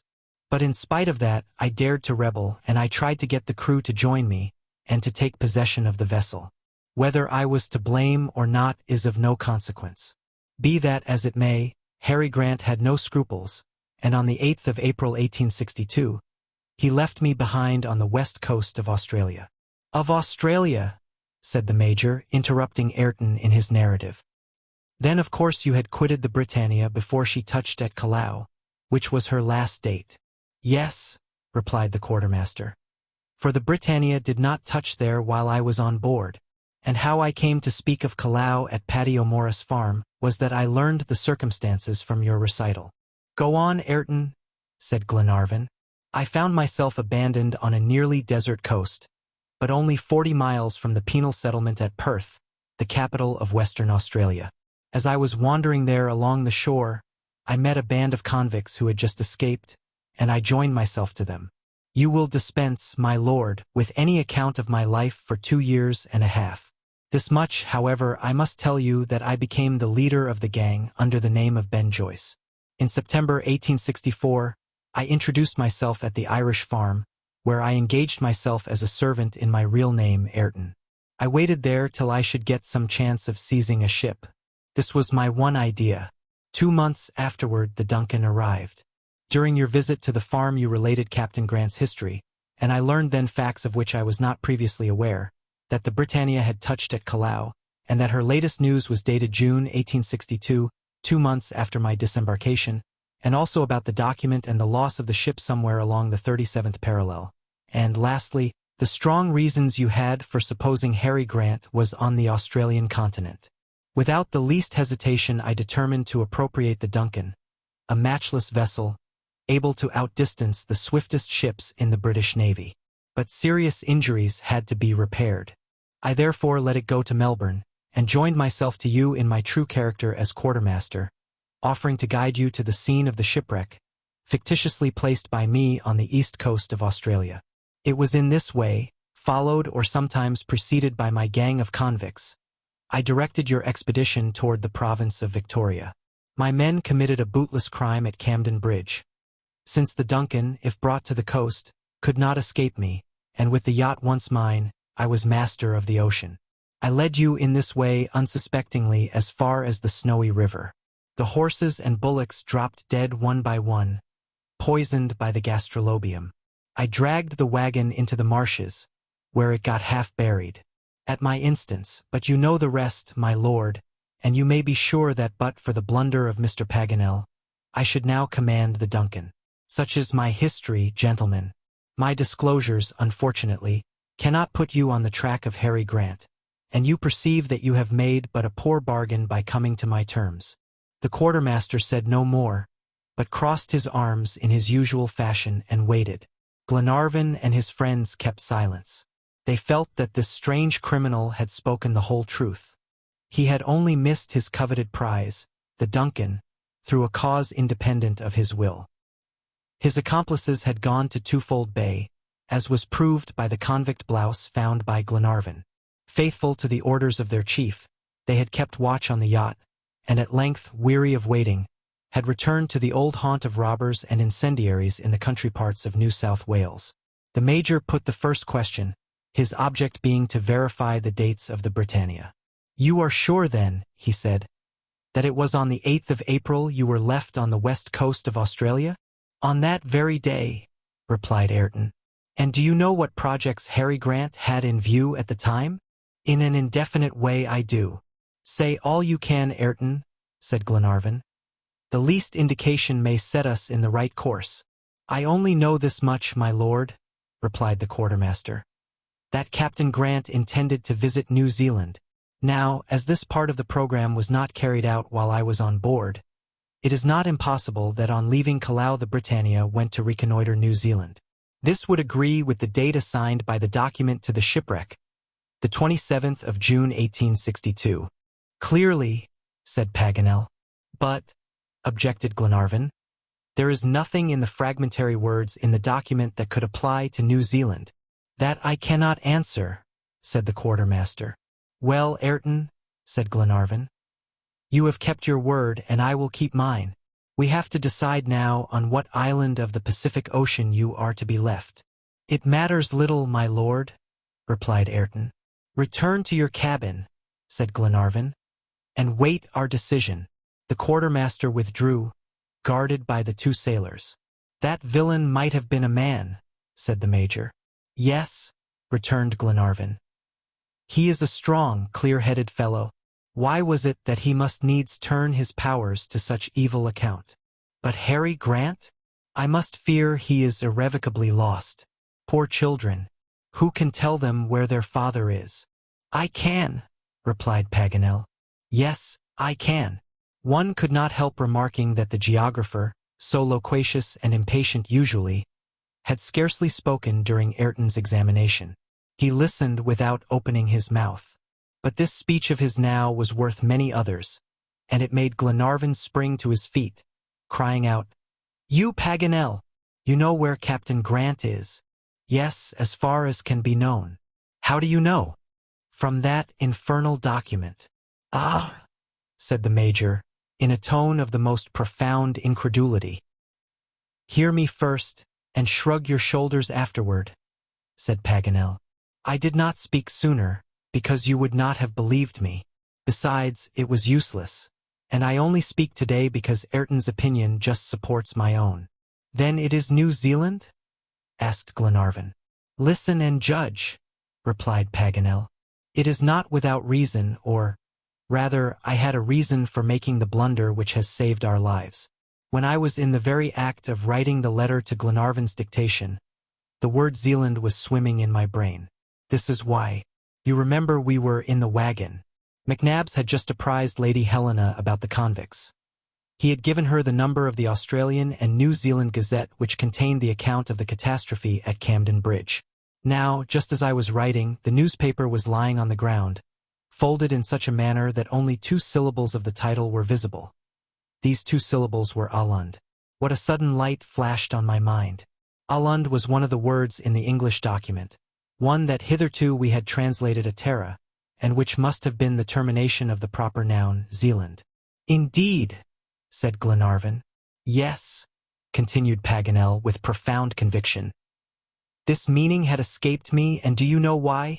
Because my wits were exercised naturally on the French document, as it was most complete, and in that this important word was wanting. Oh, said the Major. Your imagination goes too far, Paganel, and you forget your former deductions. Go on, Major.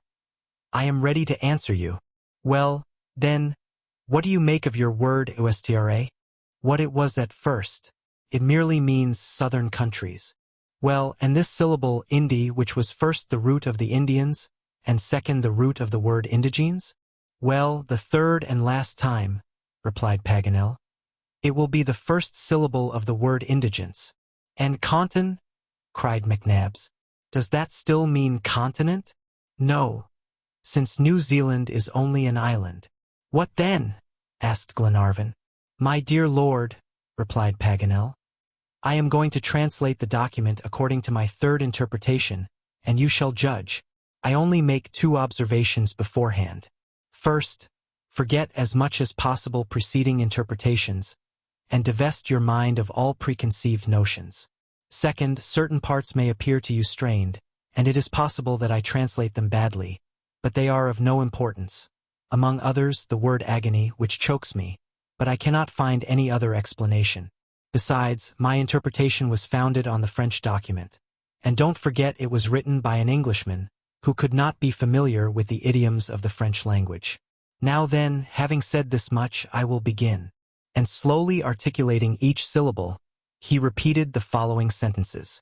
Le 27th Juin, 1862, Le 3 mats Britannia, de Glasgow, a sombre après un long agony dans les mers australes sur les côtes de la Nouvelle-Zélande, in English Zealand.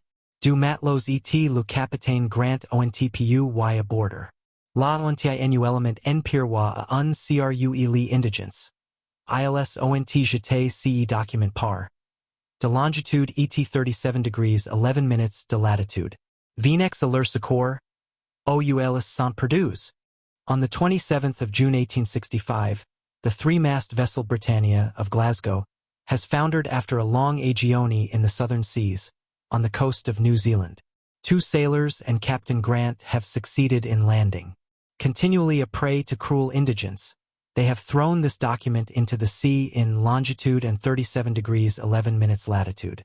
Come to their help or they are lost. Paganel stopped. His interpretation was admissible, but precisely because it appeared as likely as the preceding, it might be as false. Glenarvan and the Major did not then try and discuss it. However, since no traces of the Britannia had yet been met with, either on the Patagonian or Australian coasts, at the points where these countries are crossed by the 37th parallel, the chances were in favor of New Zealand. Now, Paganel, said Glenarvan, will you tell me why you have kept this interpretation secret for nearly 2 months? Because I did not wish to buoy you up again with vain hopes. Besides, we were going to Auckland, to the very spot indicated by the latitude of the document. But since then, when we were dragged out of the route, why did you not speak?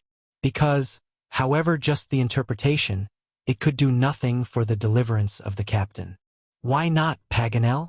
Because, admitting that the captain was wrecked on the New Zealand coast, now that 2 years have passed and he has not reappeared, he must have perished by shipwreck or by the New Zealanders. Then you are of the opinion, said Glenarvan, that vestiges of the wreck might be found, but that the survivors of the Britannia have, beyond doubt, perished. Keep all this silent, friends, said Glenarvan. "And let me choose a fitting moment to communicate these sad tidings to Captain Grant's children." Chapter 19. A Cry in the Night. The crew soon heard that no light had been thrown on the situation of Captain Grant by the revelations of Ayrton, and it caused profound disappointment among them, for they had counted on the quartermaster, and the quartermaster knew nothing which could put the Duncan on the right track. The yacht therefore continued her course. They had yet to select the island for Ayrton's banishment. Paganel and John Mangles consulted the charts on board, and exactly on the 37th parallel found a little isle marked by the name of Maria Theresa, a sunken rock in the middle of the Pacific Ocean, 3,500 miles from the American coast, and 1,500 miles from New Zealand. The nearest land on the north was the archipelago of Pomotu, under the protectorate of France. On the south there was nothing but the eternal ice belt of the Polar Sea. No ship would come to reconnoiter this solitary isle. No echoes from the world would ever reach it. The storm birds only would rest a while on it during their long flight, and in many charts the rock was not even marked.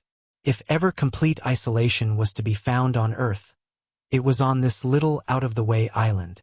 Ayrton was informed of its situation, and expressed his willingness to live there apart from his fellows. The head of the vessel was in consequence turned toward it immediately.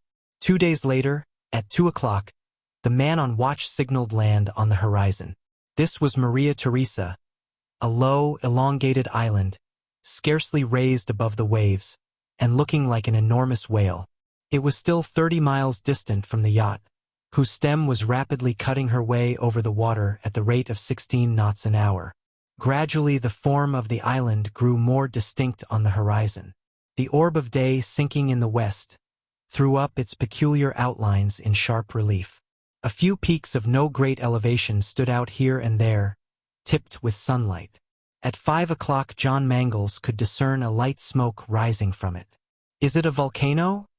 he asked of Paganel, who was gazing at this new land through his telescope. "I don't know what to think," replied the geographer. "Maria Theresa is a spot little known. Nevertheless, it would not be surprising if its origin were due to some submarine upheaval, and consequently it may be volcanic." "But in that case," said Glenarvan, "is there not reason to fear that if an eruption produced it, an eruption may carry it away?" "That is not possible," replied Paganel. "We know of its existence for several centuries, which is our security. When the Isle Julia emerged from the Mediterranean, it did not remain long above the waves, and disappeared a few months after its birth." "Very good," said Glenarvan. "Do you think, John, we can get there tonight?" "No, your honor. I must not risk the Duncan in the dark, for I am unacquainted with the coast. I will keep under steam, but go very slowly, and tomorrow at daybreak we can send off a boat." At 8 o'clock in the evening Maria Theresa, though 5 miles to leeward, appeared only an elongated shadow, scarcely visible. The Duncan was always getting nearer. At 9 o'clock, a bright glare became visible, and flames shot up through the darkness. The light was steady and continued. "That confirms the supposition of a volcano," said Paganel, observing it attentively. "Yet," replied John Mangles, "at this distance we ought to hear the noise which always accompanies an eruption, and the east wind brings no sound whatever to our ear." "That's true," said Paganel. "It is a volcano that blazes, but does not speak. The gleam seems intermittent too, sometimes like that of a lighthouse." "You are right," said John Mangles, "and yet we are not on a lighted coast." "Ah!" he exclaimed. "Another fire? On the shore this time. Look, it moves. It has changed its place." John was not mistaken. A fresh fire had appeared, which seemed to die out now and then, and suddenly flare up again. "Is the island inhabited then?" said Glenarvan. "By savages, evidently," replied Paganel. "But in that case we cannot leave the quartermaster there." "No," replied the major. "He would be too bad a gift even to bestow on savages. We must find some other uninhabited island," said Glenarvan, who could not help smiling at the delicacy of McNabbs. "I promised Ayrton his life, and I mean to keep my promise. At all events, don't let us trust them," added Paganel. "The New Zealanders have the barbarous custom of deceiving ships by moving lights, like the wreckers on the Cornish coast in former times. Now the natives of Maria Theresa may have heard of this proceeding. "Keep her off a point," called out John to the man at the helm. "Tomorrow at sunrise we shall know what we're about." At 11 o'clock, the passengers and John Mangles retired to their cabins. In the forepart of the yacht, the man on watch was pacing the deck, while aft, there was no one but the man at the wheel. At this moment Mary Grant and Robert came on the poop. The two children of the captain, leaning over the rail, gazed sadly at the phosphorescent waves and the luminous wake of the Duncan. Mary was thinking of her brother's future, and Robert of his sister's. Their father was uppermost in the minds of both. Was this idolized parent still in existence? Must they give him up? But no, for what would life be without him? What would become of them without him? What would have become of them already? But for Lord Glenarvan and Lady Helena, the young boy, old above his years through trouble, divined the thoughts that troubled his sister, and taking her hand in his own, said, "Mary, we must never despair. Remember the lessons our father gave us. Keep your courage up, and no matter what befalls you, let us show this obstinate courage which can rise above everything. Up to this time, sister, you have been working for me. It is my turn now, and I will work for you." "Dear Robert," replied the young girl. "I must tell you something," resumed Robert. "You mustn't be vexed, Mary." "Why should I be vexed, my child? And you will let me do it?" "What do you mean?" said Mary, getting uneasy. "Sister, I am going to be a sailor." "You are going to leave me?" cried the young girl, pressing her brother's hand. "Yes, sister. I want to be a sailor, like my father and Captain John." "Mary, dear Mary, Captain John has not lost all hope," he says. "You have confidence in his devotion to us, and so have I. He is going to make a grand sailor out of me some day. He has promised me he will, and then we are going to look for our father together. Tell me you are willing, sister mine. What our father would have done for us, it is our duty, mine at least, to do for him. My life has one purpose to which it should be entirely consecrated. That is to search and never cease searching for my father, who would never have given us up." "Ah, Mary, how good our father was! And so noble, so generous," added Mary. "Do you know, Robert, he was already a glory to our country, and that he would have been numbered among our great men if fate had not arrested his course." "Yes, I know it," said Robert. Mary put her arm around the boy and hugged him fondly as he felt her tears fall on his forehead. "Mary, Mary," he cried, "it doesn't matter what our friends say. I still hope, and will always hope. A man like my father doesn't die till he has finished his work." Mary Grant could not reply. Sobs choked her voice. 1,000 feelings struggled in her breast at the news that fresh attempts were about to be made to recover Harry Grant, and that the devotion of the captain was so unbounded. "And does Mr. John still hope?" she asked. "Yes," replied Robert. "He is a brother that will never forsake us. Never. I will be a sailor, you'll say yes, won't you, sister? And let me join him in looking for my father. I am sure you are willing." "Yes, I am willing," said Mary. "But the separation," she murmured. "You will not be alone, Mary, I know that. My friend John told me so. Lady Helena will not let you leave her. You are a woman. You can and should accept her kindness. To refuse would be ungrateful. But a man, my father has said 100 times, must make his own way. But what will become of our own dear home in Dundee, so full of memories? We will keep it, little sister. All that is settled, and settled so well, by our friend John, and also by Lord Glenarvan. He is to keep you at Malcolm Castle as if you were his daughter. My lord told my friend John so, and he told me, you will be at home there, and have someone to speak to about our father, while you are waiting till John and I bring him back to you some day." "Ah, what a grand day that will be!" exclaimed Robert, his face glowing with enthusiasm. "My boy, my brother," replied Mary. "How happy my father would be if he could hear you. How much you are like him, dear Robert, like our dear, dear father. When you grow up, you'll be just himself." "I hope I may," said Robert, blushing with filial and sacred pride. "But how shall we requite Lord and Lady Glenarvan?" said Mary Grant. "Oh, that will not be difficult," replied Robert with boyish confidence. "We will love and revere them, and we will tell them so, and we will give them plenty of kisses, and some day, when we can get the chance, we will die for them." "We'll live for them, on the contrary," replied the young girl, covering her brother's forehead with kisses. "They will like that better, and so shall I."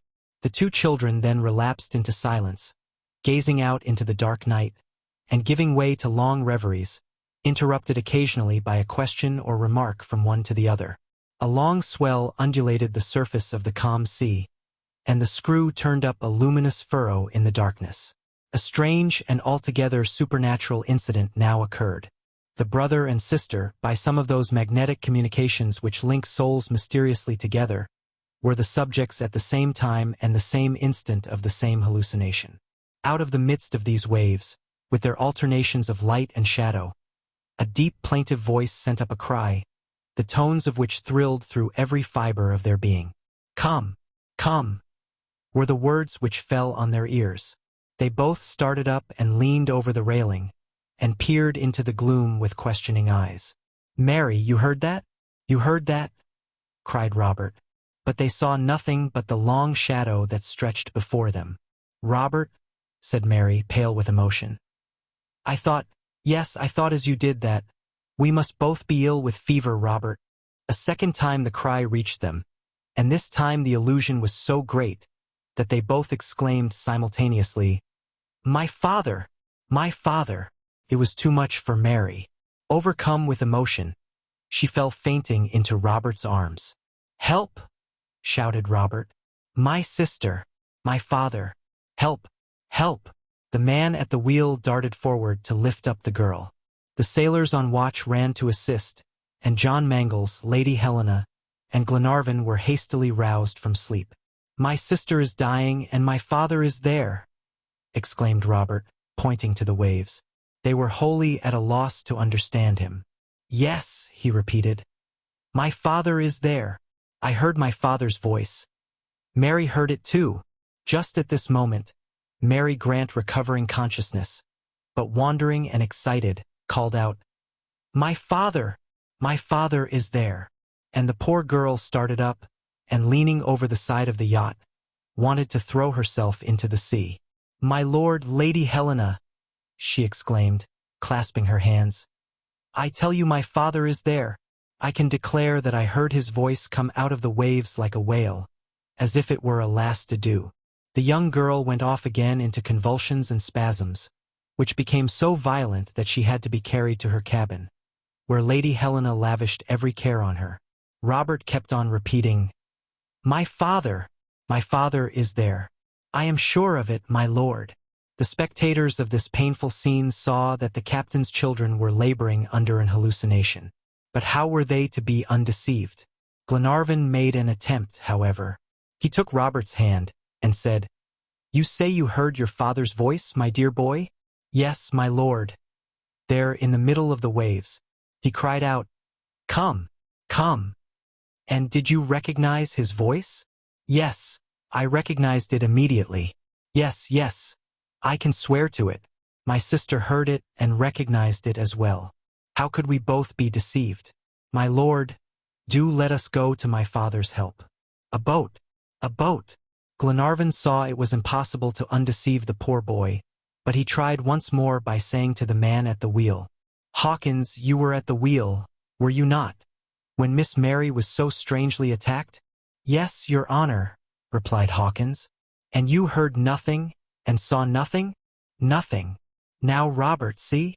If it had been Hawkins's father," returned the boy with indomitable energy, "Hawkins would not say he had heard nothing. It was my father, my lord, my father." Sobs choked his voice. He became pale and silent, and presently fell down insensible, like his sister. Glenarvan had him carried to his bed, where he lay in a deep swoon. "Poor orphans," said John Mangles. "It is a terrible trial they have to bear." "Yes," said Glenarvan. "Excessive grief has produced the same hallucination in both of them, and at the same time." "In both of them," muttered Paganel. "That's strange, and pure science would say inadmissible." He leaned over the side of the vessel and listened attentively, making a sign to the rest to keep still. But profound silence reigned around. Paganel shouted his loudest. No response came. "It is strange," repeated the geographer, going back to his cabin. Close sympathy in thought and grief does not suffice to explain this phenomenon. Next day, March 4th at 5 a.m. At dawn, the passengers, including Mary and Robert, who would not stay behind, were all assembled on the poop, each one eager to examine the land they had only caught a glimpse of the night before. The yacht was coasting along the island at the distance of about a mile, and its smallest details could be seen by the eye.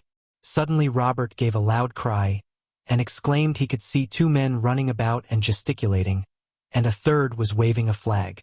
"The Union Jack," said John Mangles, who had caught up a spyglass. "True enough," said Paganel, turning sharply round toward Robert. "My lord," said Robert, trembling with emotion, "if you don't want me to swim to the shore, let a boat be lowered. Oh, my lord, I implore you to let me be the first to land." No one dared to speak. What? On this little isle, crossed by the 37th parallel, there were 3 men, shipwrecked Englishmen. Instantaneously everyone thought of the voice heard by Robert and Mary the preceding night. The children were right, perhaps, in the affirmation. The sound of a voice might have reached them, but this voice, was it their father's? No, alas, most assuredly no. And as they thought of the dreadful disappointment that awaited them, they trembled lest this new trial should crush them completely. But who could stop them from going on shore? Lord Glenarvan had not the heart to do it. "Lower a boat," he called out. Another minute and the boat was ready. The 2 children of Captain Grant, Glenarvan, John Mangles, and Paganel, rushed into it, and 6 sailors, who rowed so vigorously that they were presently almost close to the shore. At 10 fathoms distance a piercing cry broke from Mary's lips. "My father!" she exclaimed. A man was standing on the beach between 2 others. His tall, powerful form, and his physiognomy, with its mingled expression of boldness and gentleness, bore a resemblance both to Mary and Robert. This was indeed the man the children had so often described. Their hearts had not deceived them. This was their father, Captain Grant. The captain had heard Mary's cry, for he held out his arms, and fell flat on the sand, as if struck by a thunderbolt. Chapter 20. Captain Grant's Story. Joy does not kill, for both father and children recovered before they had reached the yacht. The scene which followed, who can describe? Language fails. The whole crew wept aloud at the sight of these 3 clasped together in a close, silent embrace. The moment Harry Grant came on deck, he knelt down reverently. The pious Scotchman's first act on touching the yacht, which to him was the soil of his native land, was to return thanks to the God of his deliverance. Then, turning to Lady Helena and Lord Glenarvan, and his companions, he thanked them in broken words, for his heart was too full to speak. During the short passage from the isle to the yacht, his children had given him a brief sketch of the Duncan's history. What an immense debt he owed to this noble lady and her friends, from Lord Glenarvan, down to the lowest sailor on board. How all had struggled and suffered for him. Harry Grant expressed his gratitude with such simplicity and nobleness, his manly face suffused with pure and sweet emotion, that the whole crew felt amply recompensed for the trials they had undergone.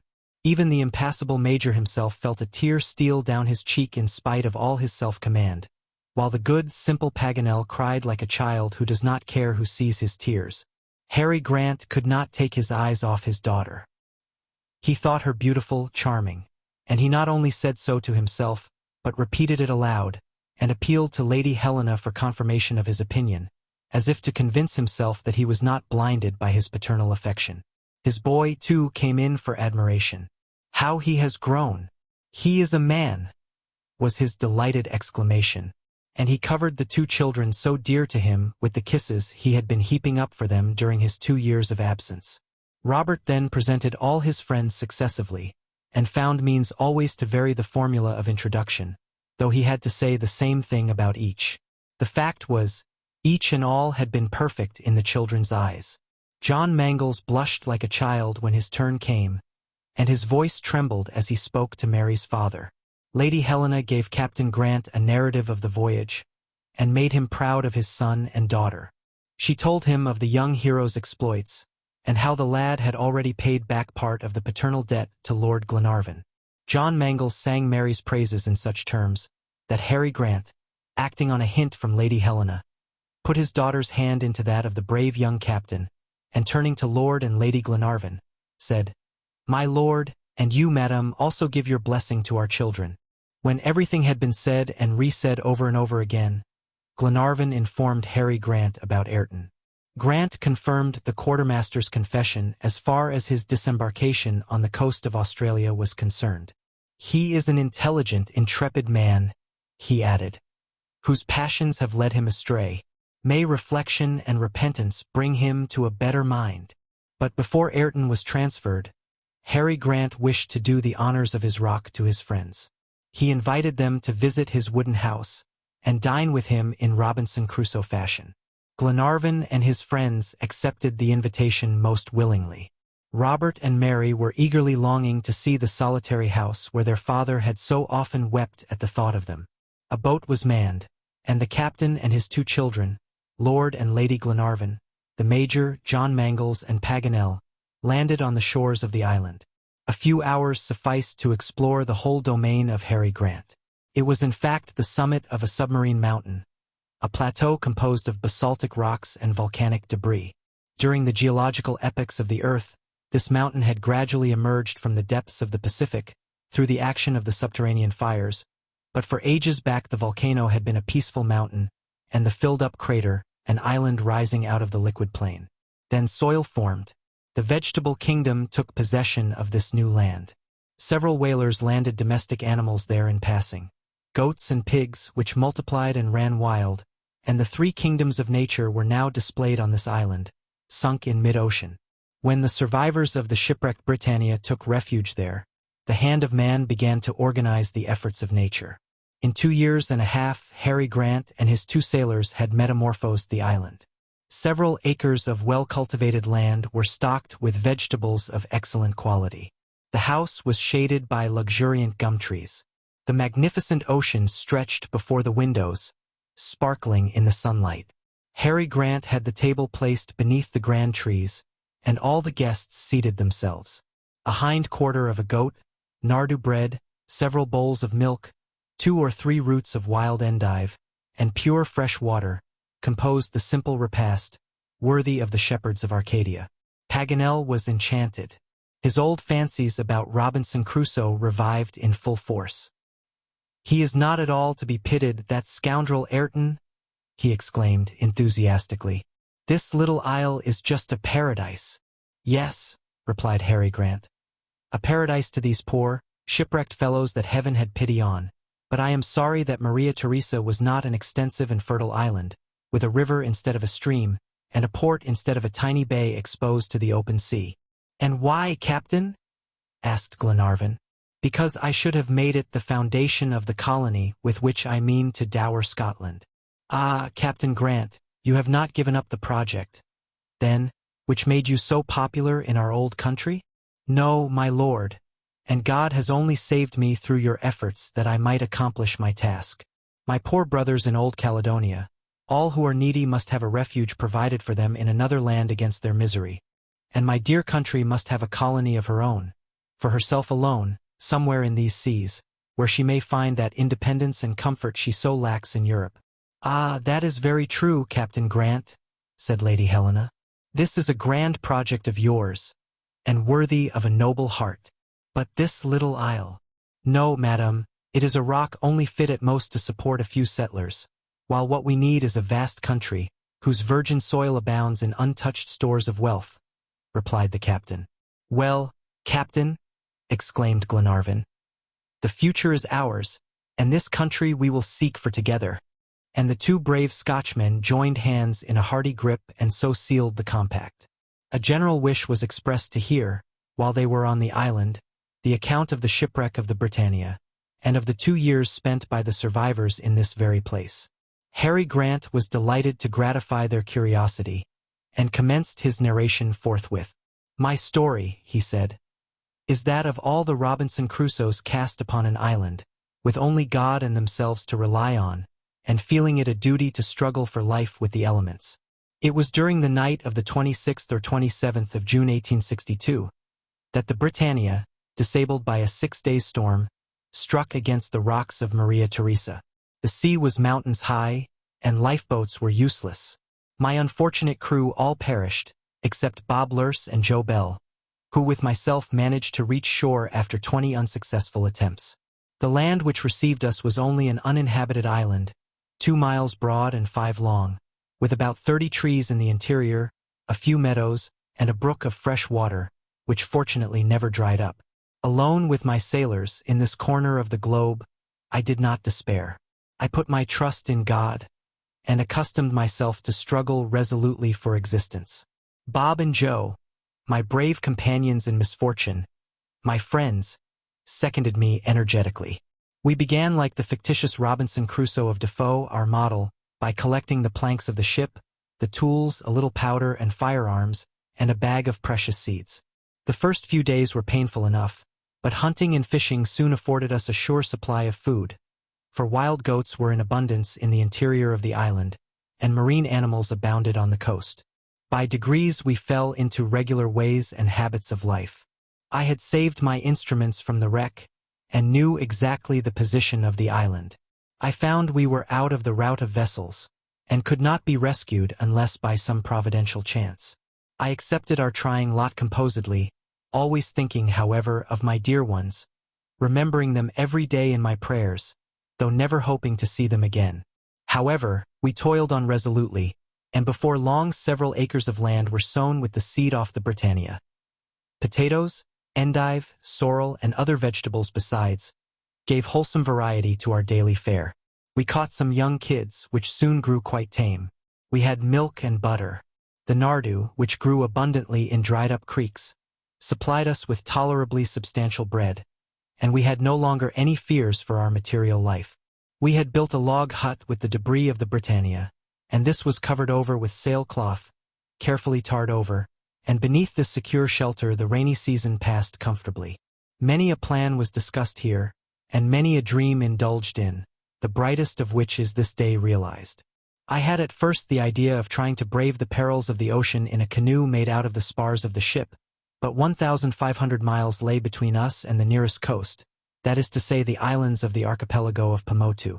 No boat could have stood so long a voyage. I therefore relinquished my scheme, and looked for no deliverance except from a divine hand. Ah, my poor children! How often we have stood on the top of the rocks and watched the few vessels passing in the distance far out at sea.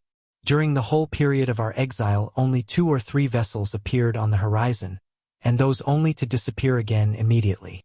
2 years and a half were spent in this manner. We gave up hoping, but yet did not despair. At last, early yesterday morning, when I was standing on the highest peak of the island, I noticed a light smoke rising in the west. It increased, and soon a ship appeared in sight. It seemed to be coming toward us. But would it not rather steer clear of an island where there was no harbor? Ah, what a day of agony that was! My heart was almost bursting. My comrades kindled a fire on one of the peaks.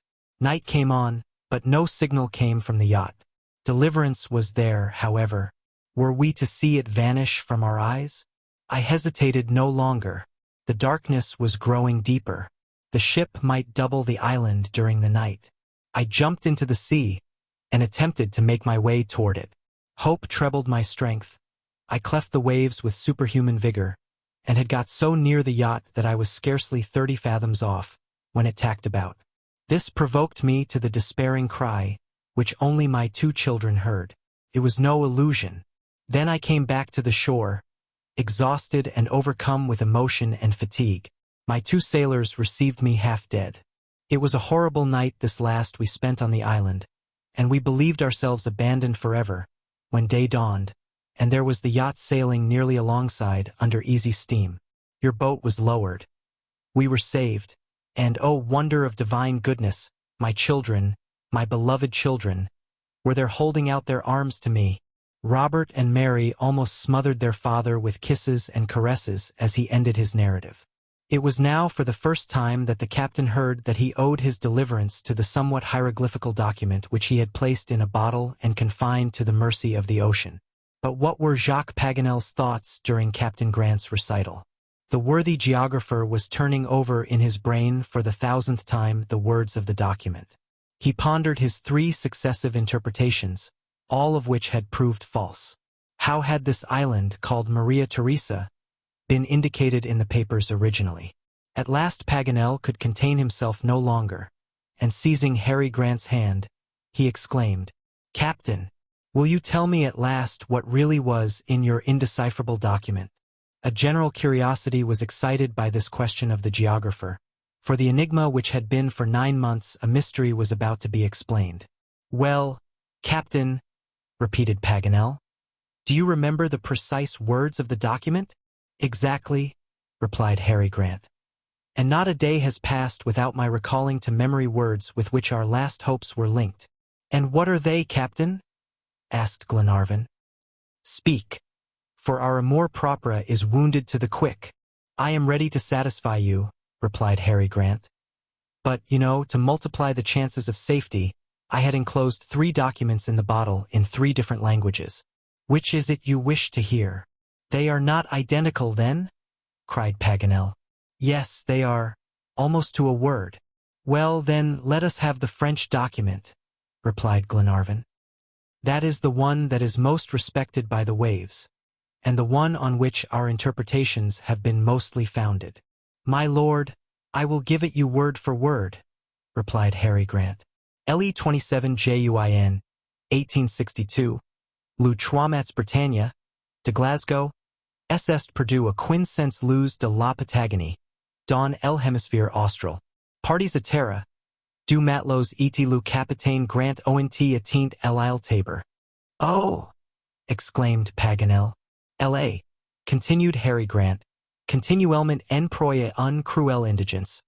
Ils ont jeté ce document par 153 degrees de longitude et 37 degrees 11 minutes de latitude. Venez à leur secours, ils sont perdus." At the name of Tabor, Paganel had started up hastily, and now being unable to restrain himself longer, he called out, "How can it be Isle Tabor? Why, this is Maria Theresa." "Undoubtedly, Monsieur Paganel," replied Harry Grant. "It is Maria Theresa on the English and German charts, but is named Tabor on the French ones." At this moment a vigorous thump on Paganel's shoulder almost bent him double. Truth obliges us to say it was the Major that dealt the blow, though strangely contrary to his usual strict politeness.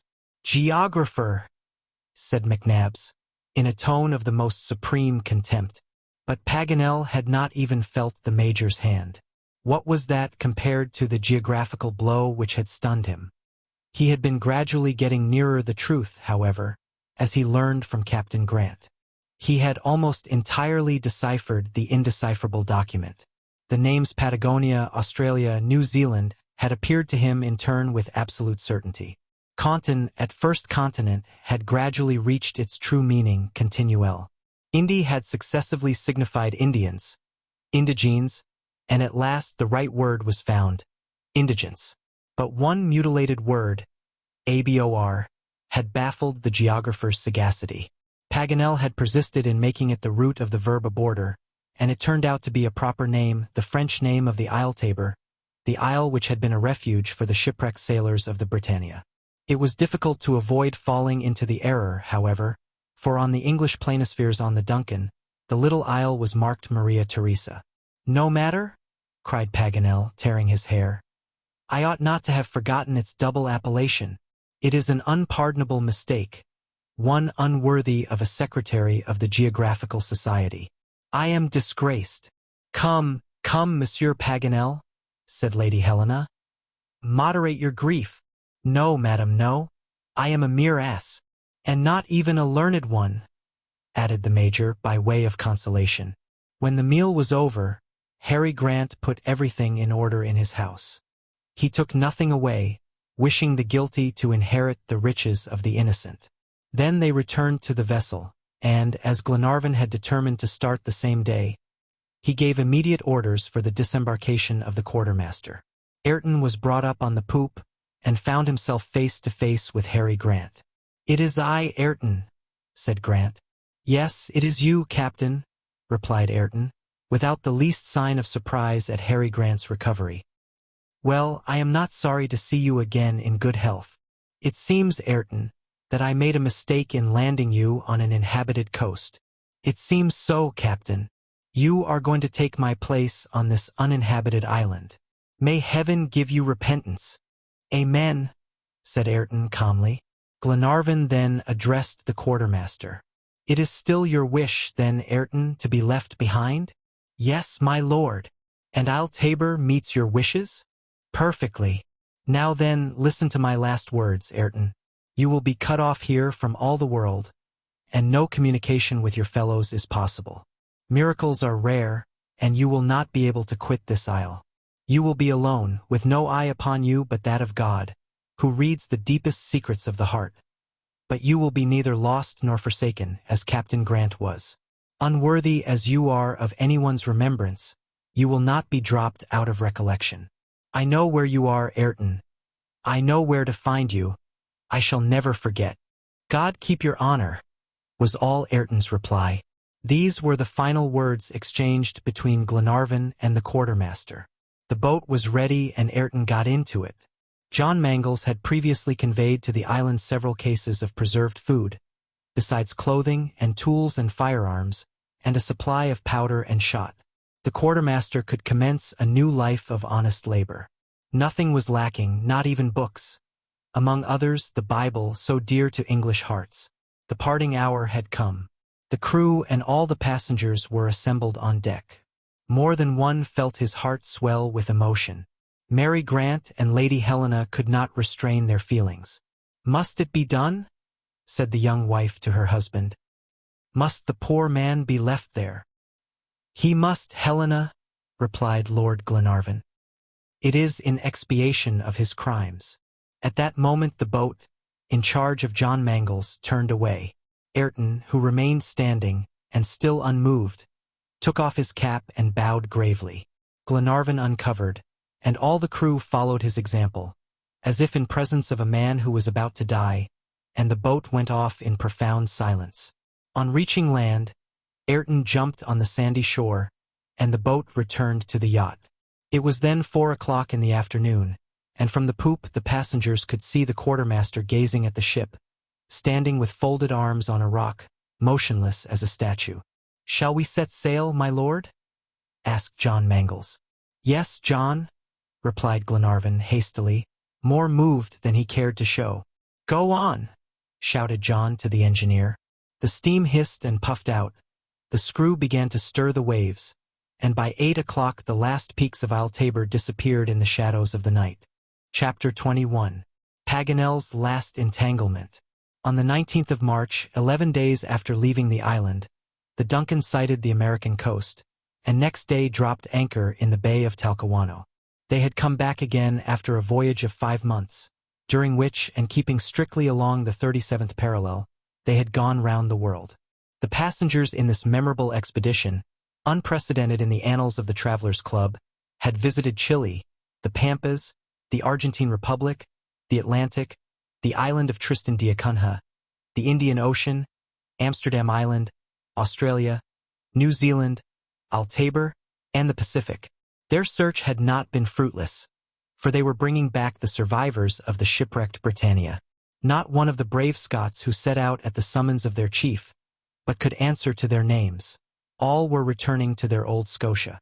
As soon as the Duncan had reprovisioned, she sailed along the coast of Patagonia, doubled Cape Horn, and made a swift run up the Atlantic Ocean. No voyage could be more devoid of incident.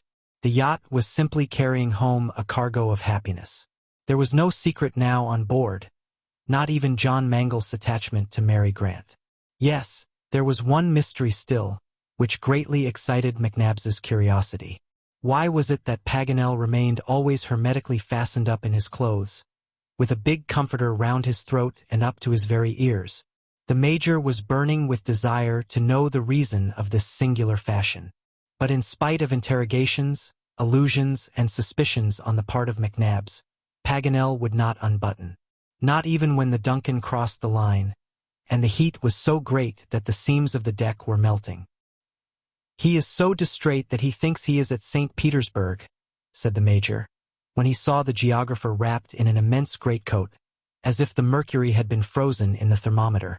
At last, on the 9th of May, 53 days from the time of leaving Talcahuano, John Mangles sighted the lights of Cape Clear. The yacht entered St. George's Channel, crossed the Irish Sea, and on the 10th of May reached the Firth of Clyde. At 11 o'clock she dropped anchor off Dunbarton, and at 2 p.m. the passengers arrived at Malcolm Castle amidst the enthusiastic cheering of the Highlanders. As fate would have it then, Harry Grant and his 2 companions were saved. John Mangles wedded Mary Grant in the old cathedral of St. Mungo, and Mr. Paxton, the same clergyman who had prayed 9 months before for the deliverance of the father, now blessed the marriage of his daughter and his deliverer. Robert was to become a sailor like Harry Grant and John Mangles, and take part with them in the captain's grand projects, under the auspices of Lord Glenarvan. But fate also decreed that Paganel was not to die a bachelor? Probably so. The fact was, the learned geographer, after his heroic exploits, could not escape celebrity. His blunders made quite a furore among the fashionables of Scotland, and he was overwhelmed with courtesies. It was then that an amiable lady, about 30 years of age, in fact, a cousin of McNabb's, a little eccentric herself, but good and still charming, fell in love with the geographer's oddities, and offered him her hand. £40,000 went with it, but that was not mentioned. Paganel was far from being insensible to the sentiments of Miss Arabella, but yet he did not dare to speak. It was the Major who was the medium of communication between these 2 souls, evidently made for each other. He even told Paganel that his marriage was the last freak he would be able to allow himself. Paganel was in a great state of embarrassment, but strangely enough could not make up his mind to speak the fatal word. "Does not Miss Arabella please you then?" asked McNabbs. "Oh, Major, she is charming," exclaimed Paganel. "1,000 times too charming, and if I must tell you all, she would please me better if she were less so. I wish she had a defect." "Be easy on that score," replied the Major. "She has, and more than one. The most perfect woman in the world has always her quota. So, Paganel, it is settled then, I suppose?" "I dare not." "Come, now, my learned friend, what makes you hesitate?" "I am unworthy of Miss Arabella," was the invariable reply of the geographer, and to this he would stick. At last, one day being fairly driven in a corner by the intractable Major, he ended by confiding to him, under the seal of secrecy, a certain peculiarity which would facilitate his apprehension should the police ever be on his track. "Bah!" said the Major. "It is really as I tell you," replied Paganel. "What does it matter, my worthy friend? Do you think so, Major? On the contrary, it only makes you more uncommon. It adds to your personal merits. It is the very thing to make you the nonpareil husband that Arabella dreams about." And the Major, with imperturbable gravity, left Paganel in a state of the utmost disquietude. A short conversation ensued between McNabbs and Miss Arabella. A fortnight afterwards, the marriage was celebrated in grand style in the chapel of Malcolm Castle. Paganel looked magnificent, but closely buttoned up, and Miss Arabella was arrayed in splendor. And this secret of the geographer would have been forever buried in oblivion, if the Major had not mentioned it to Glenarvan, and he could not hide it from Lady Helena, who gave a hint to Mrs. Mangles. To make a long story short, it got in the end to Albinet's ears and soon became noised abroad. Jacques Paganel, during his 3 days' captivity among the Maoris, had been tattooed from the feet to the shoulders, and he bore on his chest a heraldic kiwi with outspread wings, which was biting at his heart. This was the only adventure of his grand voyage that Paganel could never get over, and he always bore a grudge to New Zealand on account of it. It was for this reason, too, that, notwithstanding solicitation and regrets, he never would return to France. He dreaded lest he should expose the whole Geographical Society in his person to the jests of caricaturists and low newspapers, by their secretary coming back tattooed. The return of the captain to Scotland was a national event, and Harry Grant was soon the most popular man in Old Caledonia. His son Robert became a sailor like himself and Captain Mangles, and under the patronage of Lord Glenarvan, they resumed the project of founding a Scotch colony in the southern seas.